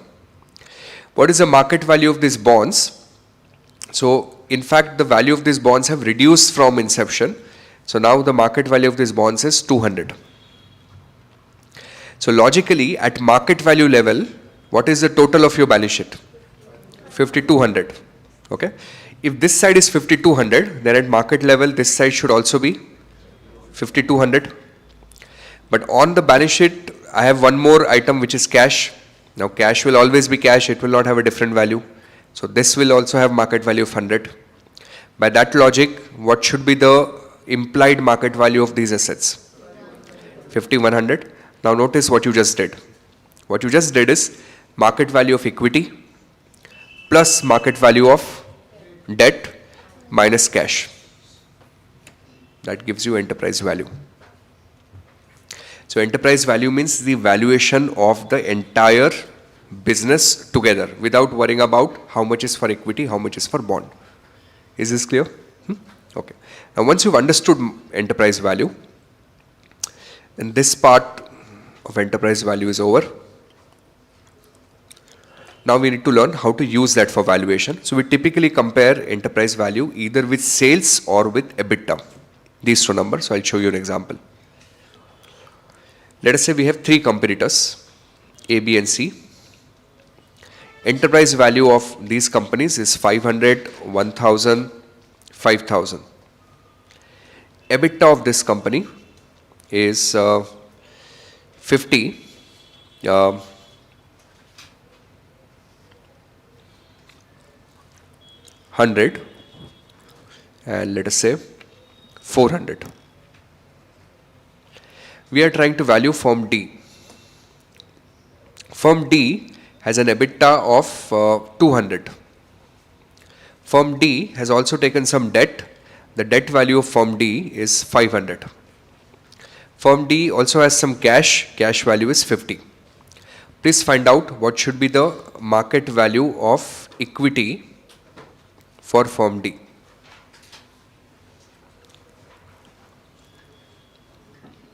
I'm going to solve this one. I want you to observe.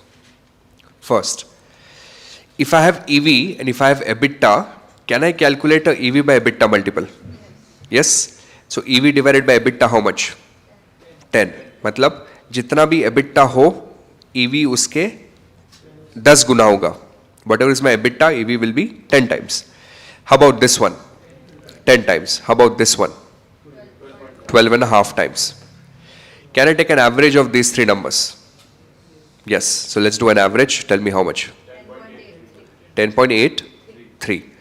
Which means whatever is the EBITDA of my company, enterprise value of my company should be 10.83 times. So let's go to D. How much enterprise value does D deserve? D has a EBITDA of how much? No. D has a EBITDA of 200. Then at 10.83 multiple, it should have an enterprise value of 2167. It deserves enterprise value of 2167. यहाँ तक ठीक है? So अभी हमने क्या किया? We figured out what is the enterprise value of D based on the same logic we've been applying. Now, please recall formula of enterprise value. Enterprise value is equal to market value of equity plus market value of debt minus cash. Let's put in that into the formula.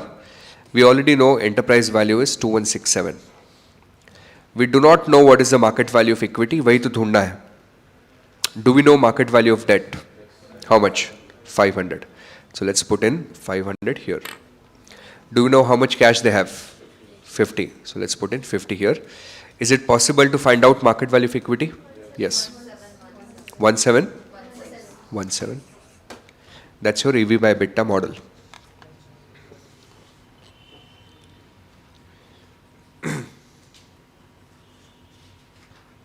क्या लगता है? कर सकते हैं?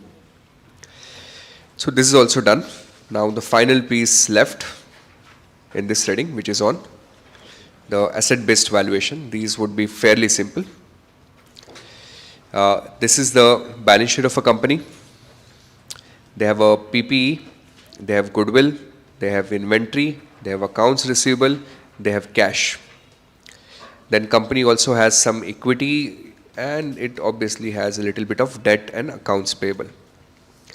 Let's say PPE is 1000, goodwill is 1000, inventory is 500, accounts receivable 500, cash is 1000.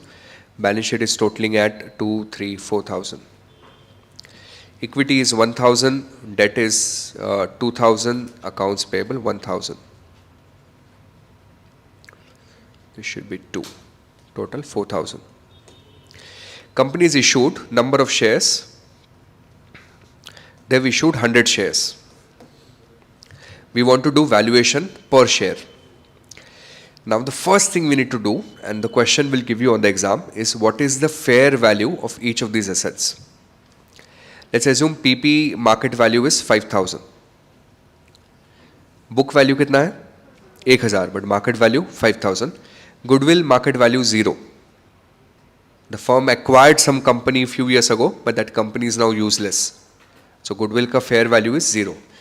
Inventory fair value is 0. It's an obsolete inventory. I'm just making up a scenario. Accounts receivable आपको उधार नहीं देने वाला वापस. Bad debts fair value 0. Cash fair value 1000. This number remains as it is. So what you do is you calculate fair value of net assets of the company, which is what? 5000 plus 1000. These are your total assets. Minus liabilities. 2000 and 1000. Divided by number of shares. Asset minus liabilities divided by number of shares. So कितना हो गया? 6000 minus 3000 divided by number of shares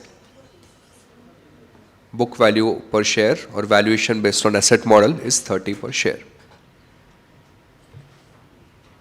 That's it.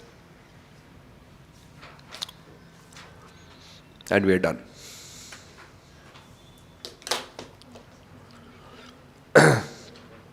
Not bad, 5.5 hours. I looked at original length of the videos in the break. The main videos on the FinTree system are 34, 35 hours. Huh?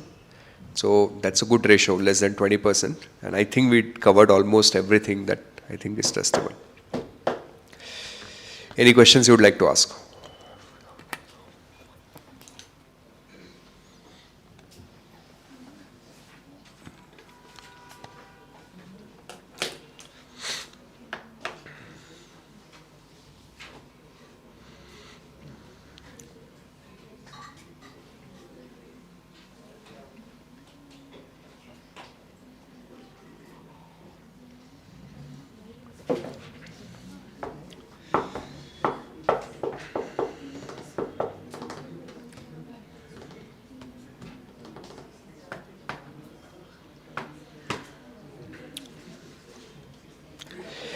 CAI के लिए और कितना time लगेगा?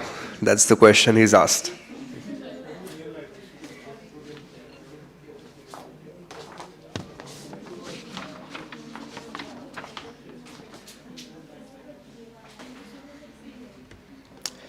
CAI, I think 2 hours. CAI has 7 chapters, but first 3 chapters are complete theory and very nonsensical, very basic theory. What is proprietorship? What is partnership? What is a company? There are some calculations in chapter 4, some basic calculation in chapter 5 and 6, and then 7 is again theory. So we should be able to do it fairly fast. I've got one more question. Are there different names also for valuation? Curriculum question has so many different names. Mostly for comparative valuation, at times they'll use the word relative valuation or comps or method of comparables, but more or less within the same framework.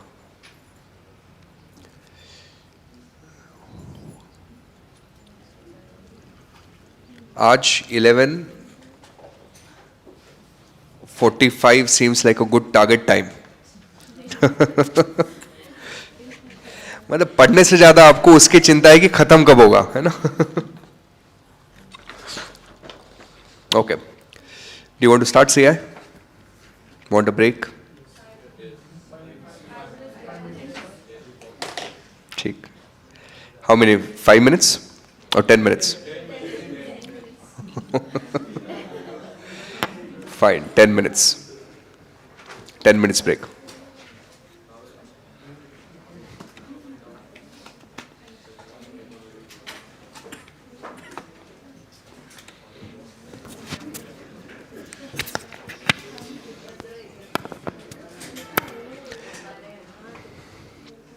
Okay, the procrastination question maybe we'll discuss after the break.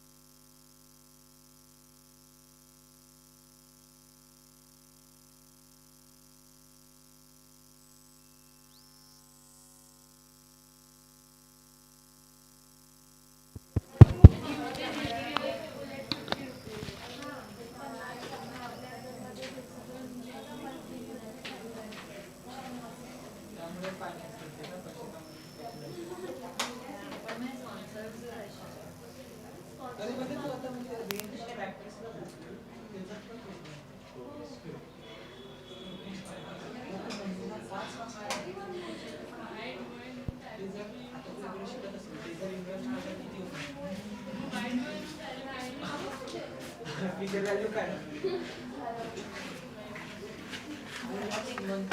10,000 पैकी करतो ना, तर 20 वर्षानंतर आपल्याकडे काहीतरी 8 lakh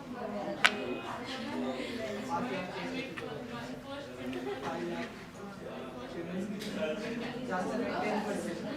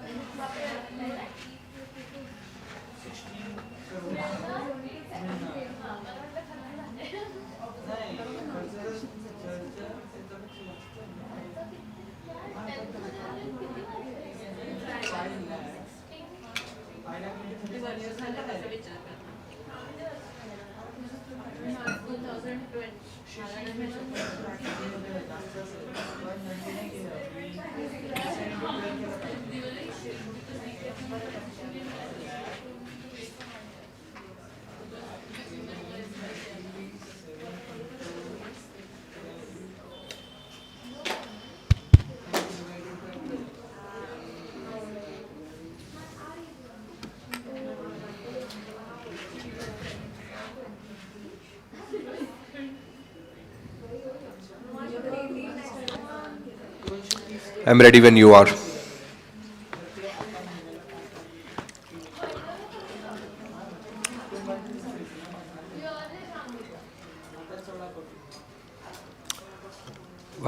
What is the date for next class? 13th, right? It's a Tuesday. So next class on 13th. Which bike do you have? Which bike do you have? I have not been riding for close to a year now, I guess.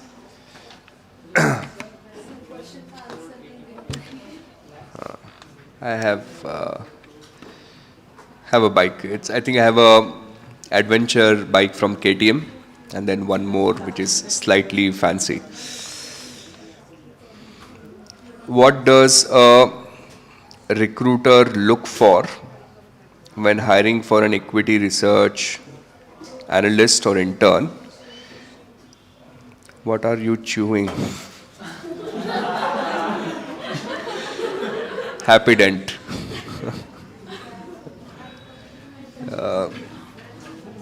What does a recruiter look like for hiring equity research analyst? Candidate from tier 3 B school, financial model reports work. Yeah, I mean,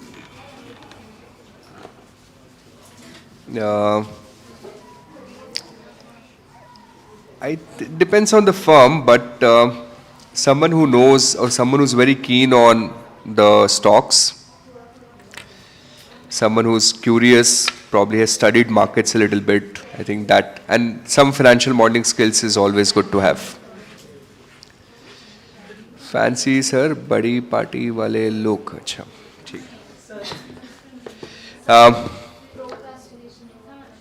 क्या procrastination वाला? अच्छा हाँ. खुशबू Mohnani 1815. Sir, I am procrastinating a lot lately and advise on how to overcome it. Okay. I don't know. Do you procrastinate? I think all of us procrastinate, do we? Yeah, you go through phases, right? I have this model of sprint and rest. So my sprint and rest model basically is when I'm in a work season, then I don't need breaks. Don't need a weekly break. I don't need to go out. I don't need to socialize. Then when I'm in a work mode, then I think for days and days and days, it's just non-stop work and no fun at all. It's a very boring type of life. And then when I decide to rest, then maybe for 10, 15 days at a time, I would not do what I consider as a traditional work. That works for some people. It works really, really well for me. So I don't know if that answers the question of procrastination, but that's one. But even when you're resting and not going to your targets, all of us have some things in our mind, right? That all of us have some goals to reach. कुछ ना कुछ तो होता है ना दिमाग में कि ये लाइफ में करना है. It could be whatever, right? It could be professional, personal goals, whatever goals we have. So generally, places where you need a little bit of discipline or consistency, what I have been trying to do for the last few years is not have 2 consecutive days of break. Okay, for example, let's say a couple of years back, I decided I'll start lifting weights. Last time I lifted weights was when I was in college. Took me a lot of time to again get back. So I decided I will have certain regime, but there will be days off because it automatically happens for a variety of reasons. But I will not allow myself to have 2 consecutive days off from whatever routine I have built, right? So if you have a day off, the next day you force yourself to get back to whatever you're doing. Same with reading. So I try to read a little bit every day, even if it's just 2 pages, but I want to read. Now, let's assume for some reason you are not able to read on a particular day, you're busy with family or doing something, the next day you don't allow yourself to have that break. And remember in equity class we were talking about momentum. You know? In life actually we underestimate the importance of momentum. Momentum is extremely important. Have you not noticed there are phases in your life when you're doing really, really well, and then something comes and breaks that momentum, and then it takes you a lot of time to get back to the same routine again. होता है क्या ऐसे? अब हो रहा है ना? हाँ. So I believe like momentum in everything in momentum in general in everything is very important. So you try to minimize the loss of momentum. So once you build onto something, and a lot of times it actually comes down to, I was telling my brother the other day this, a lot of times it comes down to something really small, insignificant decision at the moment. For example, right now you're very tired, right? Some of you are very, very tired. Now some people have already given up, I can see in the classroom. A lot of times it comes down to, okay, I'm exhausted. Should I go and do some Instagram reels now, or should I stick to what I was doing? Now it's such a small, trivial decision, but these small decisions I think make up your personality over a period of time, right? Everything small, like you going out to a restaurant, you see the menu card, what do I order? You feel like you want to eat some junk today, but your routine doesn't allow you to eat that. So all these small decisions, you try to get your hit rate and not allow the momentum to break. If you do that for long enough, I think it works out. And then there will be days when you are completely off. सबके साथ होता है. And if you encounter a day like this, कि आज बिल्कुल ही मन नहीं है, then I think in those days you just make sure you don't do anything then.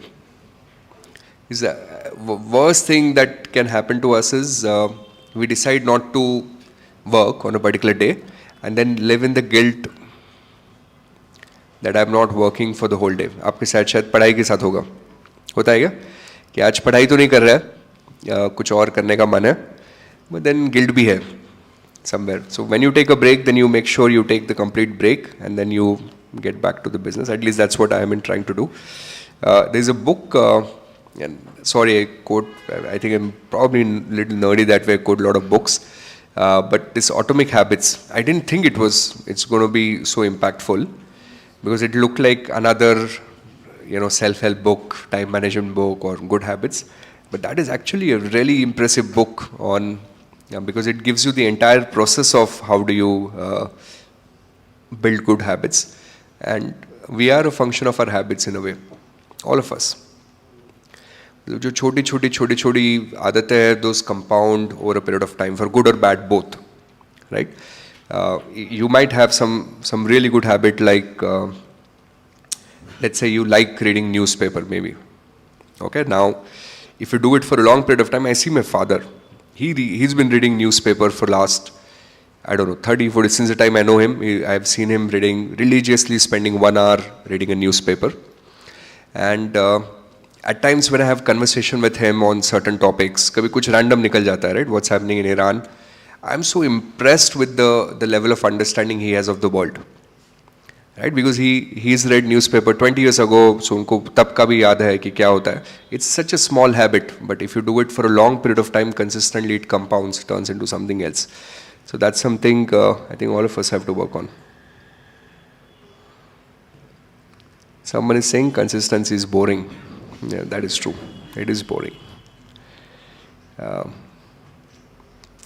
Can you also tell us some technique to revise ethics as well? Yeah, how would I revise ethics? I think I'll just do 2 things for ethics.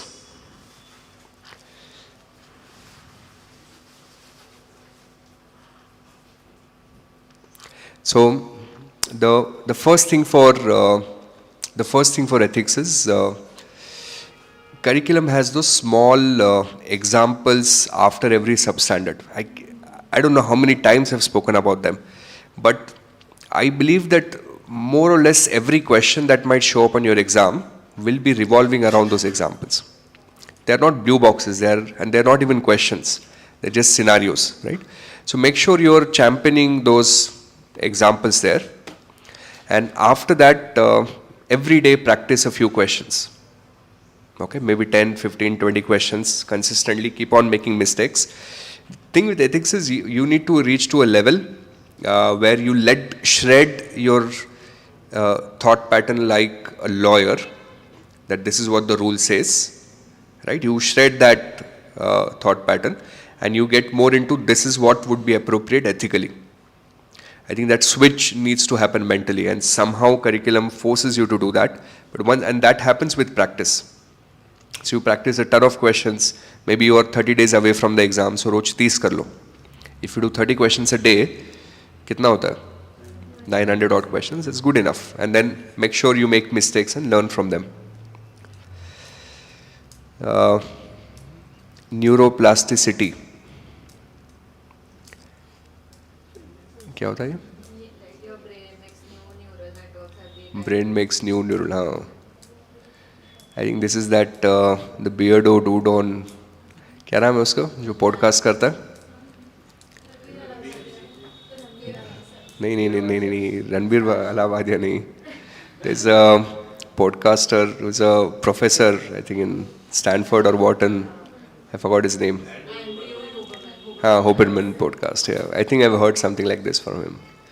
He has a very good podcast on how to study. It's a fantastic podcast if you listen to it, and you'd realize a lot of things that he recommends in that podcast is we've shamelessly copy pasted at FinTree. We very shamelessly. When I saw that podcast, I literally took notes. A lot of things we changed here. Thank you, Akash Life. Okay. Some people are saying Rash Shamani. Shamani. All right. Shuru? So now we are on corporate issuers.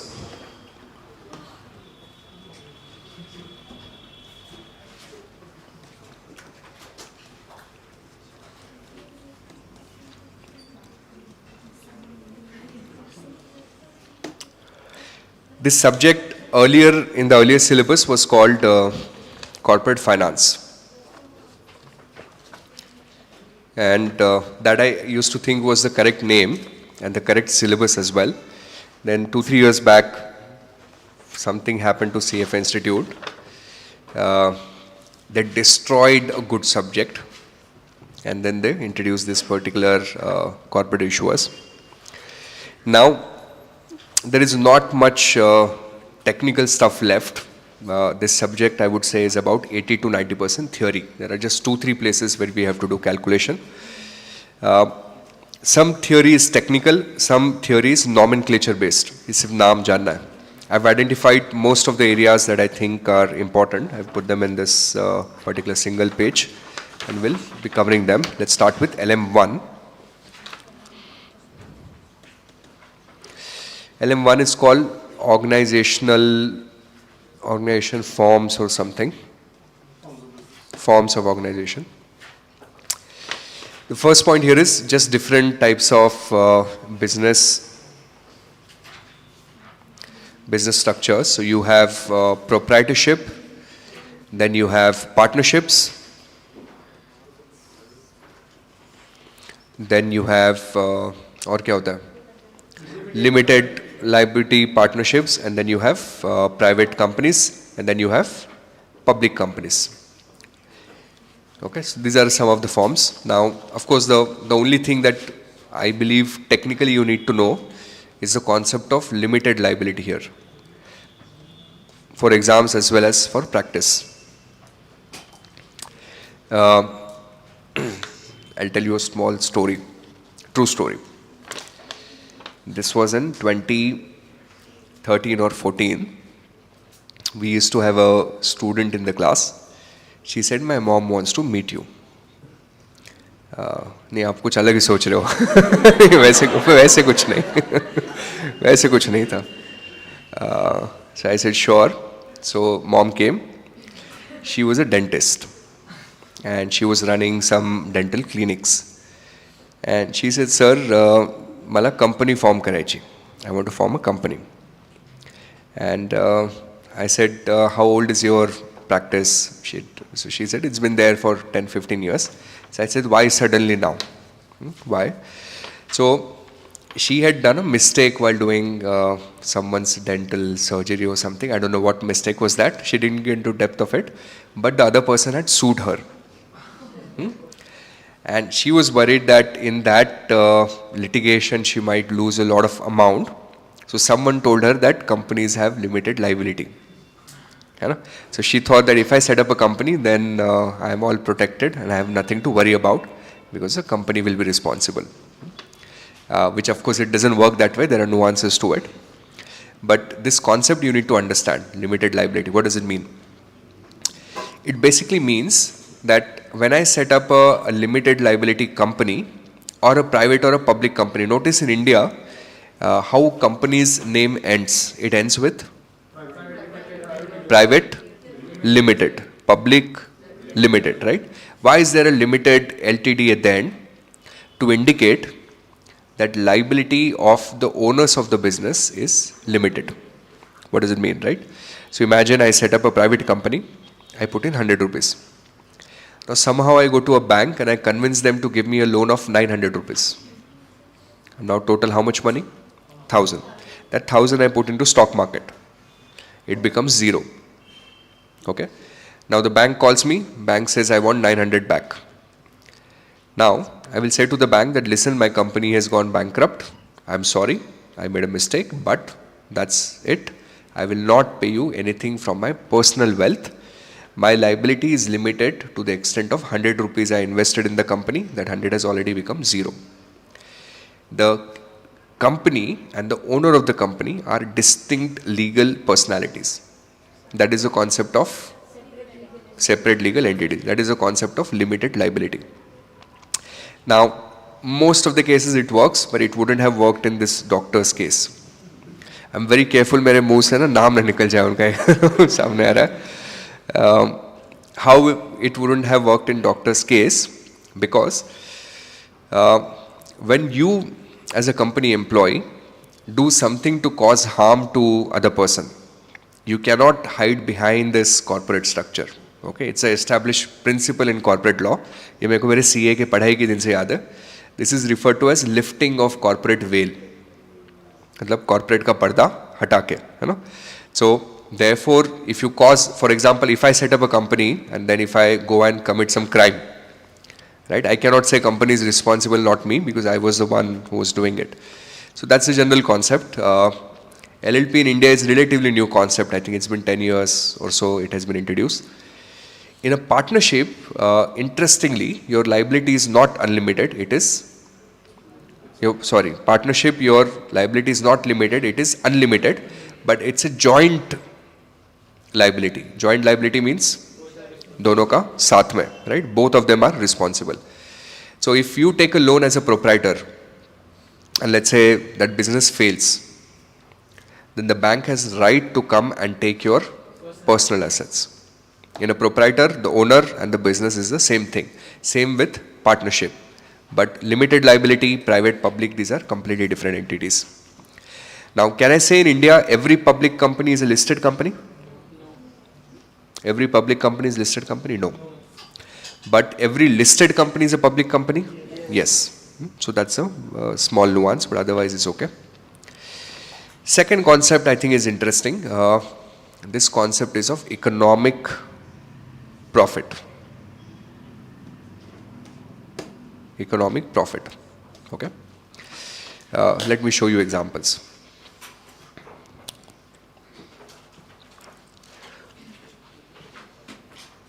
We'll go to screener and we'll write a new screen. On the screen we'll say ROE of the company less than maybe 10%. Okay, that's a simple screen. Okay. Return on equity less than 10%. And then we'll look at some large businesses. Let us say Reliance Industry right at the top. Let us see Reliance has a return on equity of 8.4%. Okay. Now, as a shareholder, how much do I expect to earn from Reliance shares? That is called cost of equity, which is what we just learned in equity class using that formula of CAPM. Okay. Now let's apply that on Reliance. Let's go and search for Reliance Industry beta. Okay. Now we'll get some beta estimate hopefully online. Okay. That beta is roughly about 1.16. Let's say 1.1 for simplicity, or 1.2 kar deta isko. Now in India, what is the RFR? So if I quickly go on RBI website, and if I look at current RFR, about 6 to 7% depending on maturity. Let's take 7. Okay. How much return do you expect to earn on Indian markets? About 12%. So RFR 7, return on market 12. What is the equity risk premium? 5. Actually, usse zyada hi hona chahiye. It should be more, but let's say 5. Now, equity risk premium of 5, beta of 1.1. So use the formula RFR plus beta into equity risk premium. RFR is 7 plus 1.1 into 5. That will be how much? 12.5. So the cost of equity of Reliance Industry as per CAPM formula is 12.5%. That means as a shareholder, मैं क्या चाहता हूँ कि कम से कम minimum I should earn how much? 12.5 to 13%. But Reliance is earning how much on its equity? 8.4. So we'll say even though Reliance might be profitable, let's look at profit for Reliance, 97,000 crores. But Reliance is not economically profitable. So what is economic profit? Economic profit means, now, and what is the logic for it, right? Look at the profit and loss account. Do you see interest in the profit and loss account here? Yes. So now visualize, on a balance sheet we have two providers of capital. Which two? Equity and debt.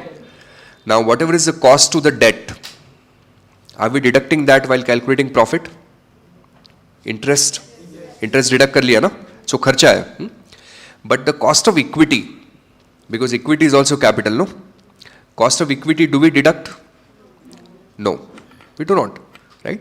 Why? Because that's not a legal cost.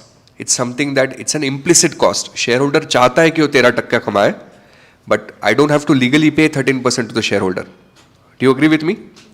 But do you not think it's an economic cost?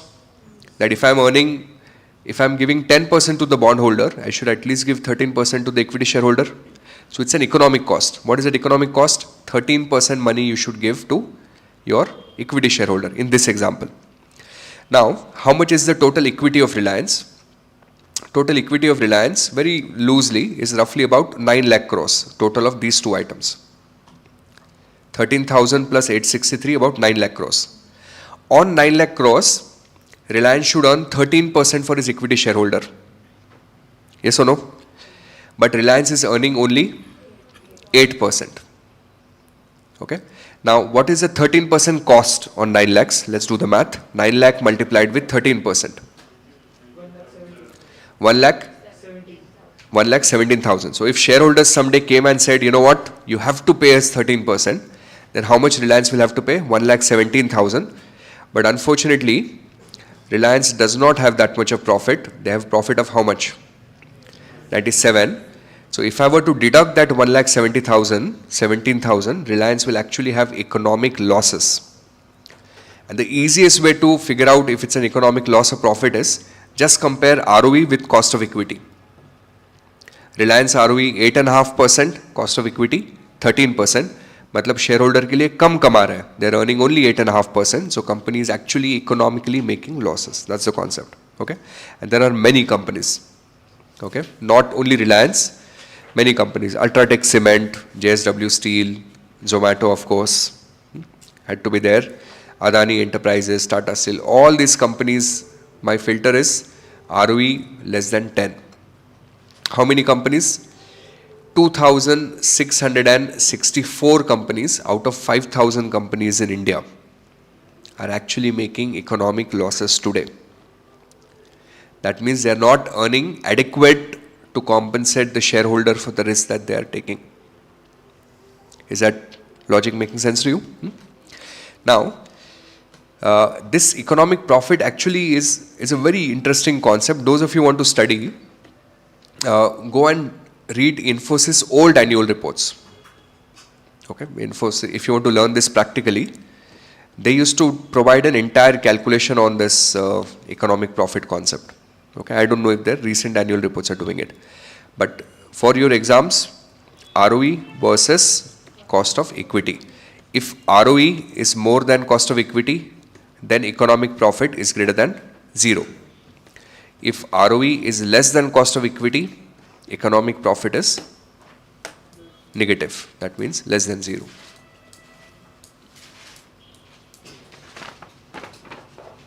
Third concept.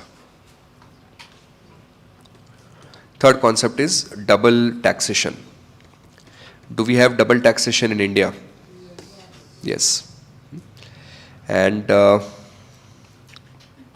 very, very unfortunate, but that's the real truth. Now I'll tell you what is the double taxation in India. It's crazy. Imagine if you decide that I want to do a business very legally in the country. I want to be compliant with all the laws. I will not do any cheating. First, let's say you do sales of, okay, thank you, Pritish. Let's say you do sales of 100 rupees. Now the first thing that happens is that government will take an indirect tax out of it, which is what? GST, which is about 18 rupees right now, right? Now government will say, listen, you're not paying that yourself, you're charging that separately to the customers, right? But the reality is, in a competitive world, you have to price your product based on what you feel is an appropriate price that the consumer will pay.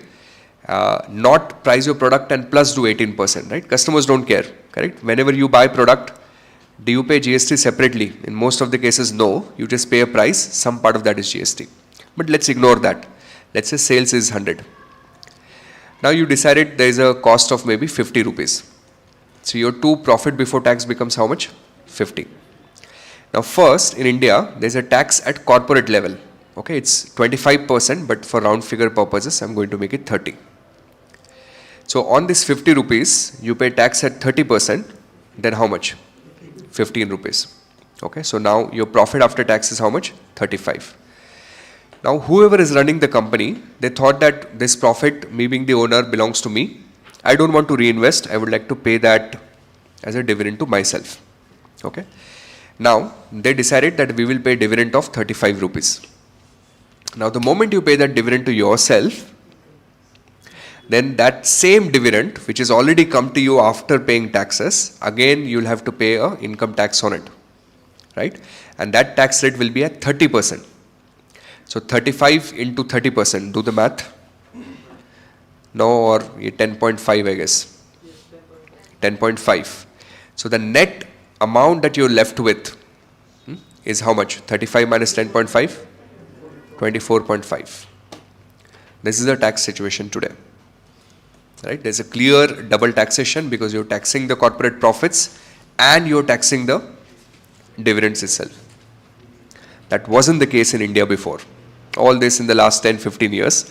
In India, earlier, dividends used to be tax-free. So dividends used to be tax-free, but then now we have to pay taxes on dividend. And in fact, in some cases, for most of the, because all of these guys who are paying dividends to themselves, they're making reasonable money. So actually there is a super tax on that 30.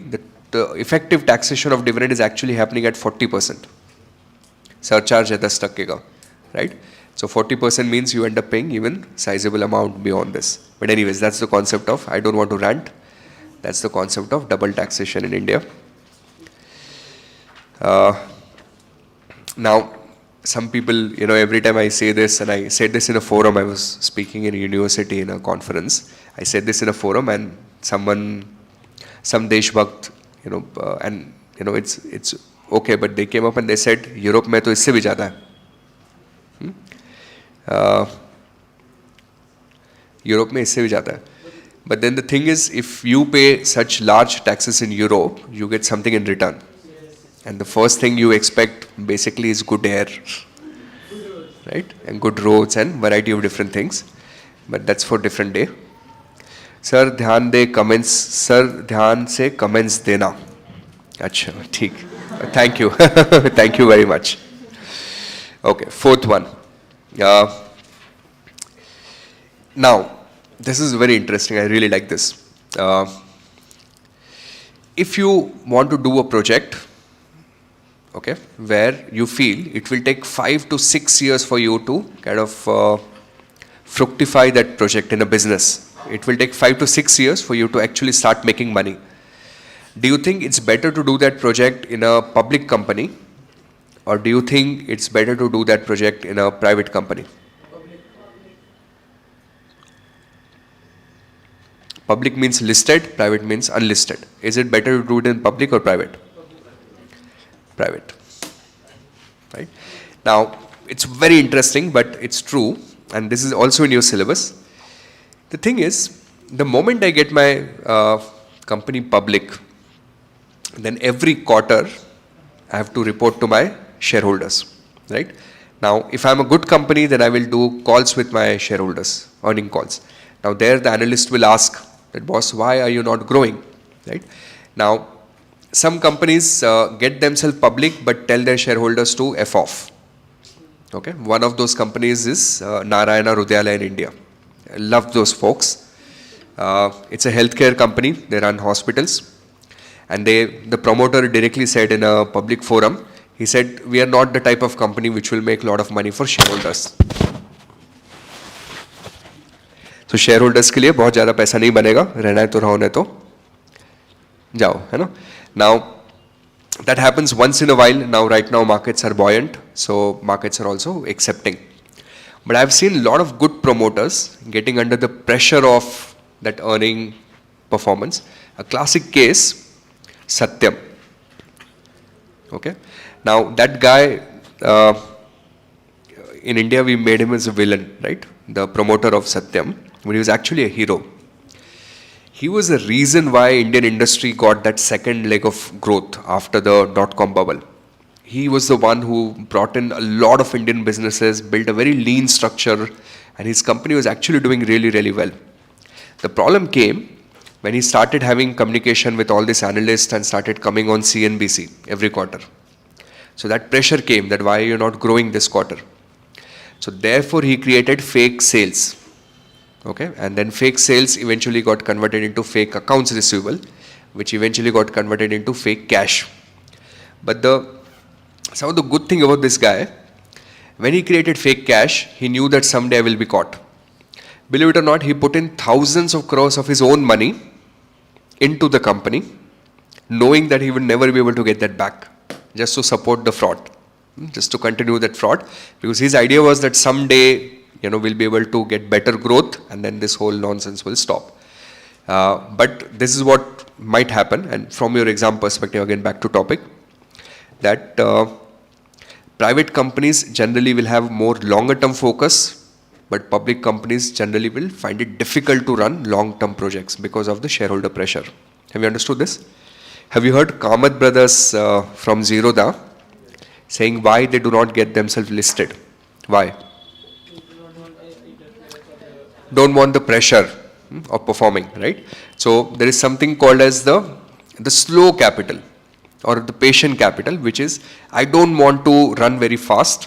I want to do business slow, but I want to build a long run sustainable model. For those companies, it's better to remain private rather than going into public. The worst category of investors to get on your cap table is a venture capitalist. Okay, if you run, all of us feel like that attraction, right? The newspaper mein naam aayega, ye aayega. But think of, and it's not their problem, think of the structure. A venture capital as a fund has a life of 7 to 10 years.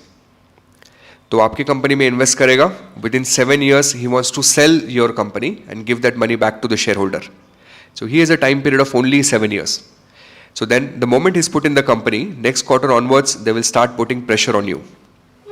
You know, that please perform, please achieve milestone, because if you don't, your valuation does not go up. If it does not go up, then he'll not be able to exit the company. So private companies generally better for long-term projects.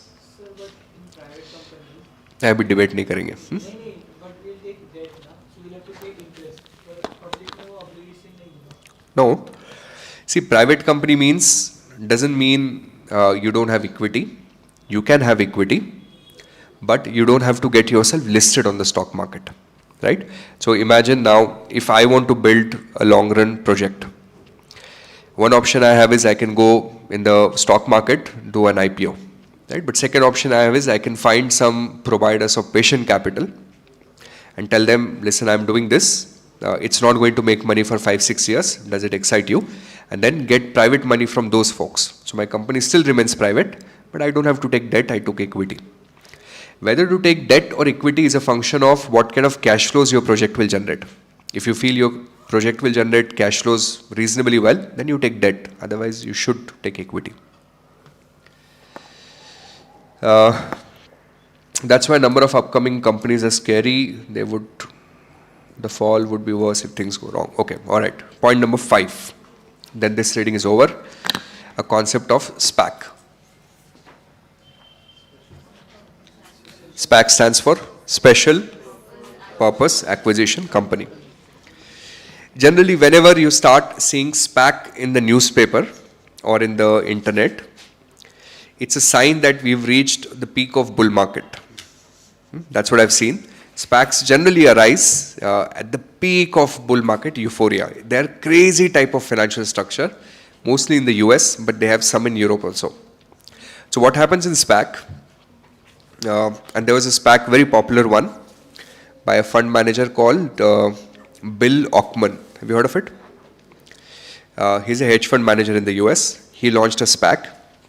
Now SPAC में क्या होता है कि I'm doing an IPO. Imagine I'm a SPAC manager. And I'll come to you and I'll ask you, all of you please give me 10 rupees.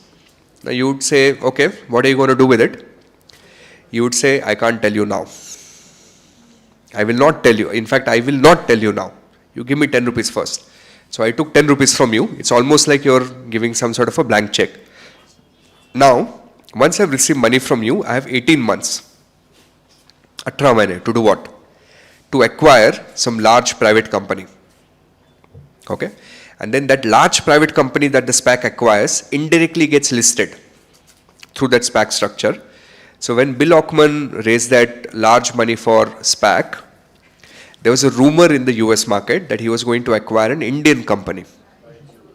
And that company was Byju's. So that was a rumor floating around at that point of time. And obviously that SPAC, no, not Paytm. Paytm, I think by that time was already listed. So rumor was about Byju's. And that time Byju's was at the peak. Everything was going well for Byju's at that point of time. So therefore this SPAC was very popular. If you do not acquire a company within 18 months, then what do? You return the money back to the shareholder. Even for those 18 months, that money is kept in a trust. This is how a SPAC structure works. Alright, now with this, reading number 1 is over. Let's go to LM2 of corporate issuers. Correct, very nice. Hero Atom is correct. There's another guy, Sri Lankan, called Chamath Papadia, I could never pronounce his name, but yeah, he's also a very smart fellow. He's called the SPAC King. He's launched multiple SPACs.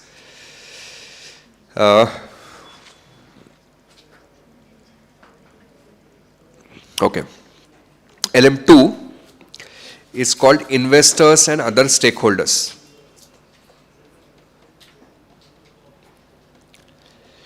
Okay. Now, this reading starts off with this main concept. There are just two theory points we need to discuss. There is something called as a shareholder theory versus stakeholder theory. Okay, we can have debate on this for hours and hours. It's very interesting. It basically goes to the core of or challenges the core of capitalism as a concept. That if I'm running a company, what is my number one target? Is my number one target to make money for my owners of the company, which is shareholders? That's one, which is called profit maximization. Or is my target to keep shareholders happy, lenders happy, customers happy, government happy, employees happy, the municipal corporator happy, right? MLA happy, everyone happy. So what is my main goal? Should I focus just on the shareholder or should I focus on all the stakeholders?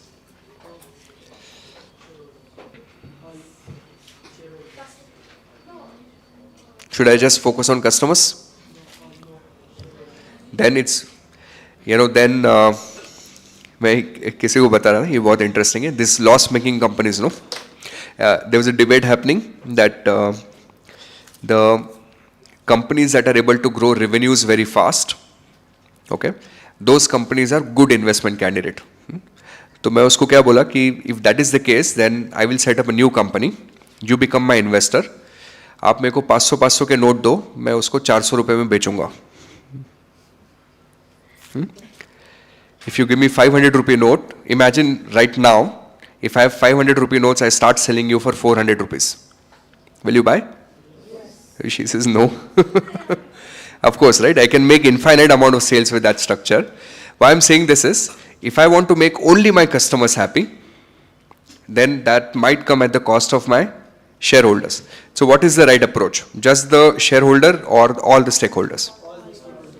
So now, all the stakeholders, right? That's the route CFA Institute has taken. Now, different people have different perspective, right?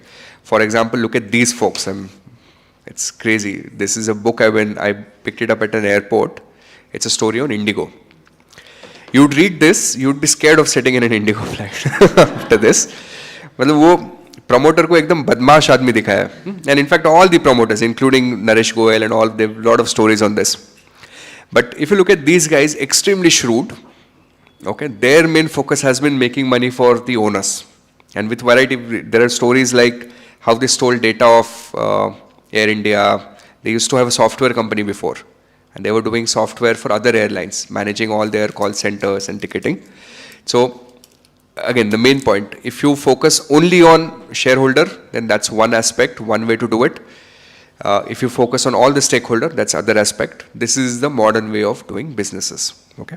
Now, there are pros and cons, of course, for it, because if you've heard about the Uyghur, I hope I'm pronouncing it right, Uyghur laborers in China. Have you heard of that? These are basically a minority Muslim population in China, and it has been shown in various news that they're living in an extremely bad environment, and this Chinese clothing manufacturer make them work 14, 15, 18 hours a day. That's how they've been able to keep the cost of production so low. Okay. Now the question is, I'm kind of really suppressing my labor to make money for the shareholder. Is that a fair way to do it? Right. So that's the whole debate. What Air India does, that they have been, this Indigo, they've been giving really, really hard time to pilots. Okay, in fact, all the staff, I have a few pilot friends, and everyone is extremely dissatisfied. with how Indigo operates, right? But maybe the shareholders are happy because in the last 5 years, companies made money. So that's something, again, we can debate on this. Then some discussion on lenders versus shareholders. This is a very interesting discussion.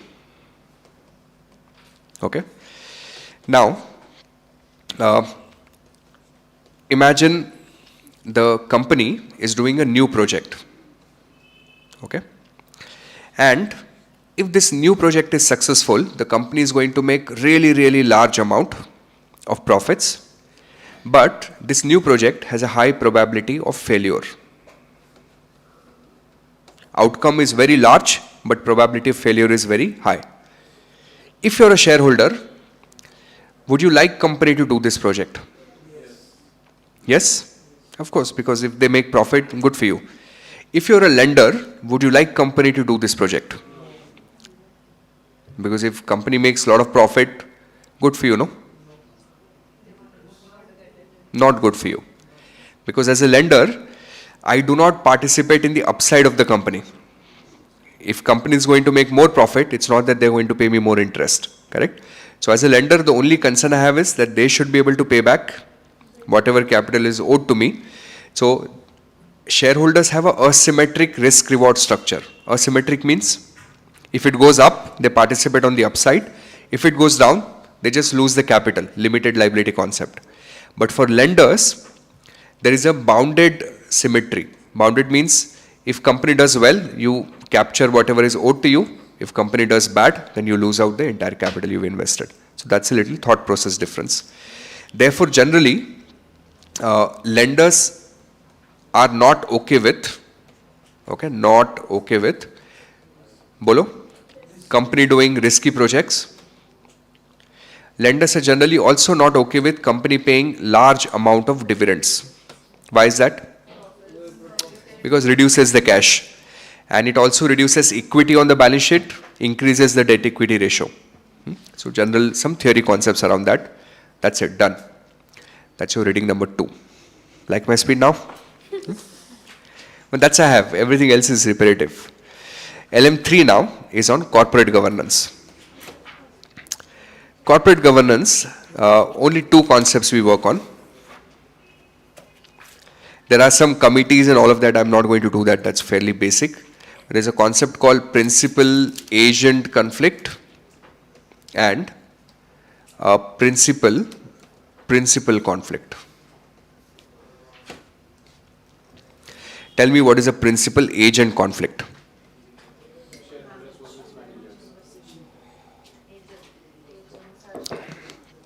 Shareholders versus managers of the company. So, whose manager is what? Agent or principal? Agent. And shareholder is the principal. Now, how will managers not work in the best interest? A, they'll pay themselves large salaries. B, they will do their pet projects. If they like something, they'll do it. At the cost of shareholder. This company I keep on talking about, Saregama. I mean, I like the company, maybe unreasonably so. But recently they invested 300 crores into that Bansali music production. Sanjay Leela Bansali wala. Now, management explicitly came on con calls every now and then said, we will not do big budget movies, we will not get into movie making. They do some smaller budget movies, right? But I told you the promoter is very, he wants to get into that Bollywood media type of circle. So they eventually got in. Now, maybe good for them, but not good for shareholders, right? So that's your principal agent problem. What would be a principal problem? Fight between 2 shareholders. Multiple cases where the majority shareholder wants something, they will force minority shareholder to come along. Typically, it happens in case of dividend payment. Okay, we have a company in India called Vedanta now. If you notice what is happening in Vedanta, they've been paying really, really large amount of dividends to the shareholder in the last 2-3 years.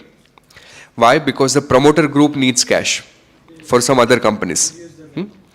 But as a retail shareholder, I would rather say, don't give me cash, invest that into your business because you might make better profits there.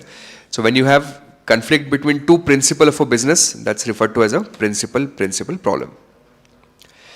Second, a concept of shareholder activism. Does anyone know what is that? उनको mic दे दो. Mic पे नहीं बोलोगी?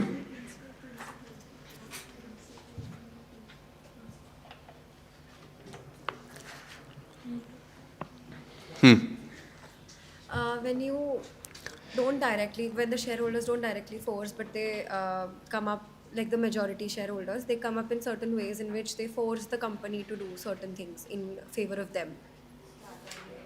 Like for example, they'll publish, if they are famous or something, they'll publish some letter in which they've mentioned ki, I want this to be done, and it'll force the company to somehow do it. That's right. So an activist shareholder will force company from either taking certain actions or refrain from taking certain action. That's called shareholder activism. Globally, shareholder activism is on the rise. Okay, even in India, shareholder activism is on the relative rise. It's getting better. If you get chance today, after the class, go back and listen to, not for the FEB candidates, aap log padhai karo, but other folks. There's a company called Tejas Network. You go to this quarter's con call. Okay, and in that con call, you listen to last 7 minutes. There is an investor called Naredi, some Naredi. He just lost his cool in the con call. He got really furious और management को गाली देना शुरू कर दिया. You guys are fraud. You don't understand. Should I keep the stock or sell it? He literally went bonkers on that. That's not activism actually, but at least shareholders are more engaged. A lot of cases, these analyst community have gone and asked some really tough questions to the management, right? That's your activism. The next step of that would be, in India, if we generate some celebrity investors like we have in the US. That will happen in the next 10-20 years. I hope some of you are those names. Okay, where when you buy a stake in a company and someone is saying you showed that in the class. दिखाया था क्या मैंने class में? Okay, maybe some. But some of you should practice that, where if you call a bluff,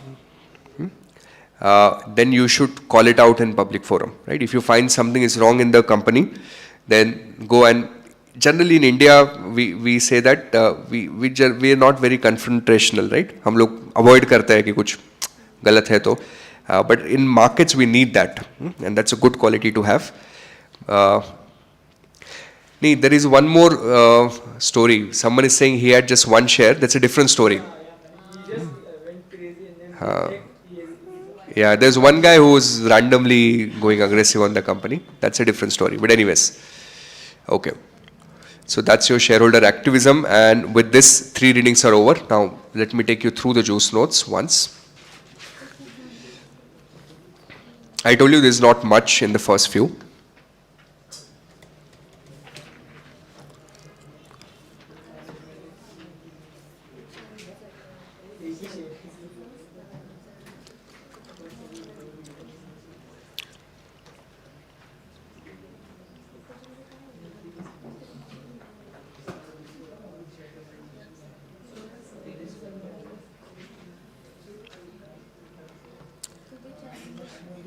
Okay, I'm downloading corporate issuers.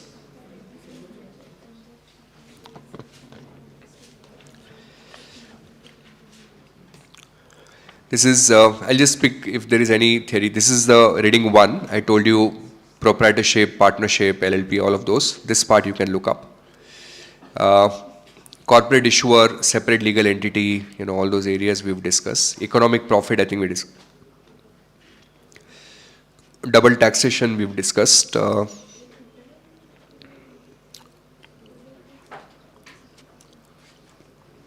Private company, this is the point I was trying to focus on. That if you want to do a long-term projects, it's better to remain private rather than going public.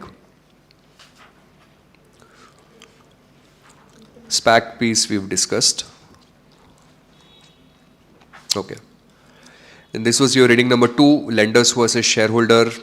What is the payoff, that asymmetric payoff piece that we've discussed. Shareholder theory versus stakeholder theory. Now, they have some discussion on investors, board of directors, 1-tier, 2-tier board. I don't think these are testable items. Some nonsense again on ESG. And I say nonsense because this whole ESG thing has become a buzzword only in the last 10 years. Uske pehle koi nahi puchta tha. But doesn't mean as investors we never cared about governance. Governance was always there. This social thing has creeping into investing for the last few years. Environment, of course, is important. That's it. That's your ESG piece. Then this was your corporate governance. We've discussed principal agent and then principal problem.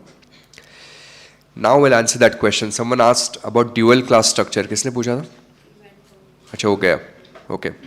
So, yeah, in the US, even in India, in some companies, you have 2 types of voting structure, especially in case of Tata Motors. Okay, some of you might have heard there's a Tata Motors shares and then there is a Tata Motors DVR. DVR stands for what? Correct, differentiated or differential voting rights, which is kind of similar to what we have in the US in Class A and Class B. Okay, the difference between the two is primarily focused on what kind of voting rights do you get. Generally, Class B shares are cheaper, but then they get lesser votes. Class A shares are expensive, but they get relatively higher votes. Then shareholders versus creditors, shareholders versus other stakeholders, those pieces. Some discussion here. Do you know what an AGM is? Once a year. इसमें generally 2 काम होता है जो routine 2 work. One is auditor appointment. Second is election of board members. If you're not writing in Feb, you have some time, go and watch some AGM videos online. These days AGM videos are also released in public domain. So आपको YouTube पे दिखेगा कैसे काम करता है. Then EGM is once in a while when I have some extraordinary work, typically some sort of amendment, mergers and acquisition, sale, where I need approval from my shareholders. Then I take an EGM, extraordinary general meeting. Proxy voting means in these meetings, voting on behalf of someone else. Shareholder activism we've discussed. Activism at times can also lead to litigations. Okay. Now, corporate takeover.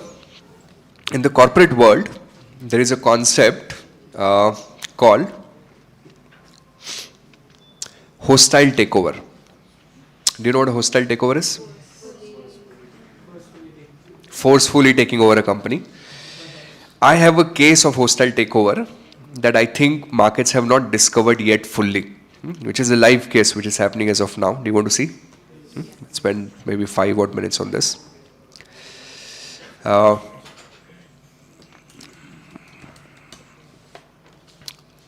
There's something in this story which is not out in the public domain. There's this company called PSP Projects. Okay.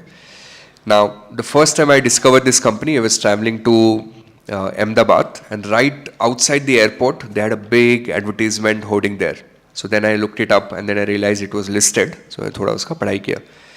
Now, if you look at this company, they built some very legacy buildings, Kashi Vishwanath Corridor, then there's Surat Diamond Bores, Nestle plant, BSC office somewhere, okay, FinTech City, Zydus, IIM Ahmedabad ke kuch buildings. They've done some really, really good work in infrastructure space. Now, one of their biggest client that contributes about, now let me show you their balance sheet first, okay, so you'll get a little more insight. Now what you see on their balance sheet is, look at this number of trade receivable and see what has happened to trade receivable in the last 2-3 years. Kya hua hai? Trade receivable has gone up quite dramatically. Okay. Now, one of the biggest customer that PSP has, guess what? Gujarat, Adani's. Adani is their biggest customer. Adani's in fact contribute about 30 to 40% of their total business. They've been building, doing construction for Adani's left and right. Now, Adani's decided that, because this guy is doing so much of project for us, then we might as well just acquire the company. Okay. So what Adani's did, starting, they bought a small piece in the company few years ago, sometime back, 11%. And then this quarter, if you notice what has happened, the promoter has reduced significant holding, and now it's Adani that's holding 34%, and Adani's moved from an investor to now a promoter. Okay. Now this is capped at 34% at the moment. My guess is that there is something behind the surface that we are probably not being shown, and my guess is that maybe they were squeezed by Adani's because, and that's a guess and I could be wrong, but they were squeezed because there was a large amount of receivable due any which case, right? And this, if that were true, then this would be a very weird case of takeover, where you first go become a customer and then you create a large value of udhari, and then you say, okay, if you want back, then start selling me some ownership of the company. And there was some legal dispute with Adani about this ownership some time back, but very interesting. So nevertheless, that's your hostile takeover. We've had many cases in India of hostile takeovers. Yeah, those legacy cases. Now, if there is a hostile takeover, what do you do? Okay, so what you do is, you have certain defense mechanism. These are couple of defense mechanism. One is called staggered board elections. Now, what's a staggered board election? Anyone who comes and buys your company, they would want to control the company agar wo board of director mein apne log bitha paye, right? If board of director is their people, you make a rule that my board of director is made of 10 people. Every year, only 2 can be elected. So by the time that person gets 6 people on the board, kitne saal lagenge? 10 years. So 3 years, his money, but your control, right? So they will be now dismotivated to or disinterested to acquire. Then you can do something called as a poison pill, where you simply go to the existing shareholder and tell them, now I'll sell you new shares at a cheaper price. Why is that? So imagine you guys try to acquire FinTree from a hostile way. कि मैं भी FinTree acquire कर लेता हूँ. Let's assume that's happening. Now, who wants to be the acquirer? देखो कितनी खुश है. Let's say Khushi is the acquirer. Now slowly she's accumulated 20, 30, 40%. Right? Now I'm worried. I don't want her to get more than 50. So what I'll do is I'll go to all other shareholders. Let's say you guys are my other shareholders. I will come to you, and to each one of you, I will say, do you want to buy more shares? I'm giving them at a discount. So I will issue more shares to you except her. What will happen? The moment you get more shares, her ownership will go down to maybe 30%, right? Proportionate ownership. And then the same cycle will repeat. This is called poison pill. There is also a strategy. We'll study that in some other subject I forgot. It's called crown jewel. Now, how crown jewel is playing right now in geopolitical world is with Taiwan and China. Okay? If you saw the news last week or a couple of weeks back, where China had almost ring-fenced Taiwan. Okay? Now, why is China doing it? The crown jewel of Taiwan is what? TSMC, right? The chip manufacturing. So there was one strategist, I heard him, that strategy was saying the smartest way to kind of get China disinterested in you is just burn all the factories of TSMC in Taiwan, right? Because the moment you do that, then China will have no incentive to acquire that. That's called crown jewel. Now, IT companies do it. How they do it is, if someone is forcefully acquiring them, they just fire their top employees. Because those are the reason why company is working, right? So those are all takeover defense strategies.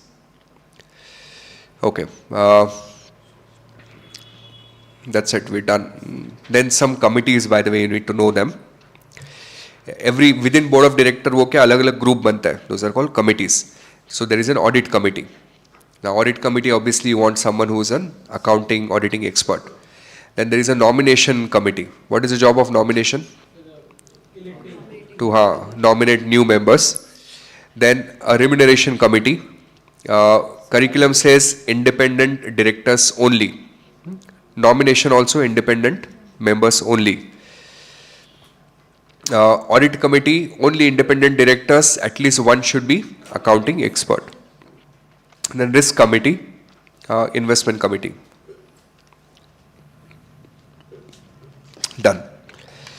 Want to take a break? Now we are left with LM 4, 5, 6. Next 3 we have to do calculations, and then LM 7 is theory again. We should be able to finish by 10:30ish, maybe before that. 10-minute break. I'm putting on a timer.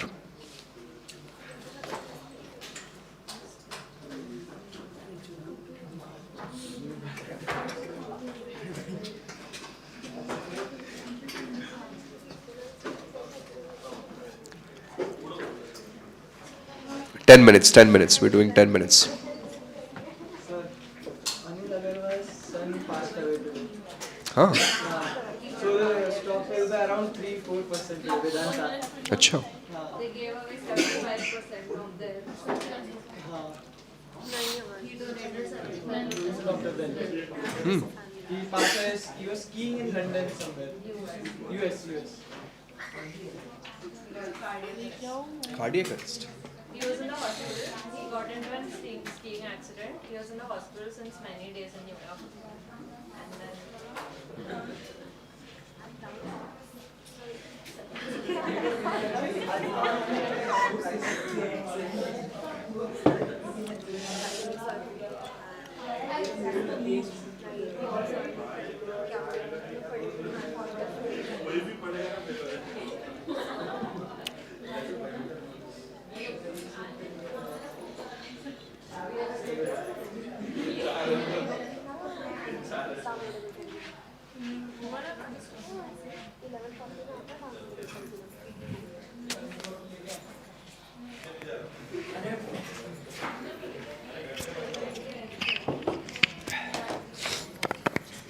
विशाल आपल्या सेशनचे schedule आहे ना ते डिस्क्रिप्शनमध्ये टाक प्रत्येक व्हिडिओच्या आणि session schedule put that in the description and comments Shaha Harsh will put the schedule in the video description today at the end of the session, but the next session is on 13th of January in case if you'd like to attend. There are going to be total 7 sessions now. Today is day 3.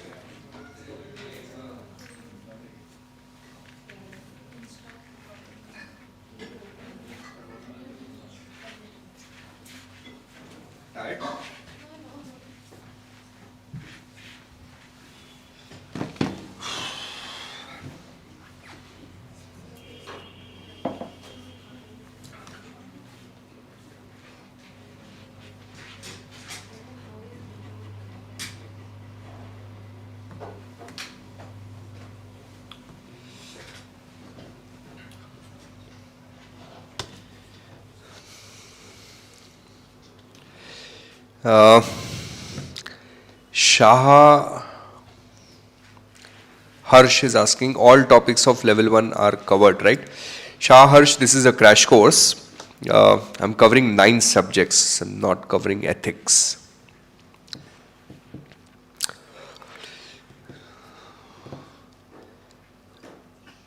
What are we going to start now? Now we're going to start with working capital. Dollar sign one time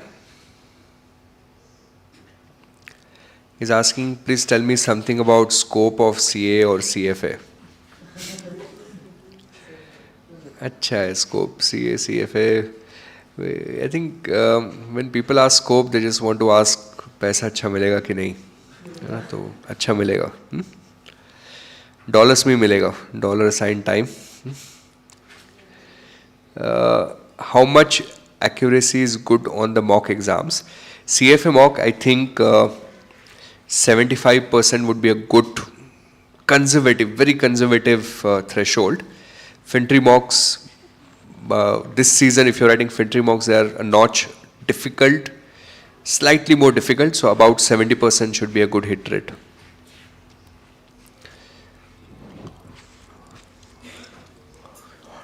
What are the subjects set on AM and PM on exam day? I don't remember. Does anyone have the list handy? What do they test in AM and PM?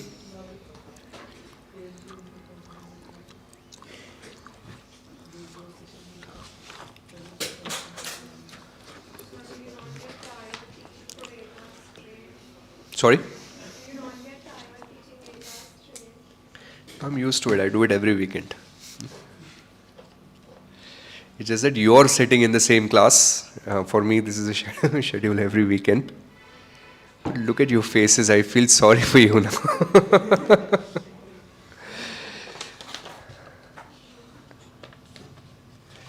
It's fun. It's all, I think the two fatigue could be either physical or mental, है ना? कि एक बार तो शरीर से थक गए या फिर दिमाग से थक गए. A lot of mental fatigue you can manipulate. You can say you can just fool yourself that I'm feeling great, I love this, I'm enjoying this, and you believe it. Physical fatigue you can't do much.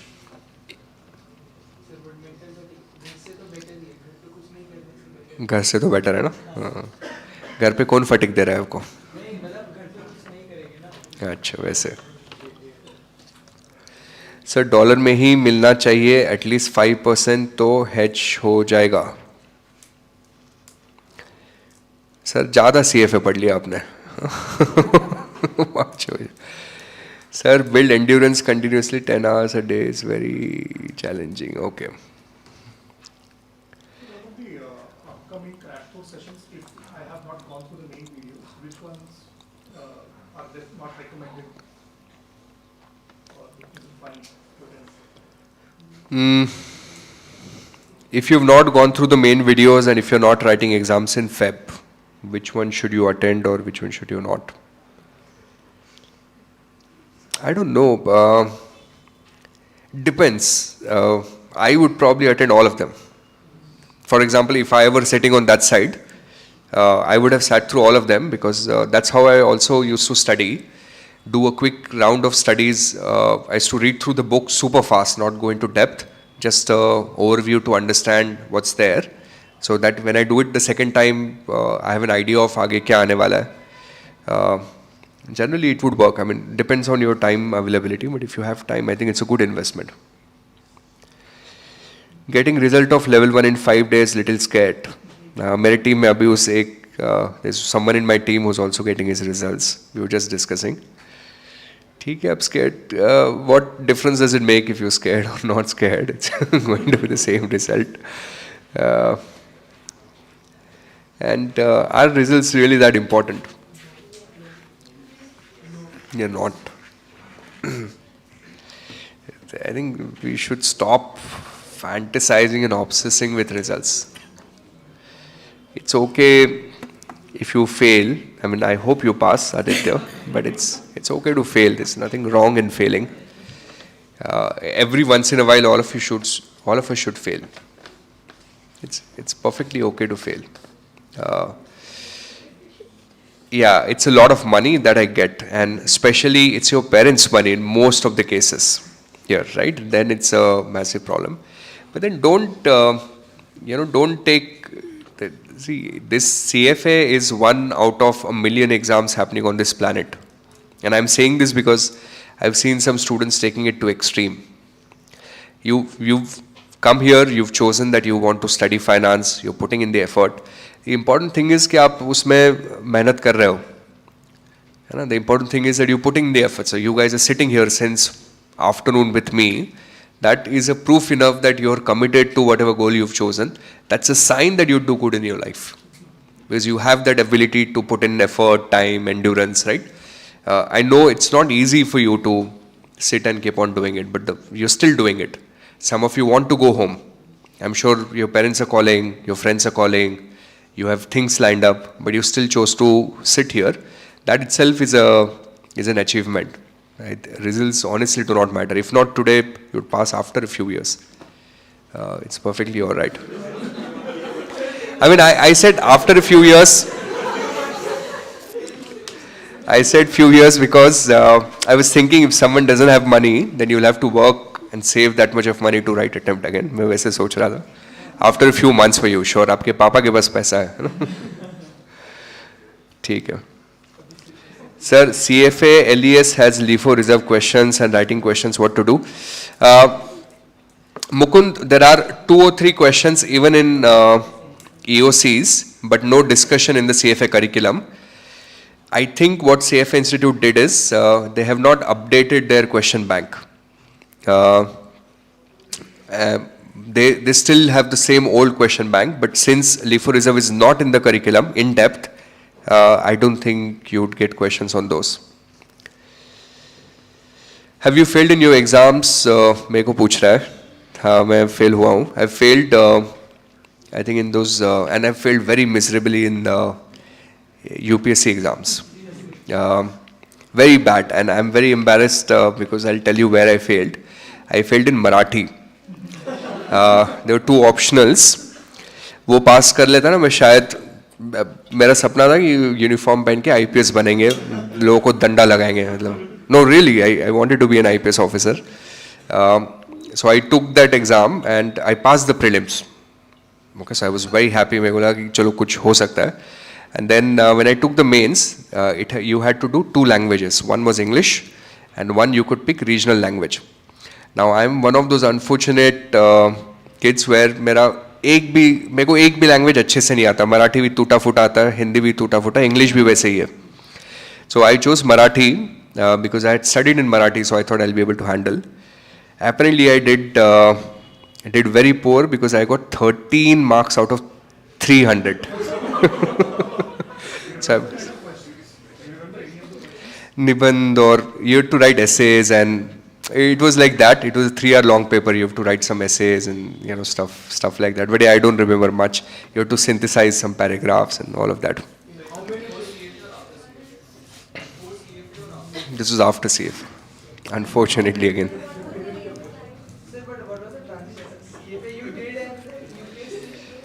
वो बीच में ना 1 साल हो गया. अभी मैं camera पे नहीं बोल सकता आपको. वो 1 साल में ऐसा थोड़ा हो गया था.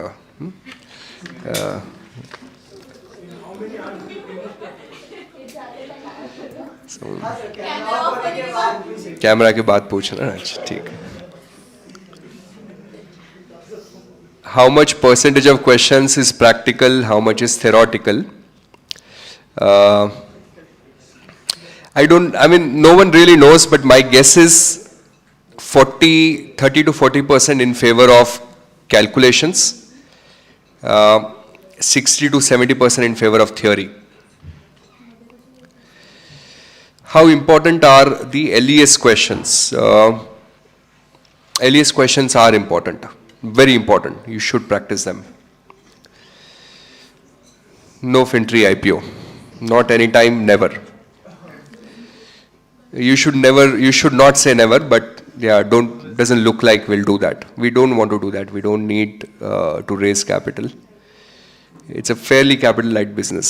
So क्या करेंगे हम लेके? What do you feel about preparing for subjects based on their weightage on the exam? I do not recommend people to prepare based on weightage. I think that's a flawed strategy. Give equal weights.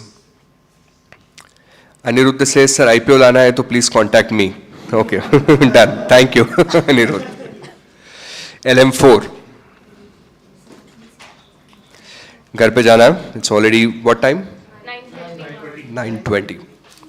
LM4, working capital. First concept.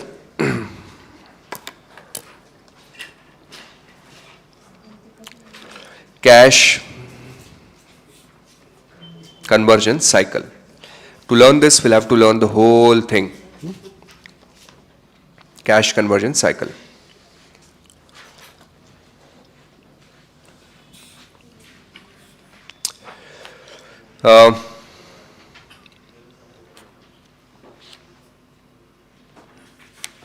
Step 1, the concept of inventory turnover ratio. We saw some of these formulas. Inventory turnover ratio is COGS.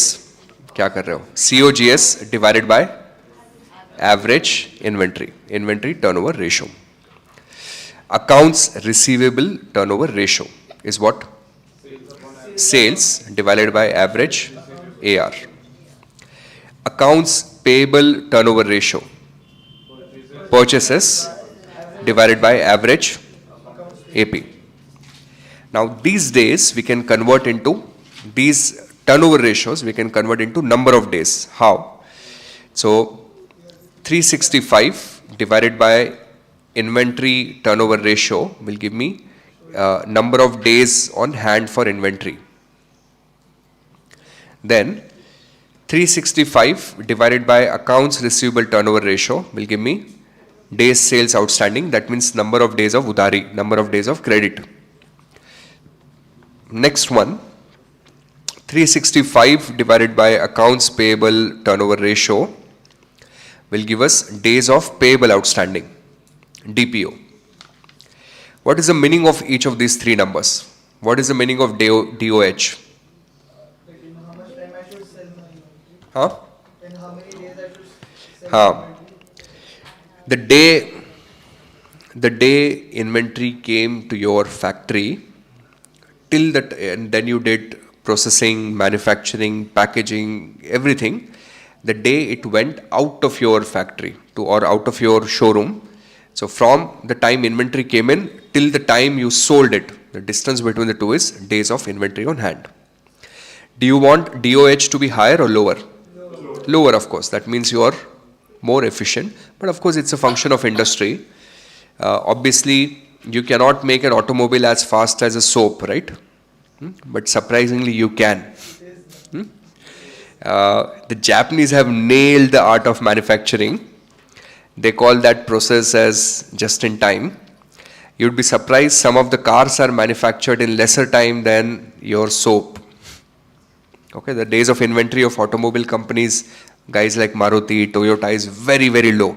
2 से 3 दिन में car बनाता है. Extremely efficient, but साबुन बनाने के लिए 1 महीना लगता है.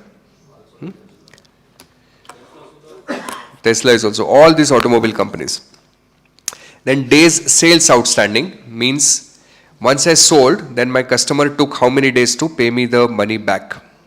Okay. Now, do you want to get money faster or slower? Of course, faster. But it's also a function of your,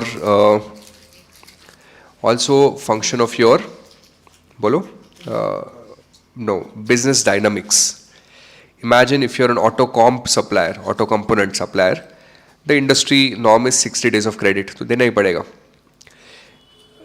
Unfortunately, if you happen to be a supplier to a builder or a developer in India, right, that's the worst business to be in.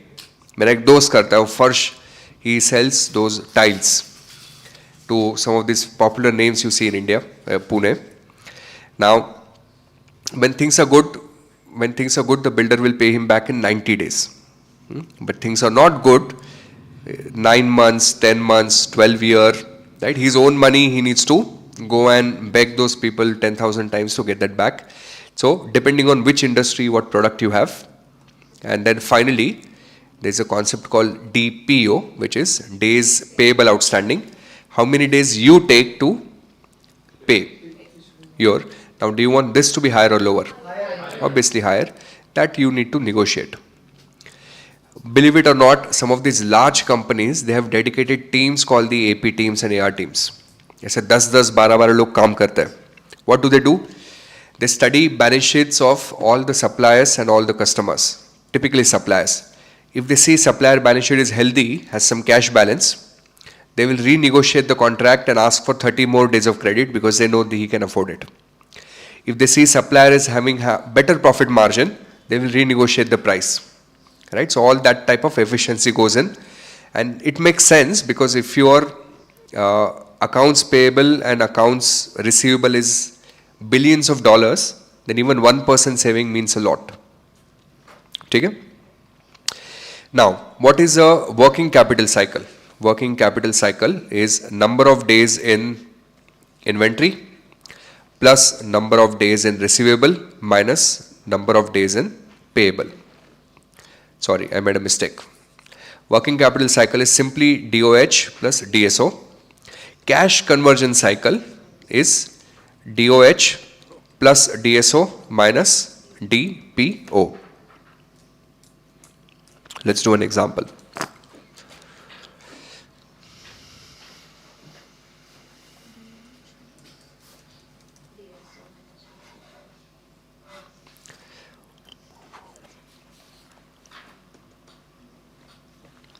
Let us say a comprehensive example. One example will cover everything. Let us say a firm has opening value of inventory of 1,000. Closing value of inventory is 1,400.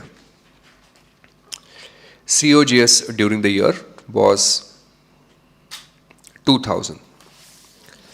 Purchases made by the company during the year. Can you just figure out how much from this data?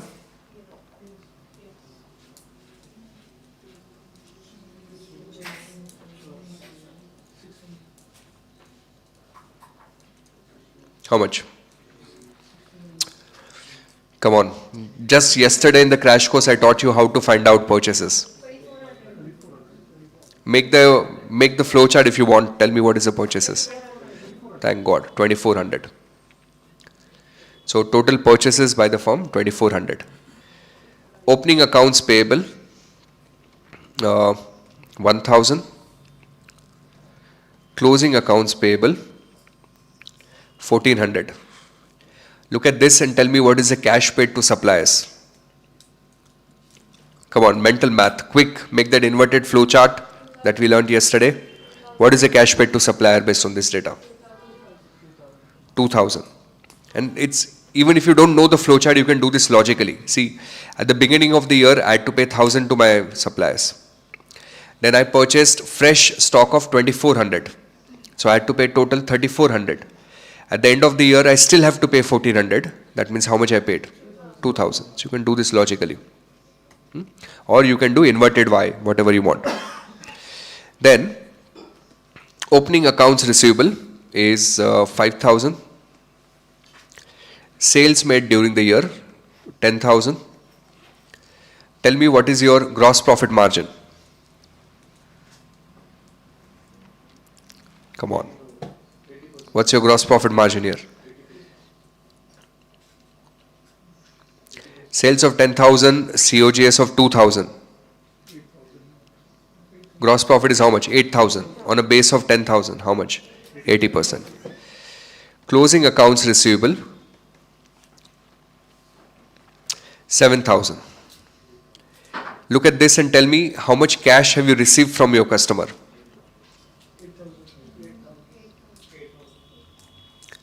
8,000. The same flow chart we did yesterday. Okay.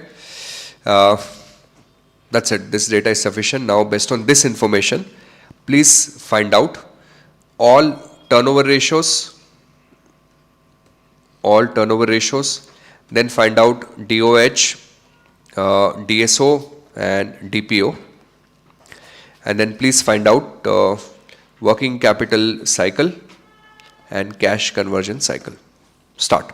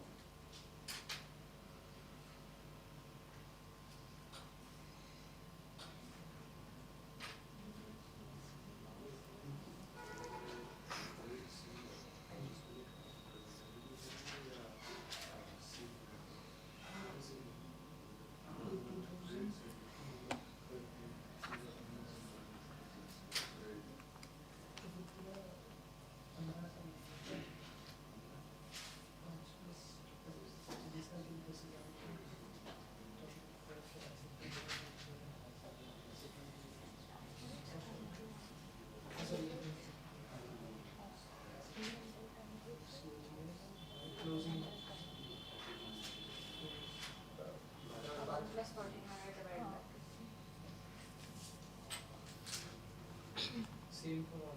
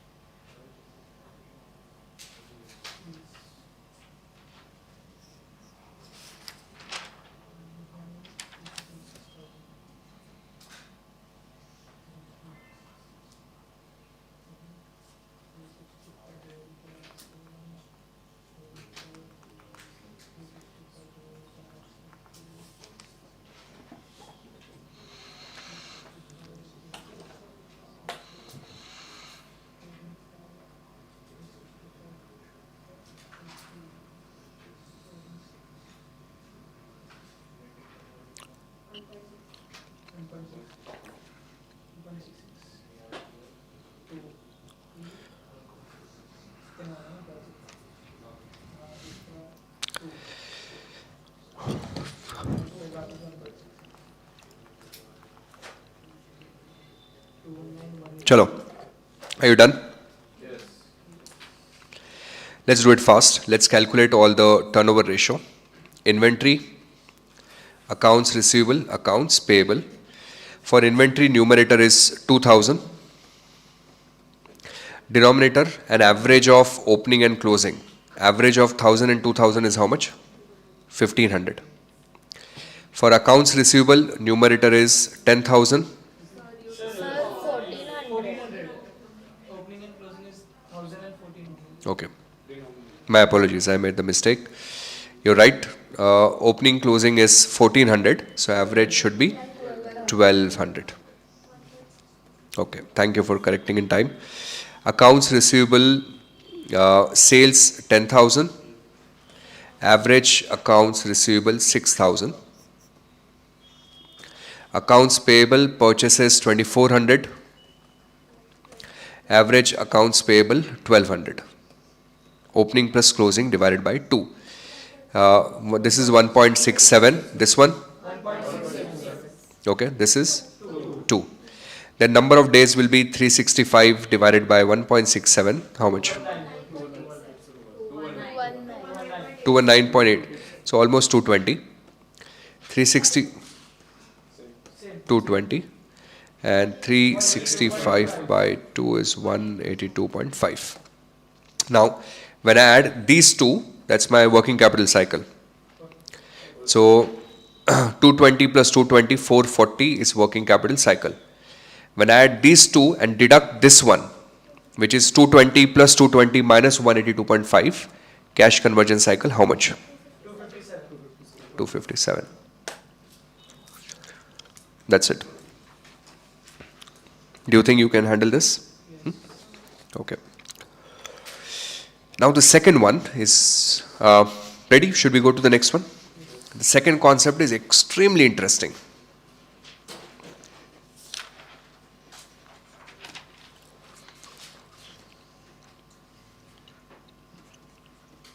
It's called implicit borrowing cost. And now again, CFA curriculum has some weird looking formula for this, which you don't need. Now let me show you what this is. You typically on an exam question would see something like this: 2 by 15, net 45. And then they will ask you what is the implicit cost of borrowing. Okay, now what does this mean? It means 2% cash discount, okay, to your customer or to yourself if you pay within 15 days. Otherwise, pay full amount on day 45. 2% cash discount if you pay within 15 days, otherwise pay full amount on 45 days. This, they want you to compute the cost of borrowing. Now I'll show you what that means. Okay, it's a little bit like this. Let's think you're a client, you're a customer. These are the choices you have: 0, day 15, day 45. If you pay on day 15, you have to pay only 98 rupees. You know? And otherwise, if you don't pay on day 15, then you have to pay how much? 100 rupees. So then the question is, till 45, sir, not on right.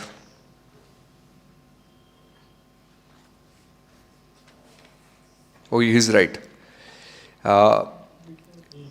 Otherwise, pay full amount till day 45. But till basically means on, because why would you pay early? He's saying, should it be till or on? So yes, up to 45 you can pay, but generally people will pay on the last day. Now, what is the implicit cost of borrowing here? Okay, so how do you convert this? So I'll give you a simple technique. You don't need formula. What you do is, this number you keep as present value. This number you keep it as future value. N is going to be the time period between these two intervals. How much is that? 30. So keep 30 by 365 as N and just compute IY. 27.86. That is your implicit cost of borrowing. Or what does it mean?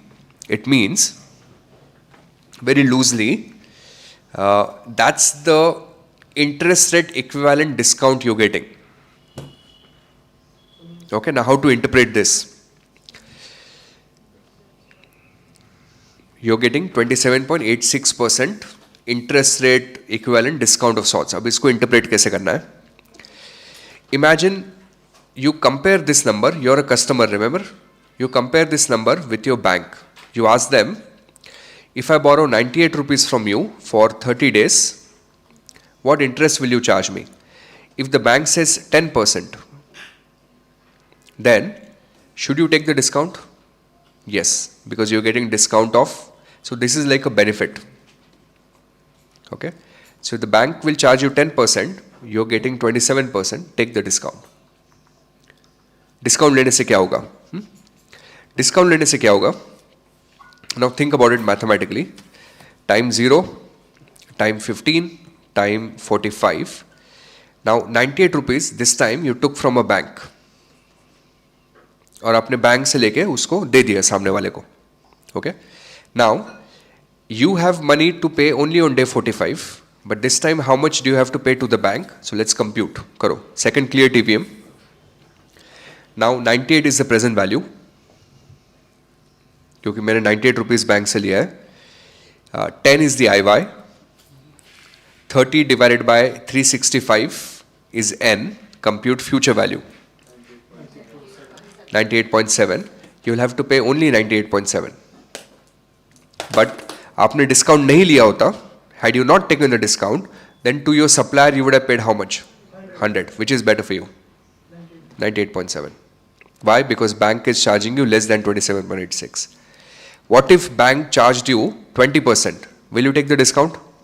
Yes. What if bank charge you 27.86%?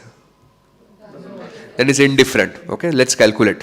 Let's see how it comes out to be. If bank charge you 27.86, second clear TVM, 98 present value, 27.86 IY, 30 by 365 N, compute future value.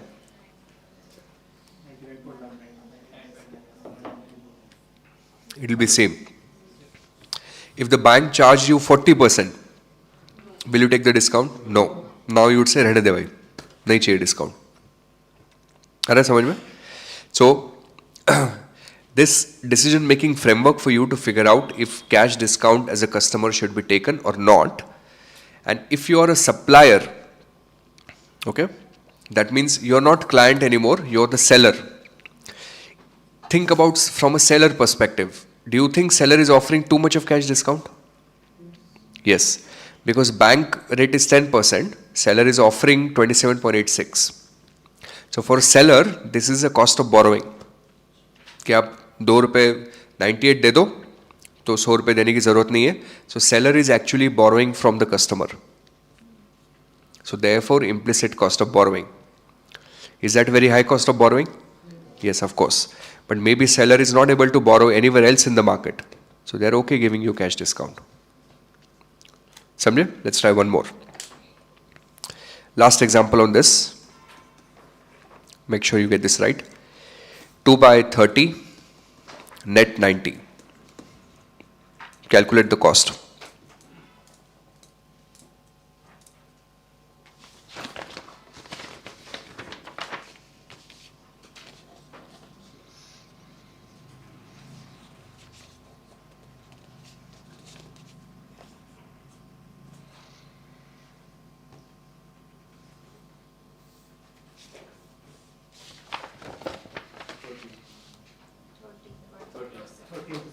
%. Okay. So time 0, this is time 30, this is time 90. The time that's relevant for us is between this window, which is how many days? 60 days. Now 2% cash discount, so pay either 98 here or pay 100 here. Keep this number as present value, this is future value, 60 by 365 as N, compute IY. 0.07%. So if the bank, now think from a client perspective, okay, you're a customer. If you can borrow from bank at 5%, should you take the discount? Yes. Borrow from bank at 20%, will you take the discount? No. If you're a supplier, if you can borrow from bank at 5%, should you give the discount? No.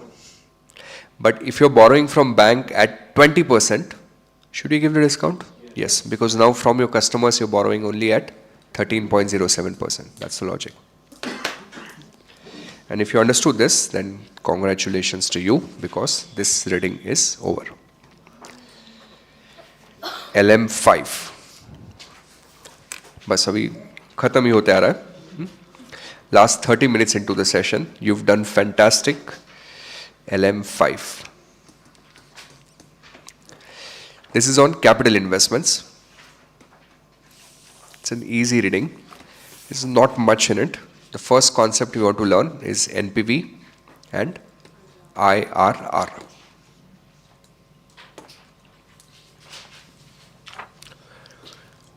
NPV is calculated as present value of inflow minus present value of outflow. IRR very loosely is the rate that you earn on your project, the rate that you're earning, and you obviously hope that your IRR is greater than your cost of capital. When IRR is more than cost of capital, your NPV is positive. Out of the two, if there is a conflict, which one is a superior method? NPV is a superior method. Okay? Let's do some basic math now. Let's say we have a project. At time 0, you're going to invest 1,000. Time 1, 2, 3, 4. Time 1, you would get 400, 500, 300, 400. Discount rate 10%. Please compute NPV. Please compute IRR for the project.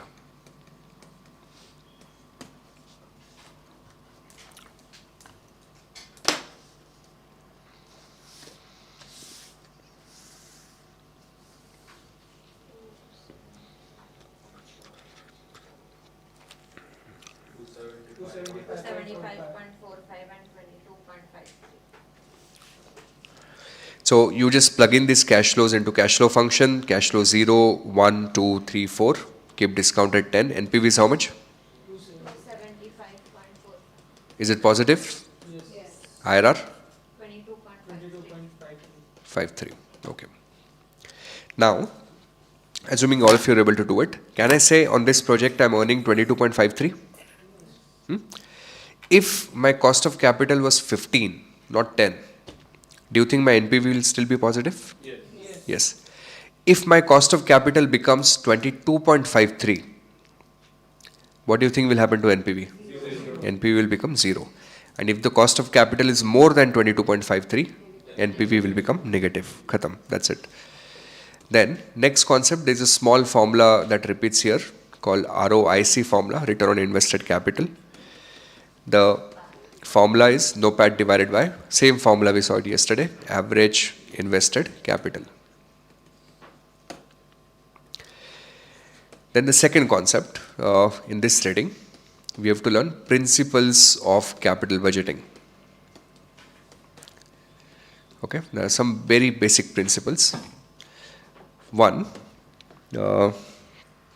all cash flows we always consider after tax. Second, our thinking is always based on incremental cash flows.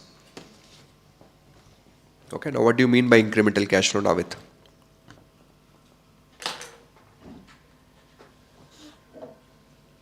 Incremental cash flow मतलब क्या? He's completely zoned out right now. किसके बारे में सोच रहा तू?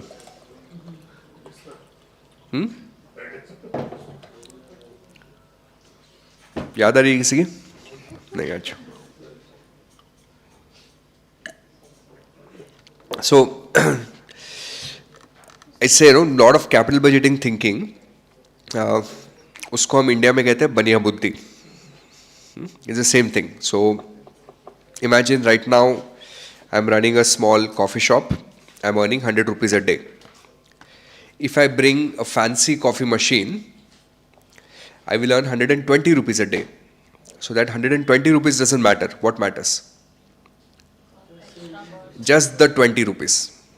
Because anyways I was earning 100. Now bringing this machine I'm earning 120. So I'm earning 20 extra. So I compare that 20 extra with the cost of coffee machine. That is called incremental cash flows.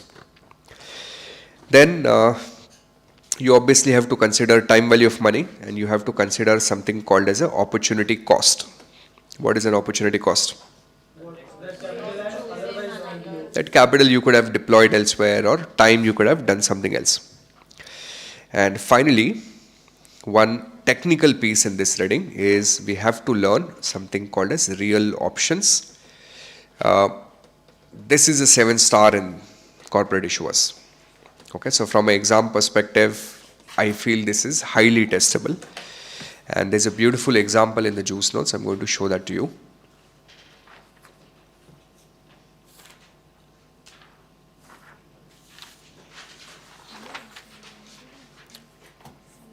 Okay, I might have to log in again. Just give me a minute.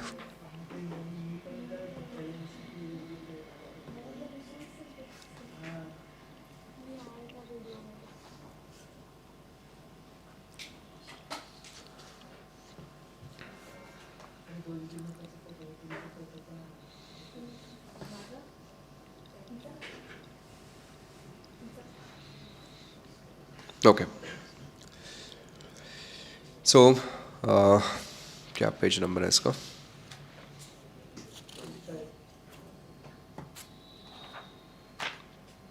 Third 25. Huh?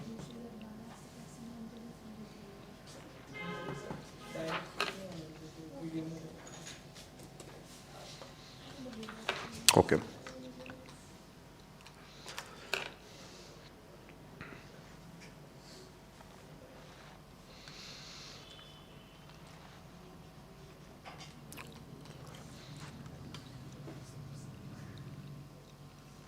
Here we go. What is a real option? A real option means an option that exists in a real world situation. So it's a little bit like this. Okay.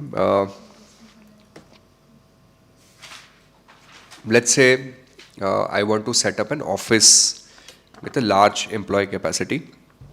Let's say Google is coming to Pune. Now, they go to your Balewadi area and they take one floor on, or let's say they purchase one floor. What these folks will typically do is, with the developer, they'll sign an agreement, which will say, right now we are buying one floor, but after 6 months, if we decide to buy one more floor, you cannot sell it to.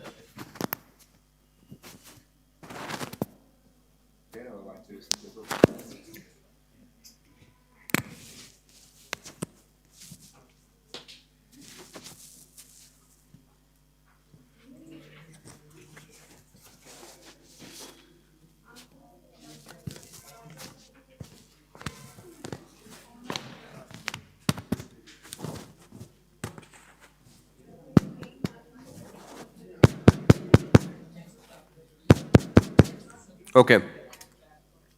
Can you still hear me? Yeah, so I'm Google. I buy one floor. Soon low, 1 minute में समझ में आ जाएगा. I will make an agreement with the developer, which will say, you cannot sell the floor above me to anyone else for next 6 months, and I will have a right to buy, if I choose to buy, at this particular price from you 6 months from today. Okay. Now think about it. If you make an agreement with the builder like this, do you think that agreement is valuable? Yes. That agreement is nothing but a call option. It gives you a right to buy, but no obligation to buy. These type of options that come in a real world business environment are referred to as real options. This is a very common practice in mining industry. That I'm buying exploration rights in this area.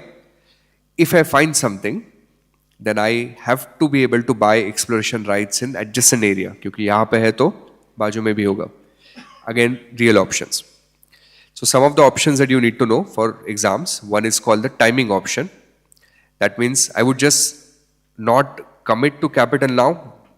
Let me decide after 6 months, but let's lock it in now.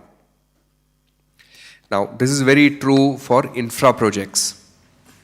Okay. So let's say that some exotic island, okay, some Hawaiian island, they want to build an airport. अब वहाँ पे दिक्कत क्या है ना कि that micronation region, if you build an airport, it's entirely dependent on tourism. So धंधा चलेगा because airport needs to make money, right? So then some of these companies, what they'll do is they'll enter into a feasibility studies, do an agreement, but they will say we will decide after 6 months, which is a timing option. Second one is a sizing option. Sizing means I can either increase the size of my project or I can decrease the size of my project. Okay. So there's a company, there's a very interesting industry that's shaping up in India. I haven't bought it yet, but I really like, I'm still studying. this company called Updater Services. Okay, now what these guys do, they're into business service. So if you work in some corporate, there must be some lunch available in your canteen, right? These guys manage that. And they manage lunch for thousands of employees, 5,000. Then these large corporate need housekeeping service, pest control service, electrician chahiye, plumber chahiye. So these guys will provide all business related services. Okay. Now, what these guys will typically do is when they enter into a contract with the company, they will have some sizing option locked in. They will say, we'll start with one floor. We'll execute the food for a certain floor. If it works well, in 3 months, we want the right to be the first one to execute your new floor. So वहाँ पे जो employees आएंगे उनका भी खाना हम लोग ही बनाएंगे. All of those are your growth or expansion options.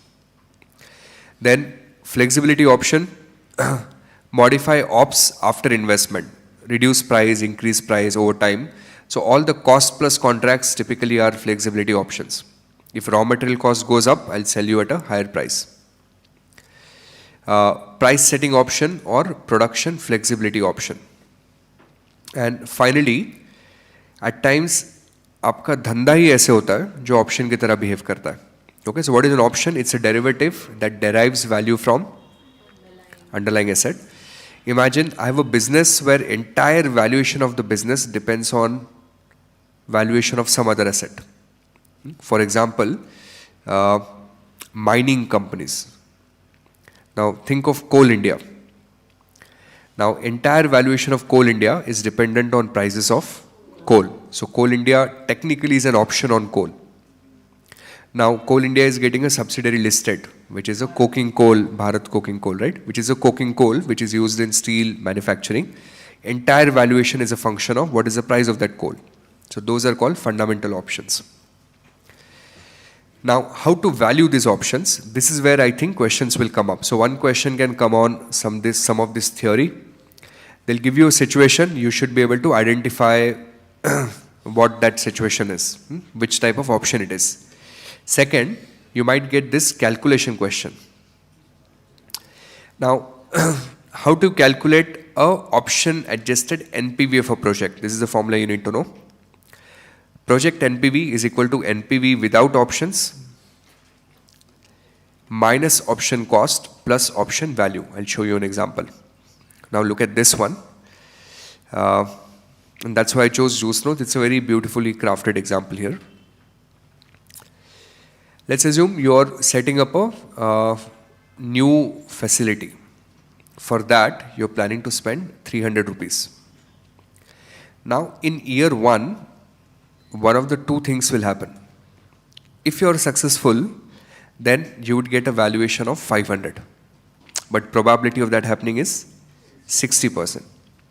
If you fail, then your valuation is worth 0. Probability of that happening is 40%. Okay. Now, if you fail, then there is an option available for you, but right now we'll not consider it.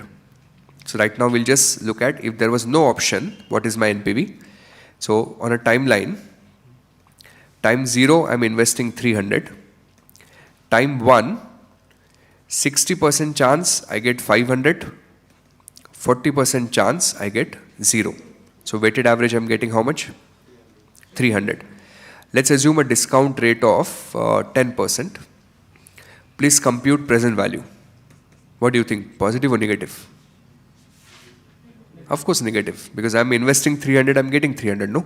So karo, TVM row, sorry, cash flow function. Cash flow 0, 300 negative. Cash flow 1, 300 positive. 10% compute NPV.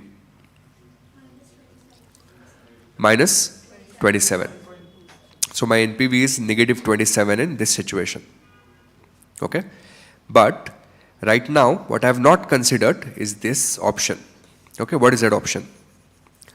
Option is that if my product fails, then I will launch an alternative product line.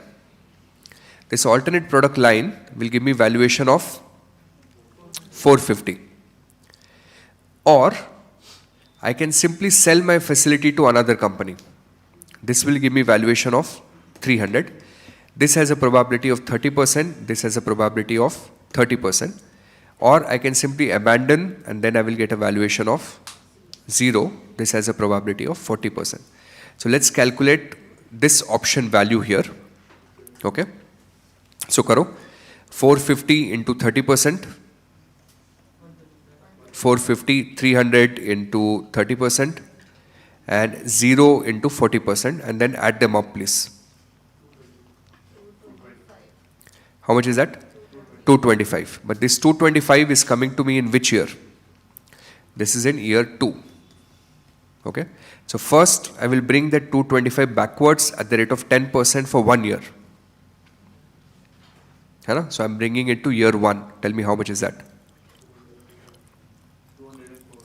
204. Now there is a 60% chance I get 500 or 40% chance I get 204 because of that new option that just came in. So now calculate a weighted average. 60% into 500 plus 0 into 40%, sorry, 204 into 40%. How much is that? 381. So now compute revised NPV minus 300 and 381 at the rate of 10%. Now revised NPV is coming out to be 46. This after considering the option. But obviously option free mein to nahi aayega. So we'll have to pay something. So my true NPV will be 46 minus the option cost. Okay, here it's coming out to be 47 with some decimals. Aaya aapka 47? Cheap. That's it. If you understood this, then this reading is over.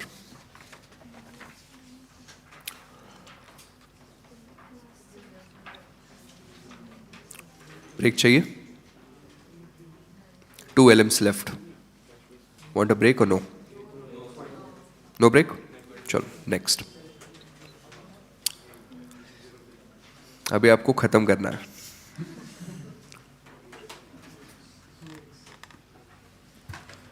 LM6. Capital structure. Now, one large flowchart we have to learn to calculate. This is a slightly technical reading. Cost of capital.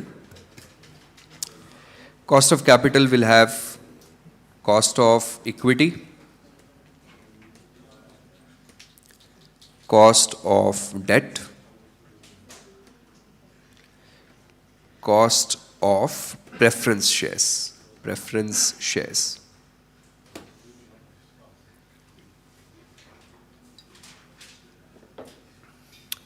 Cost of equity, there are 3 models in your syllabus. CAPM, Gordon Growth Model, BYRP.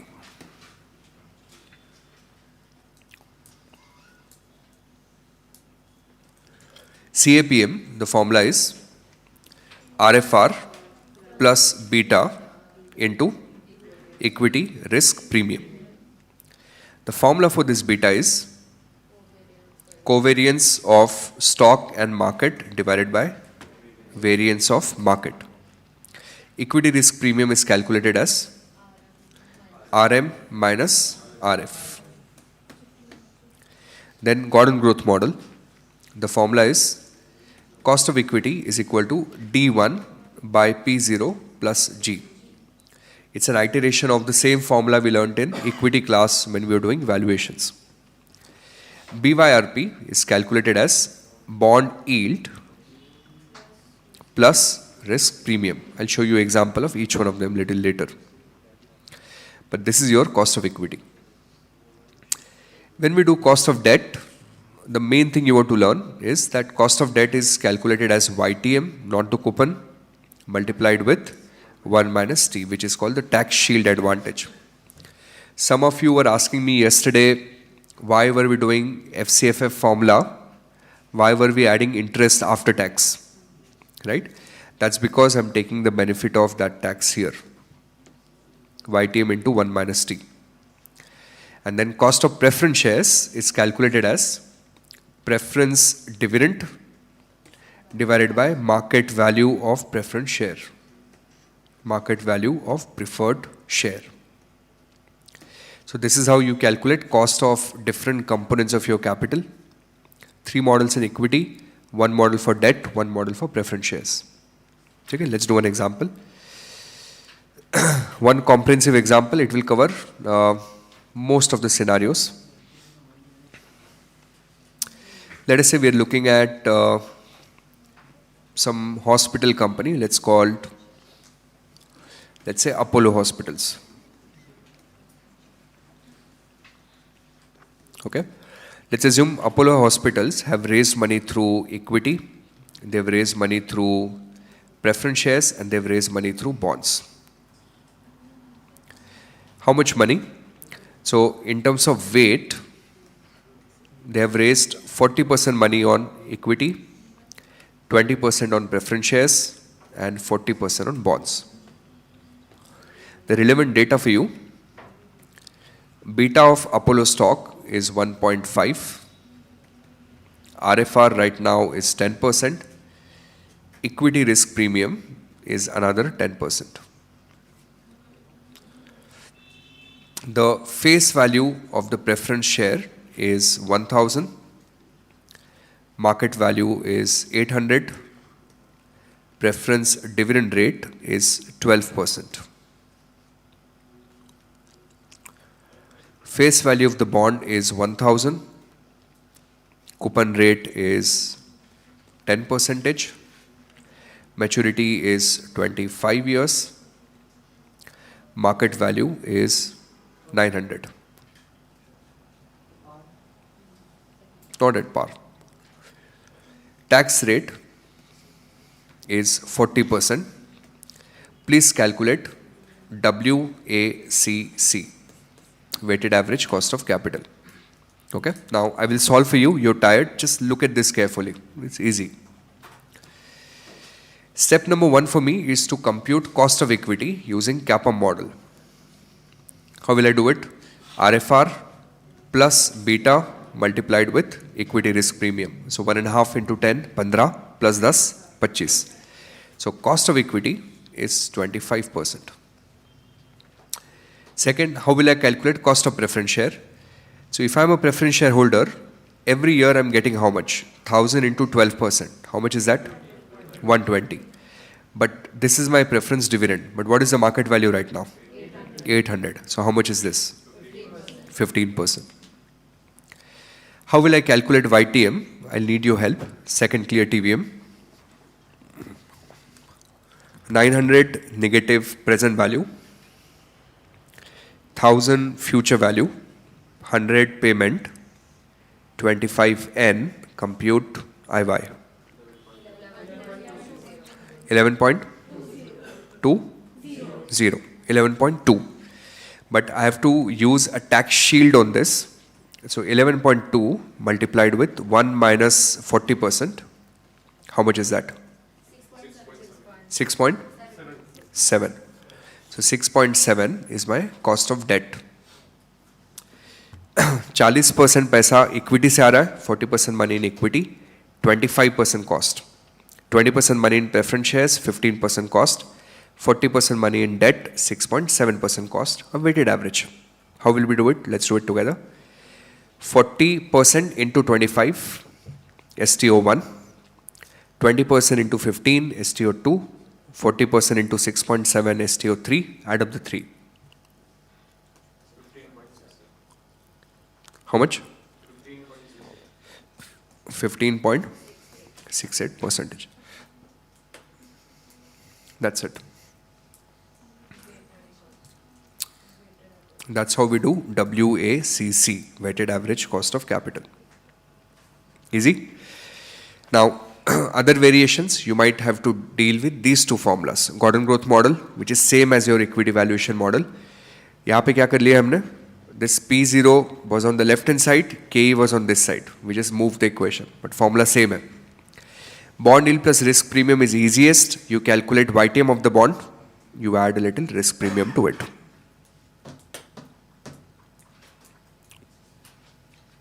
What do you think? Can you handle this? Okay. Now once this is done, the second concept is Modigliani and Miller theory. Modigliani and Miller theory.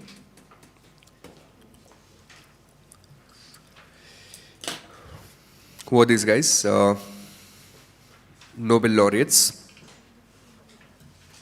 Franco Modigliani. This fellow. He, along with Miller, built this theory, fairly old theory. This is called the Modigliani-Miller theory. इसमें वो आपको 4 चीजें बताता है. There are 2 things where he makes an assumption that we live in a world where there are no taxes, which is kind of stupid. Or we live in a world where we have taxes. Now the proposition 1, okay, so these are called 1, 2, in fact 1, 2 and 3, 4. The proposition 1 under no taxes is simply the value of unlevered firm is equal to value of the levered firm. मतलब आप loan लो या ना लो कुछ फर्क नहीं पड़ता. Valuation is same. But if you bring in taxes, then he says value of levered firm is equal to value of unlevered firm plus debt into T. This is called the tax shield benefit of debt. Which means if you live in a world where you have taxes, then you should do what? You should take loan, because loan will help you pay less taxes. So you get benefit of taxes. But the proposition 2 is actually the interesting one. Okay, now what does he tell you in proposition 2? He says that my cost of equity, okay, will behave as K0 plus K0 minus KD multiplied with debt equity ratio. ये थोड़ा technical है. I'll have to explain you what this equation means. And under taxes, this formula becomes KE is equal to K0 plus K0 minus KD into D into 1 minus T. There is additional 1 minus T that comes in here. So formula same hai, only difference being we have 1 minus T. Now let me explain the second part first, so you'll understand what's happening. So imagine we have a company here. Right now the company has a policy of no debt. They have 100% equity. Okay. Now the cost of their equity, which in this model is called K0, let's assume is 15%. Okay. Now the company decided that, you know what, we will bring in some debt. हम लोग कुछ loan ले लेंगे. Now how much debt? Let's say for simplicity we will bring in 80% debt. Okay. You think that if you are investing in a company, if it's a no debt, is it safe for you? But if the company takes debt, is it riskier for you? Yes. So cost of equity बढ़ेगा. ठीक है? Cost of equity कितना बढ़ेगा? So the new cost of equity will be equal to K0, which was the old cost of equity, which was 15% plus. Let's assume debt is coming at 10%. Okay? So you take the difference between previous cost of equity and cost of debt. कितना है वो? 15% minus 10%, that's equal to 5%.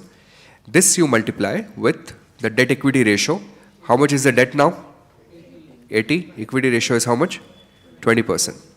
Okay. So how much will this be? 15% plus 5 into 4? 20. So this will become how much? 35%.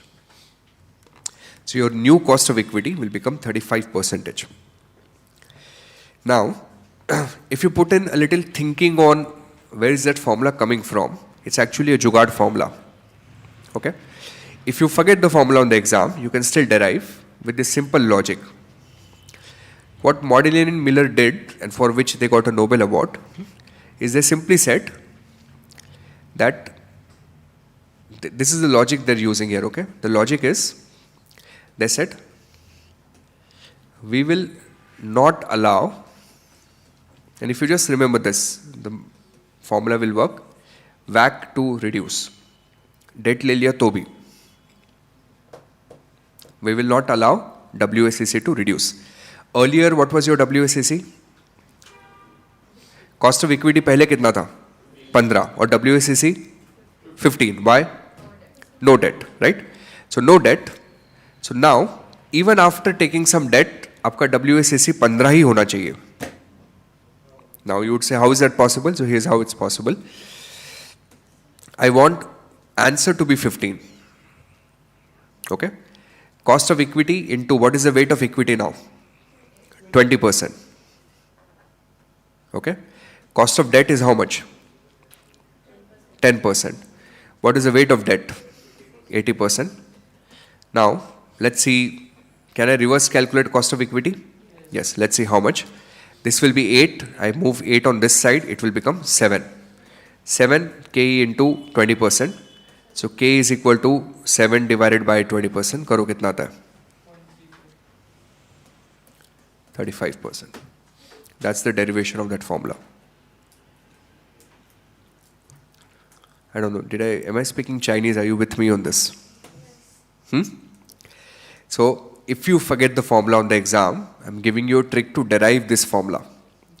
The trick is that weighted average cost of capital has to be equal to 15% or previous K0. Okay?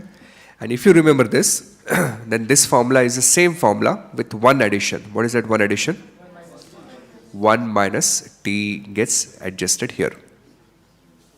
That's it. And that means if you are living in the tax environment, do you think it makes sense for you to take debt? Yes, because now the cost will reduce, WACC will actually drop. Okay? If you understood this, if you understood this, then I think this part is done. इसके बाद बचता है the concept of optimal capital structure. Just two concepts left. Optimal capital structure. Okay. Now,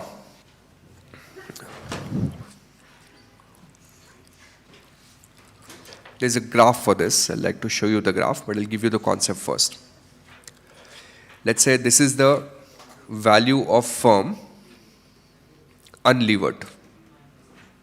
ठीक है? Without loan, simplicity के लिए सोचो, value of firm is 100. सुन लो यार, 2 मिनट का है. Now, if you take debt, then you get that tax shield. So taking more and more debt will increase the value of your firm. Okay? So if you take a little bit of debt, maybe valuation of firm will increase by 20 rupees. आप ज़्यादा debt ले रहे हो, तो आपको 20 का फायदा होगा. But if you take debt, it brings in one more cost. That cost is called cost of financial distress, which is present value of all the future costs you will have, क्योंकि आपने loan ले लिया है, so maybe you can go bankrupt. Let's say cost of financial distress is 5 right now. Should you take the debt? Because if you don't take the debt, then your value is how much? 100. If you take the debt, what is the value? 115. So yes, we should. Now, let's take a little more debt. So this is 100. Now it's giving me a benefit of 30. Cost of financial distress is becoming 7. So let's call it scenario A. Let's call it scenario B. Should I do scenario B? Yes. So I should take more debt because the value of the total firm is still increasing. Let's go to scenario C. Now in scenario C, I'm taking more debt. So now this is increasing by 50. But the cost of financial distress now has become, let us say, 20. Now the cost of financial distress will start increasing very, very fast. How much is the valuation of the firm? यहाँ पे valuation था 115, here valuation is 123, 130. Should I go to scenario C? Yes. Then I go to scenario D, 100. I'm taking more debt, 70, but now cost of financial distress has become 60. Should I do scenario D? No. So where should I stop? Somewhere around C, right? That's my optimal capital structure. So that's what the curriculum is trying to teach you, that there is an optimal point at which valuation of the firm is maximized. This can be seen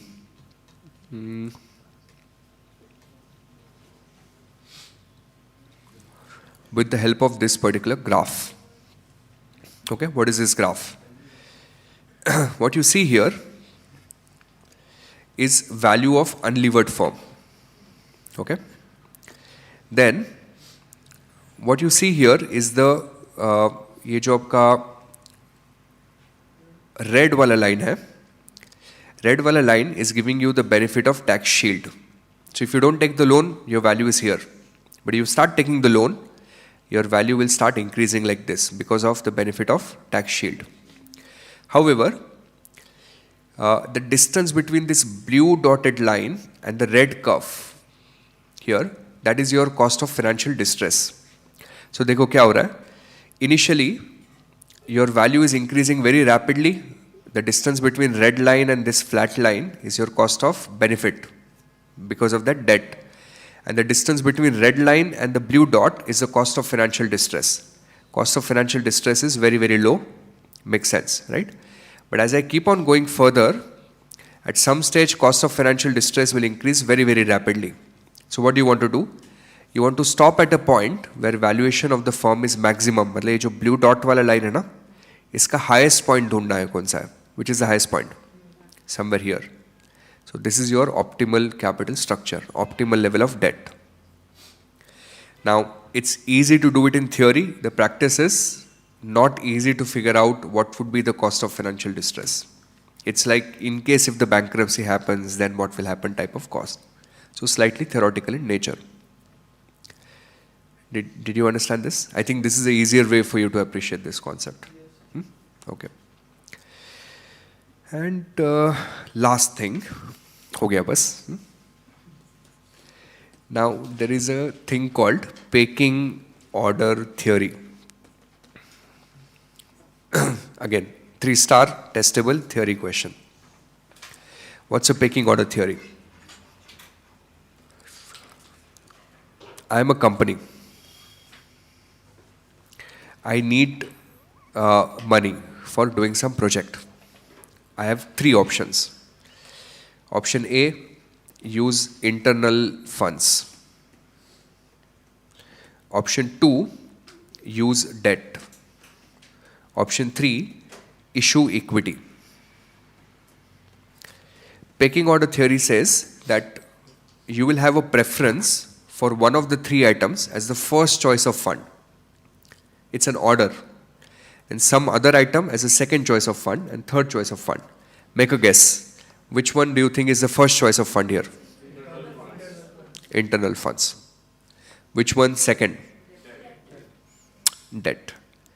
Interestingly, a firm will prefer to take debt before it issues equity in the market. This is referred to as the pecking order theory. And there's a reason for it. That's a little, we'll learn that at level 2. At level 1, you just need to know the sequence. Is that okay? Nice. Reading is over. Last reading.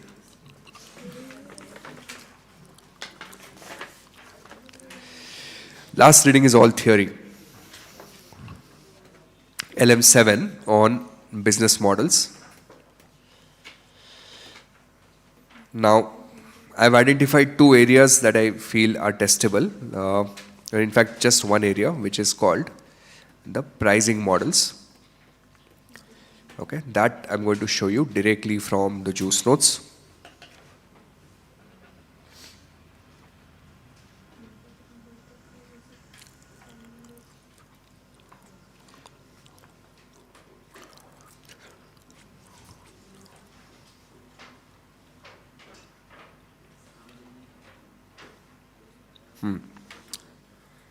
This, I think, some very interesting questions can be set.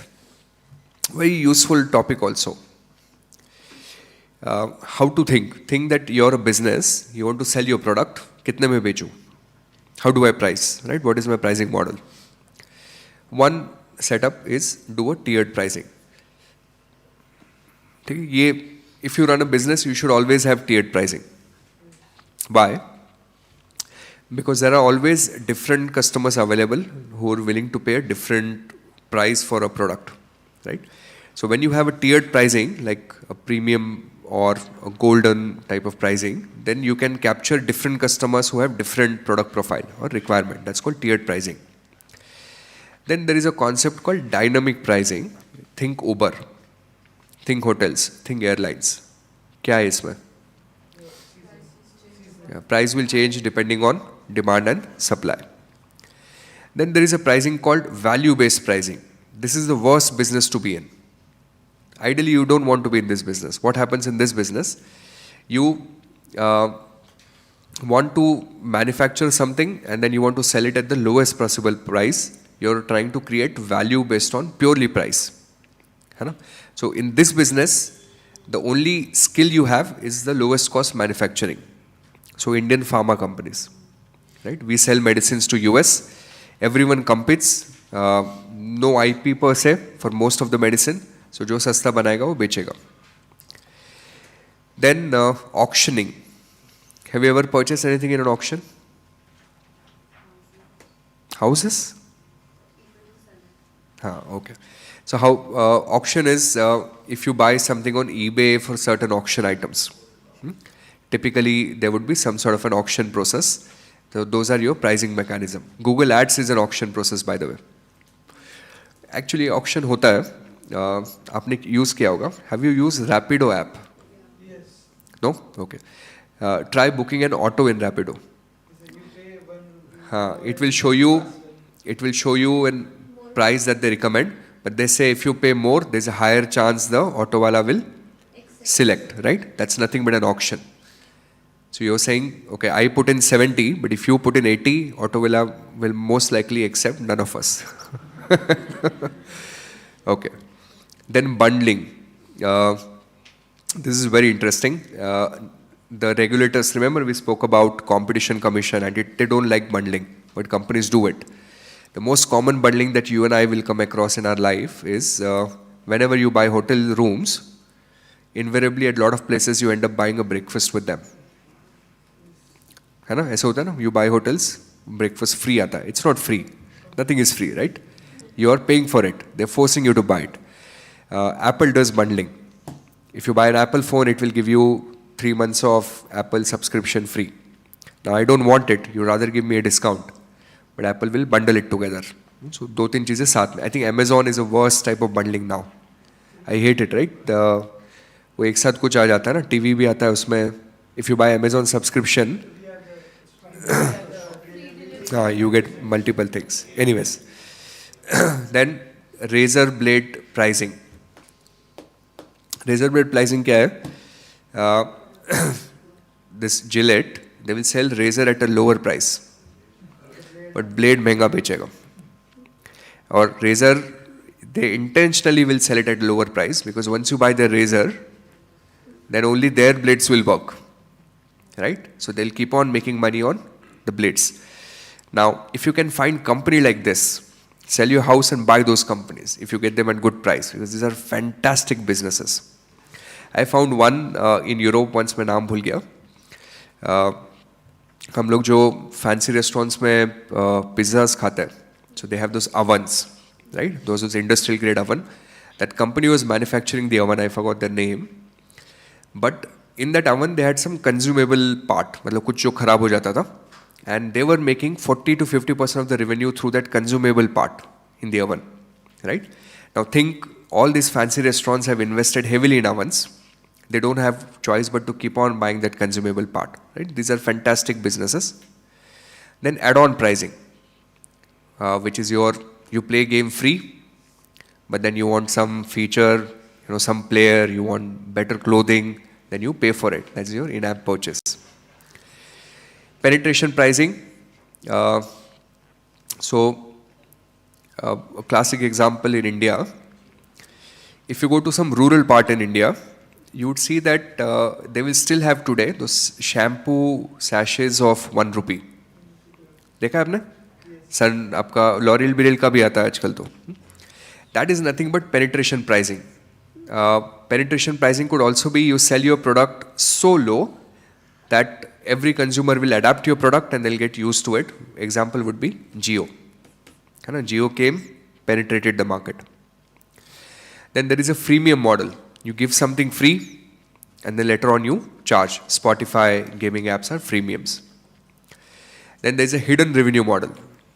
Ever wondered how WhatsApp is making money? So now they're making money on WhatsApp business. But at times the revenue model is hidden. For I think a very good example here, your वो कुणाल जो है ना क्या company का नाम है उसका crate right? He himself had not figured out how he'll make money for quite some time. That credit card payment app. Then they figured out that now we can do different things, sell products and whatnot, right? So maybe at times you can sell ads or other stuff. Then recurring revenue model is your subscriptions. Fantastic businesses, right? All the SaaS businesses. हर महीने, do you have any subscription? Spotify, right? Beautiful business because generally people will not opt out. Once you subscribe to something, it will keep on going for months and years. Okay, बाकी सब theory है. Then this you can look up yourself. But we've covered most of it. Okay, this part is left. Sorry, just one piece then. One-sided versus two-sided networks. Okay. What is a one-sided network? If you build a platform where people who are on one side of the platform want to connect with each other. Telephone or telecom is a one-sided network. Everyone has a phone. Everyone is trying to reach the other person who has a phone. What is a two-sided network? Amazon. There are buyers and then there are sellers. Are you getting it? So technically your Tinder and all those dating apps, those are one-sided network. Think about it, why? Because you might think side as, let's say, okay, gender. But actually, if you think about it, it's basically people who want to date with each other. So that makes them one-sided. A two-sided would be something like an India Mart, a Just Dial, Amazon, where two-sided with different motivation, different intentions are meeting on the platform. But yeah, we can debate on that. And we are done. Congratulations. Proud of you. You sat through. Kitna ghanta chala aaj? 8.5. Okay, very nice. Good. Now we are meeting on Saturday and Sunday again for the main class. Tomorrow there is no class. Which class? Tomorrow you had a class on credit rating. That's cancelled. Tomorrow's session at FinTree on credit rating, the speaker who was going to come, he had some conflict of interest issue.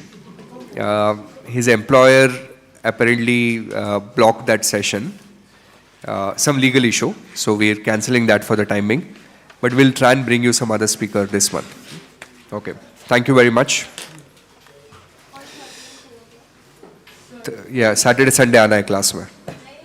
13th is 2 o'clock, yes. Okay. अभी कुछ नहीं भाई, अभी सब जाओ घर पे. Thank you guys. Bye.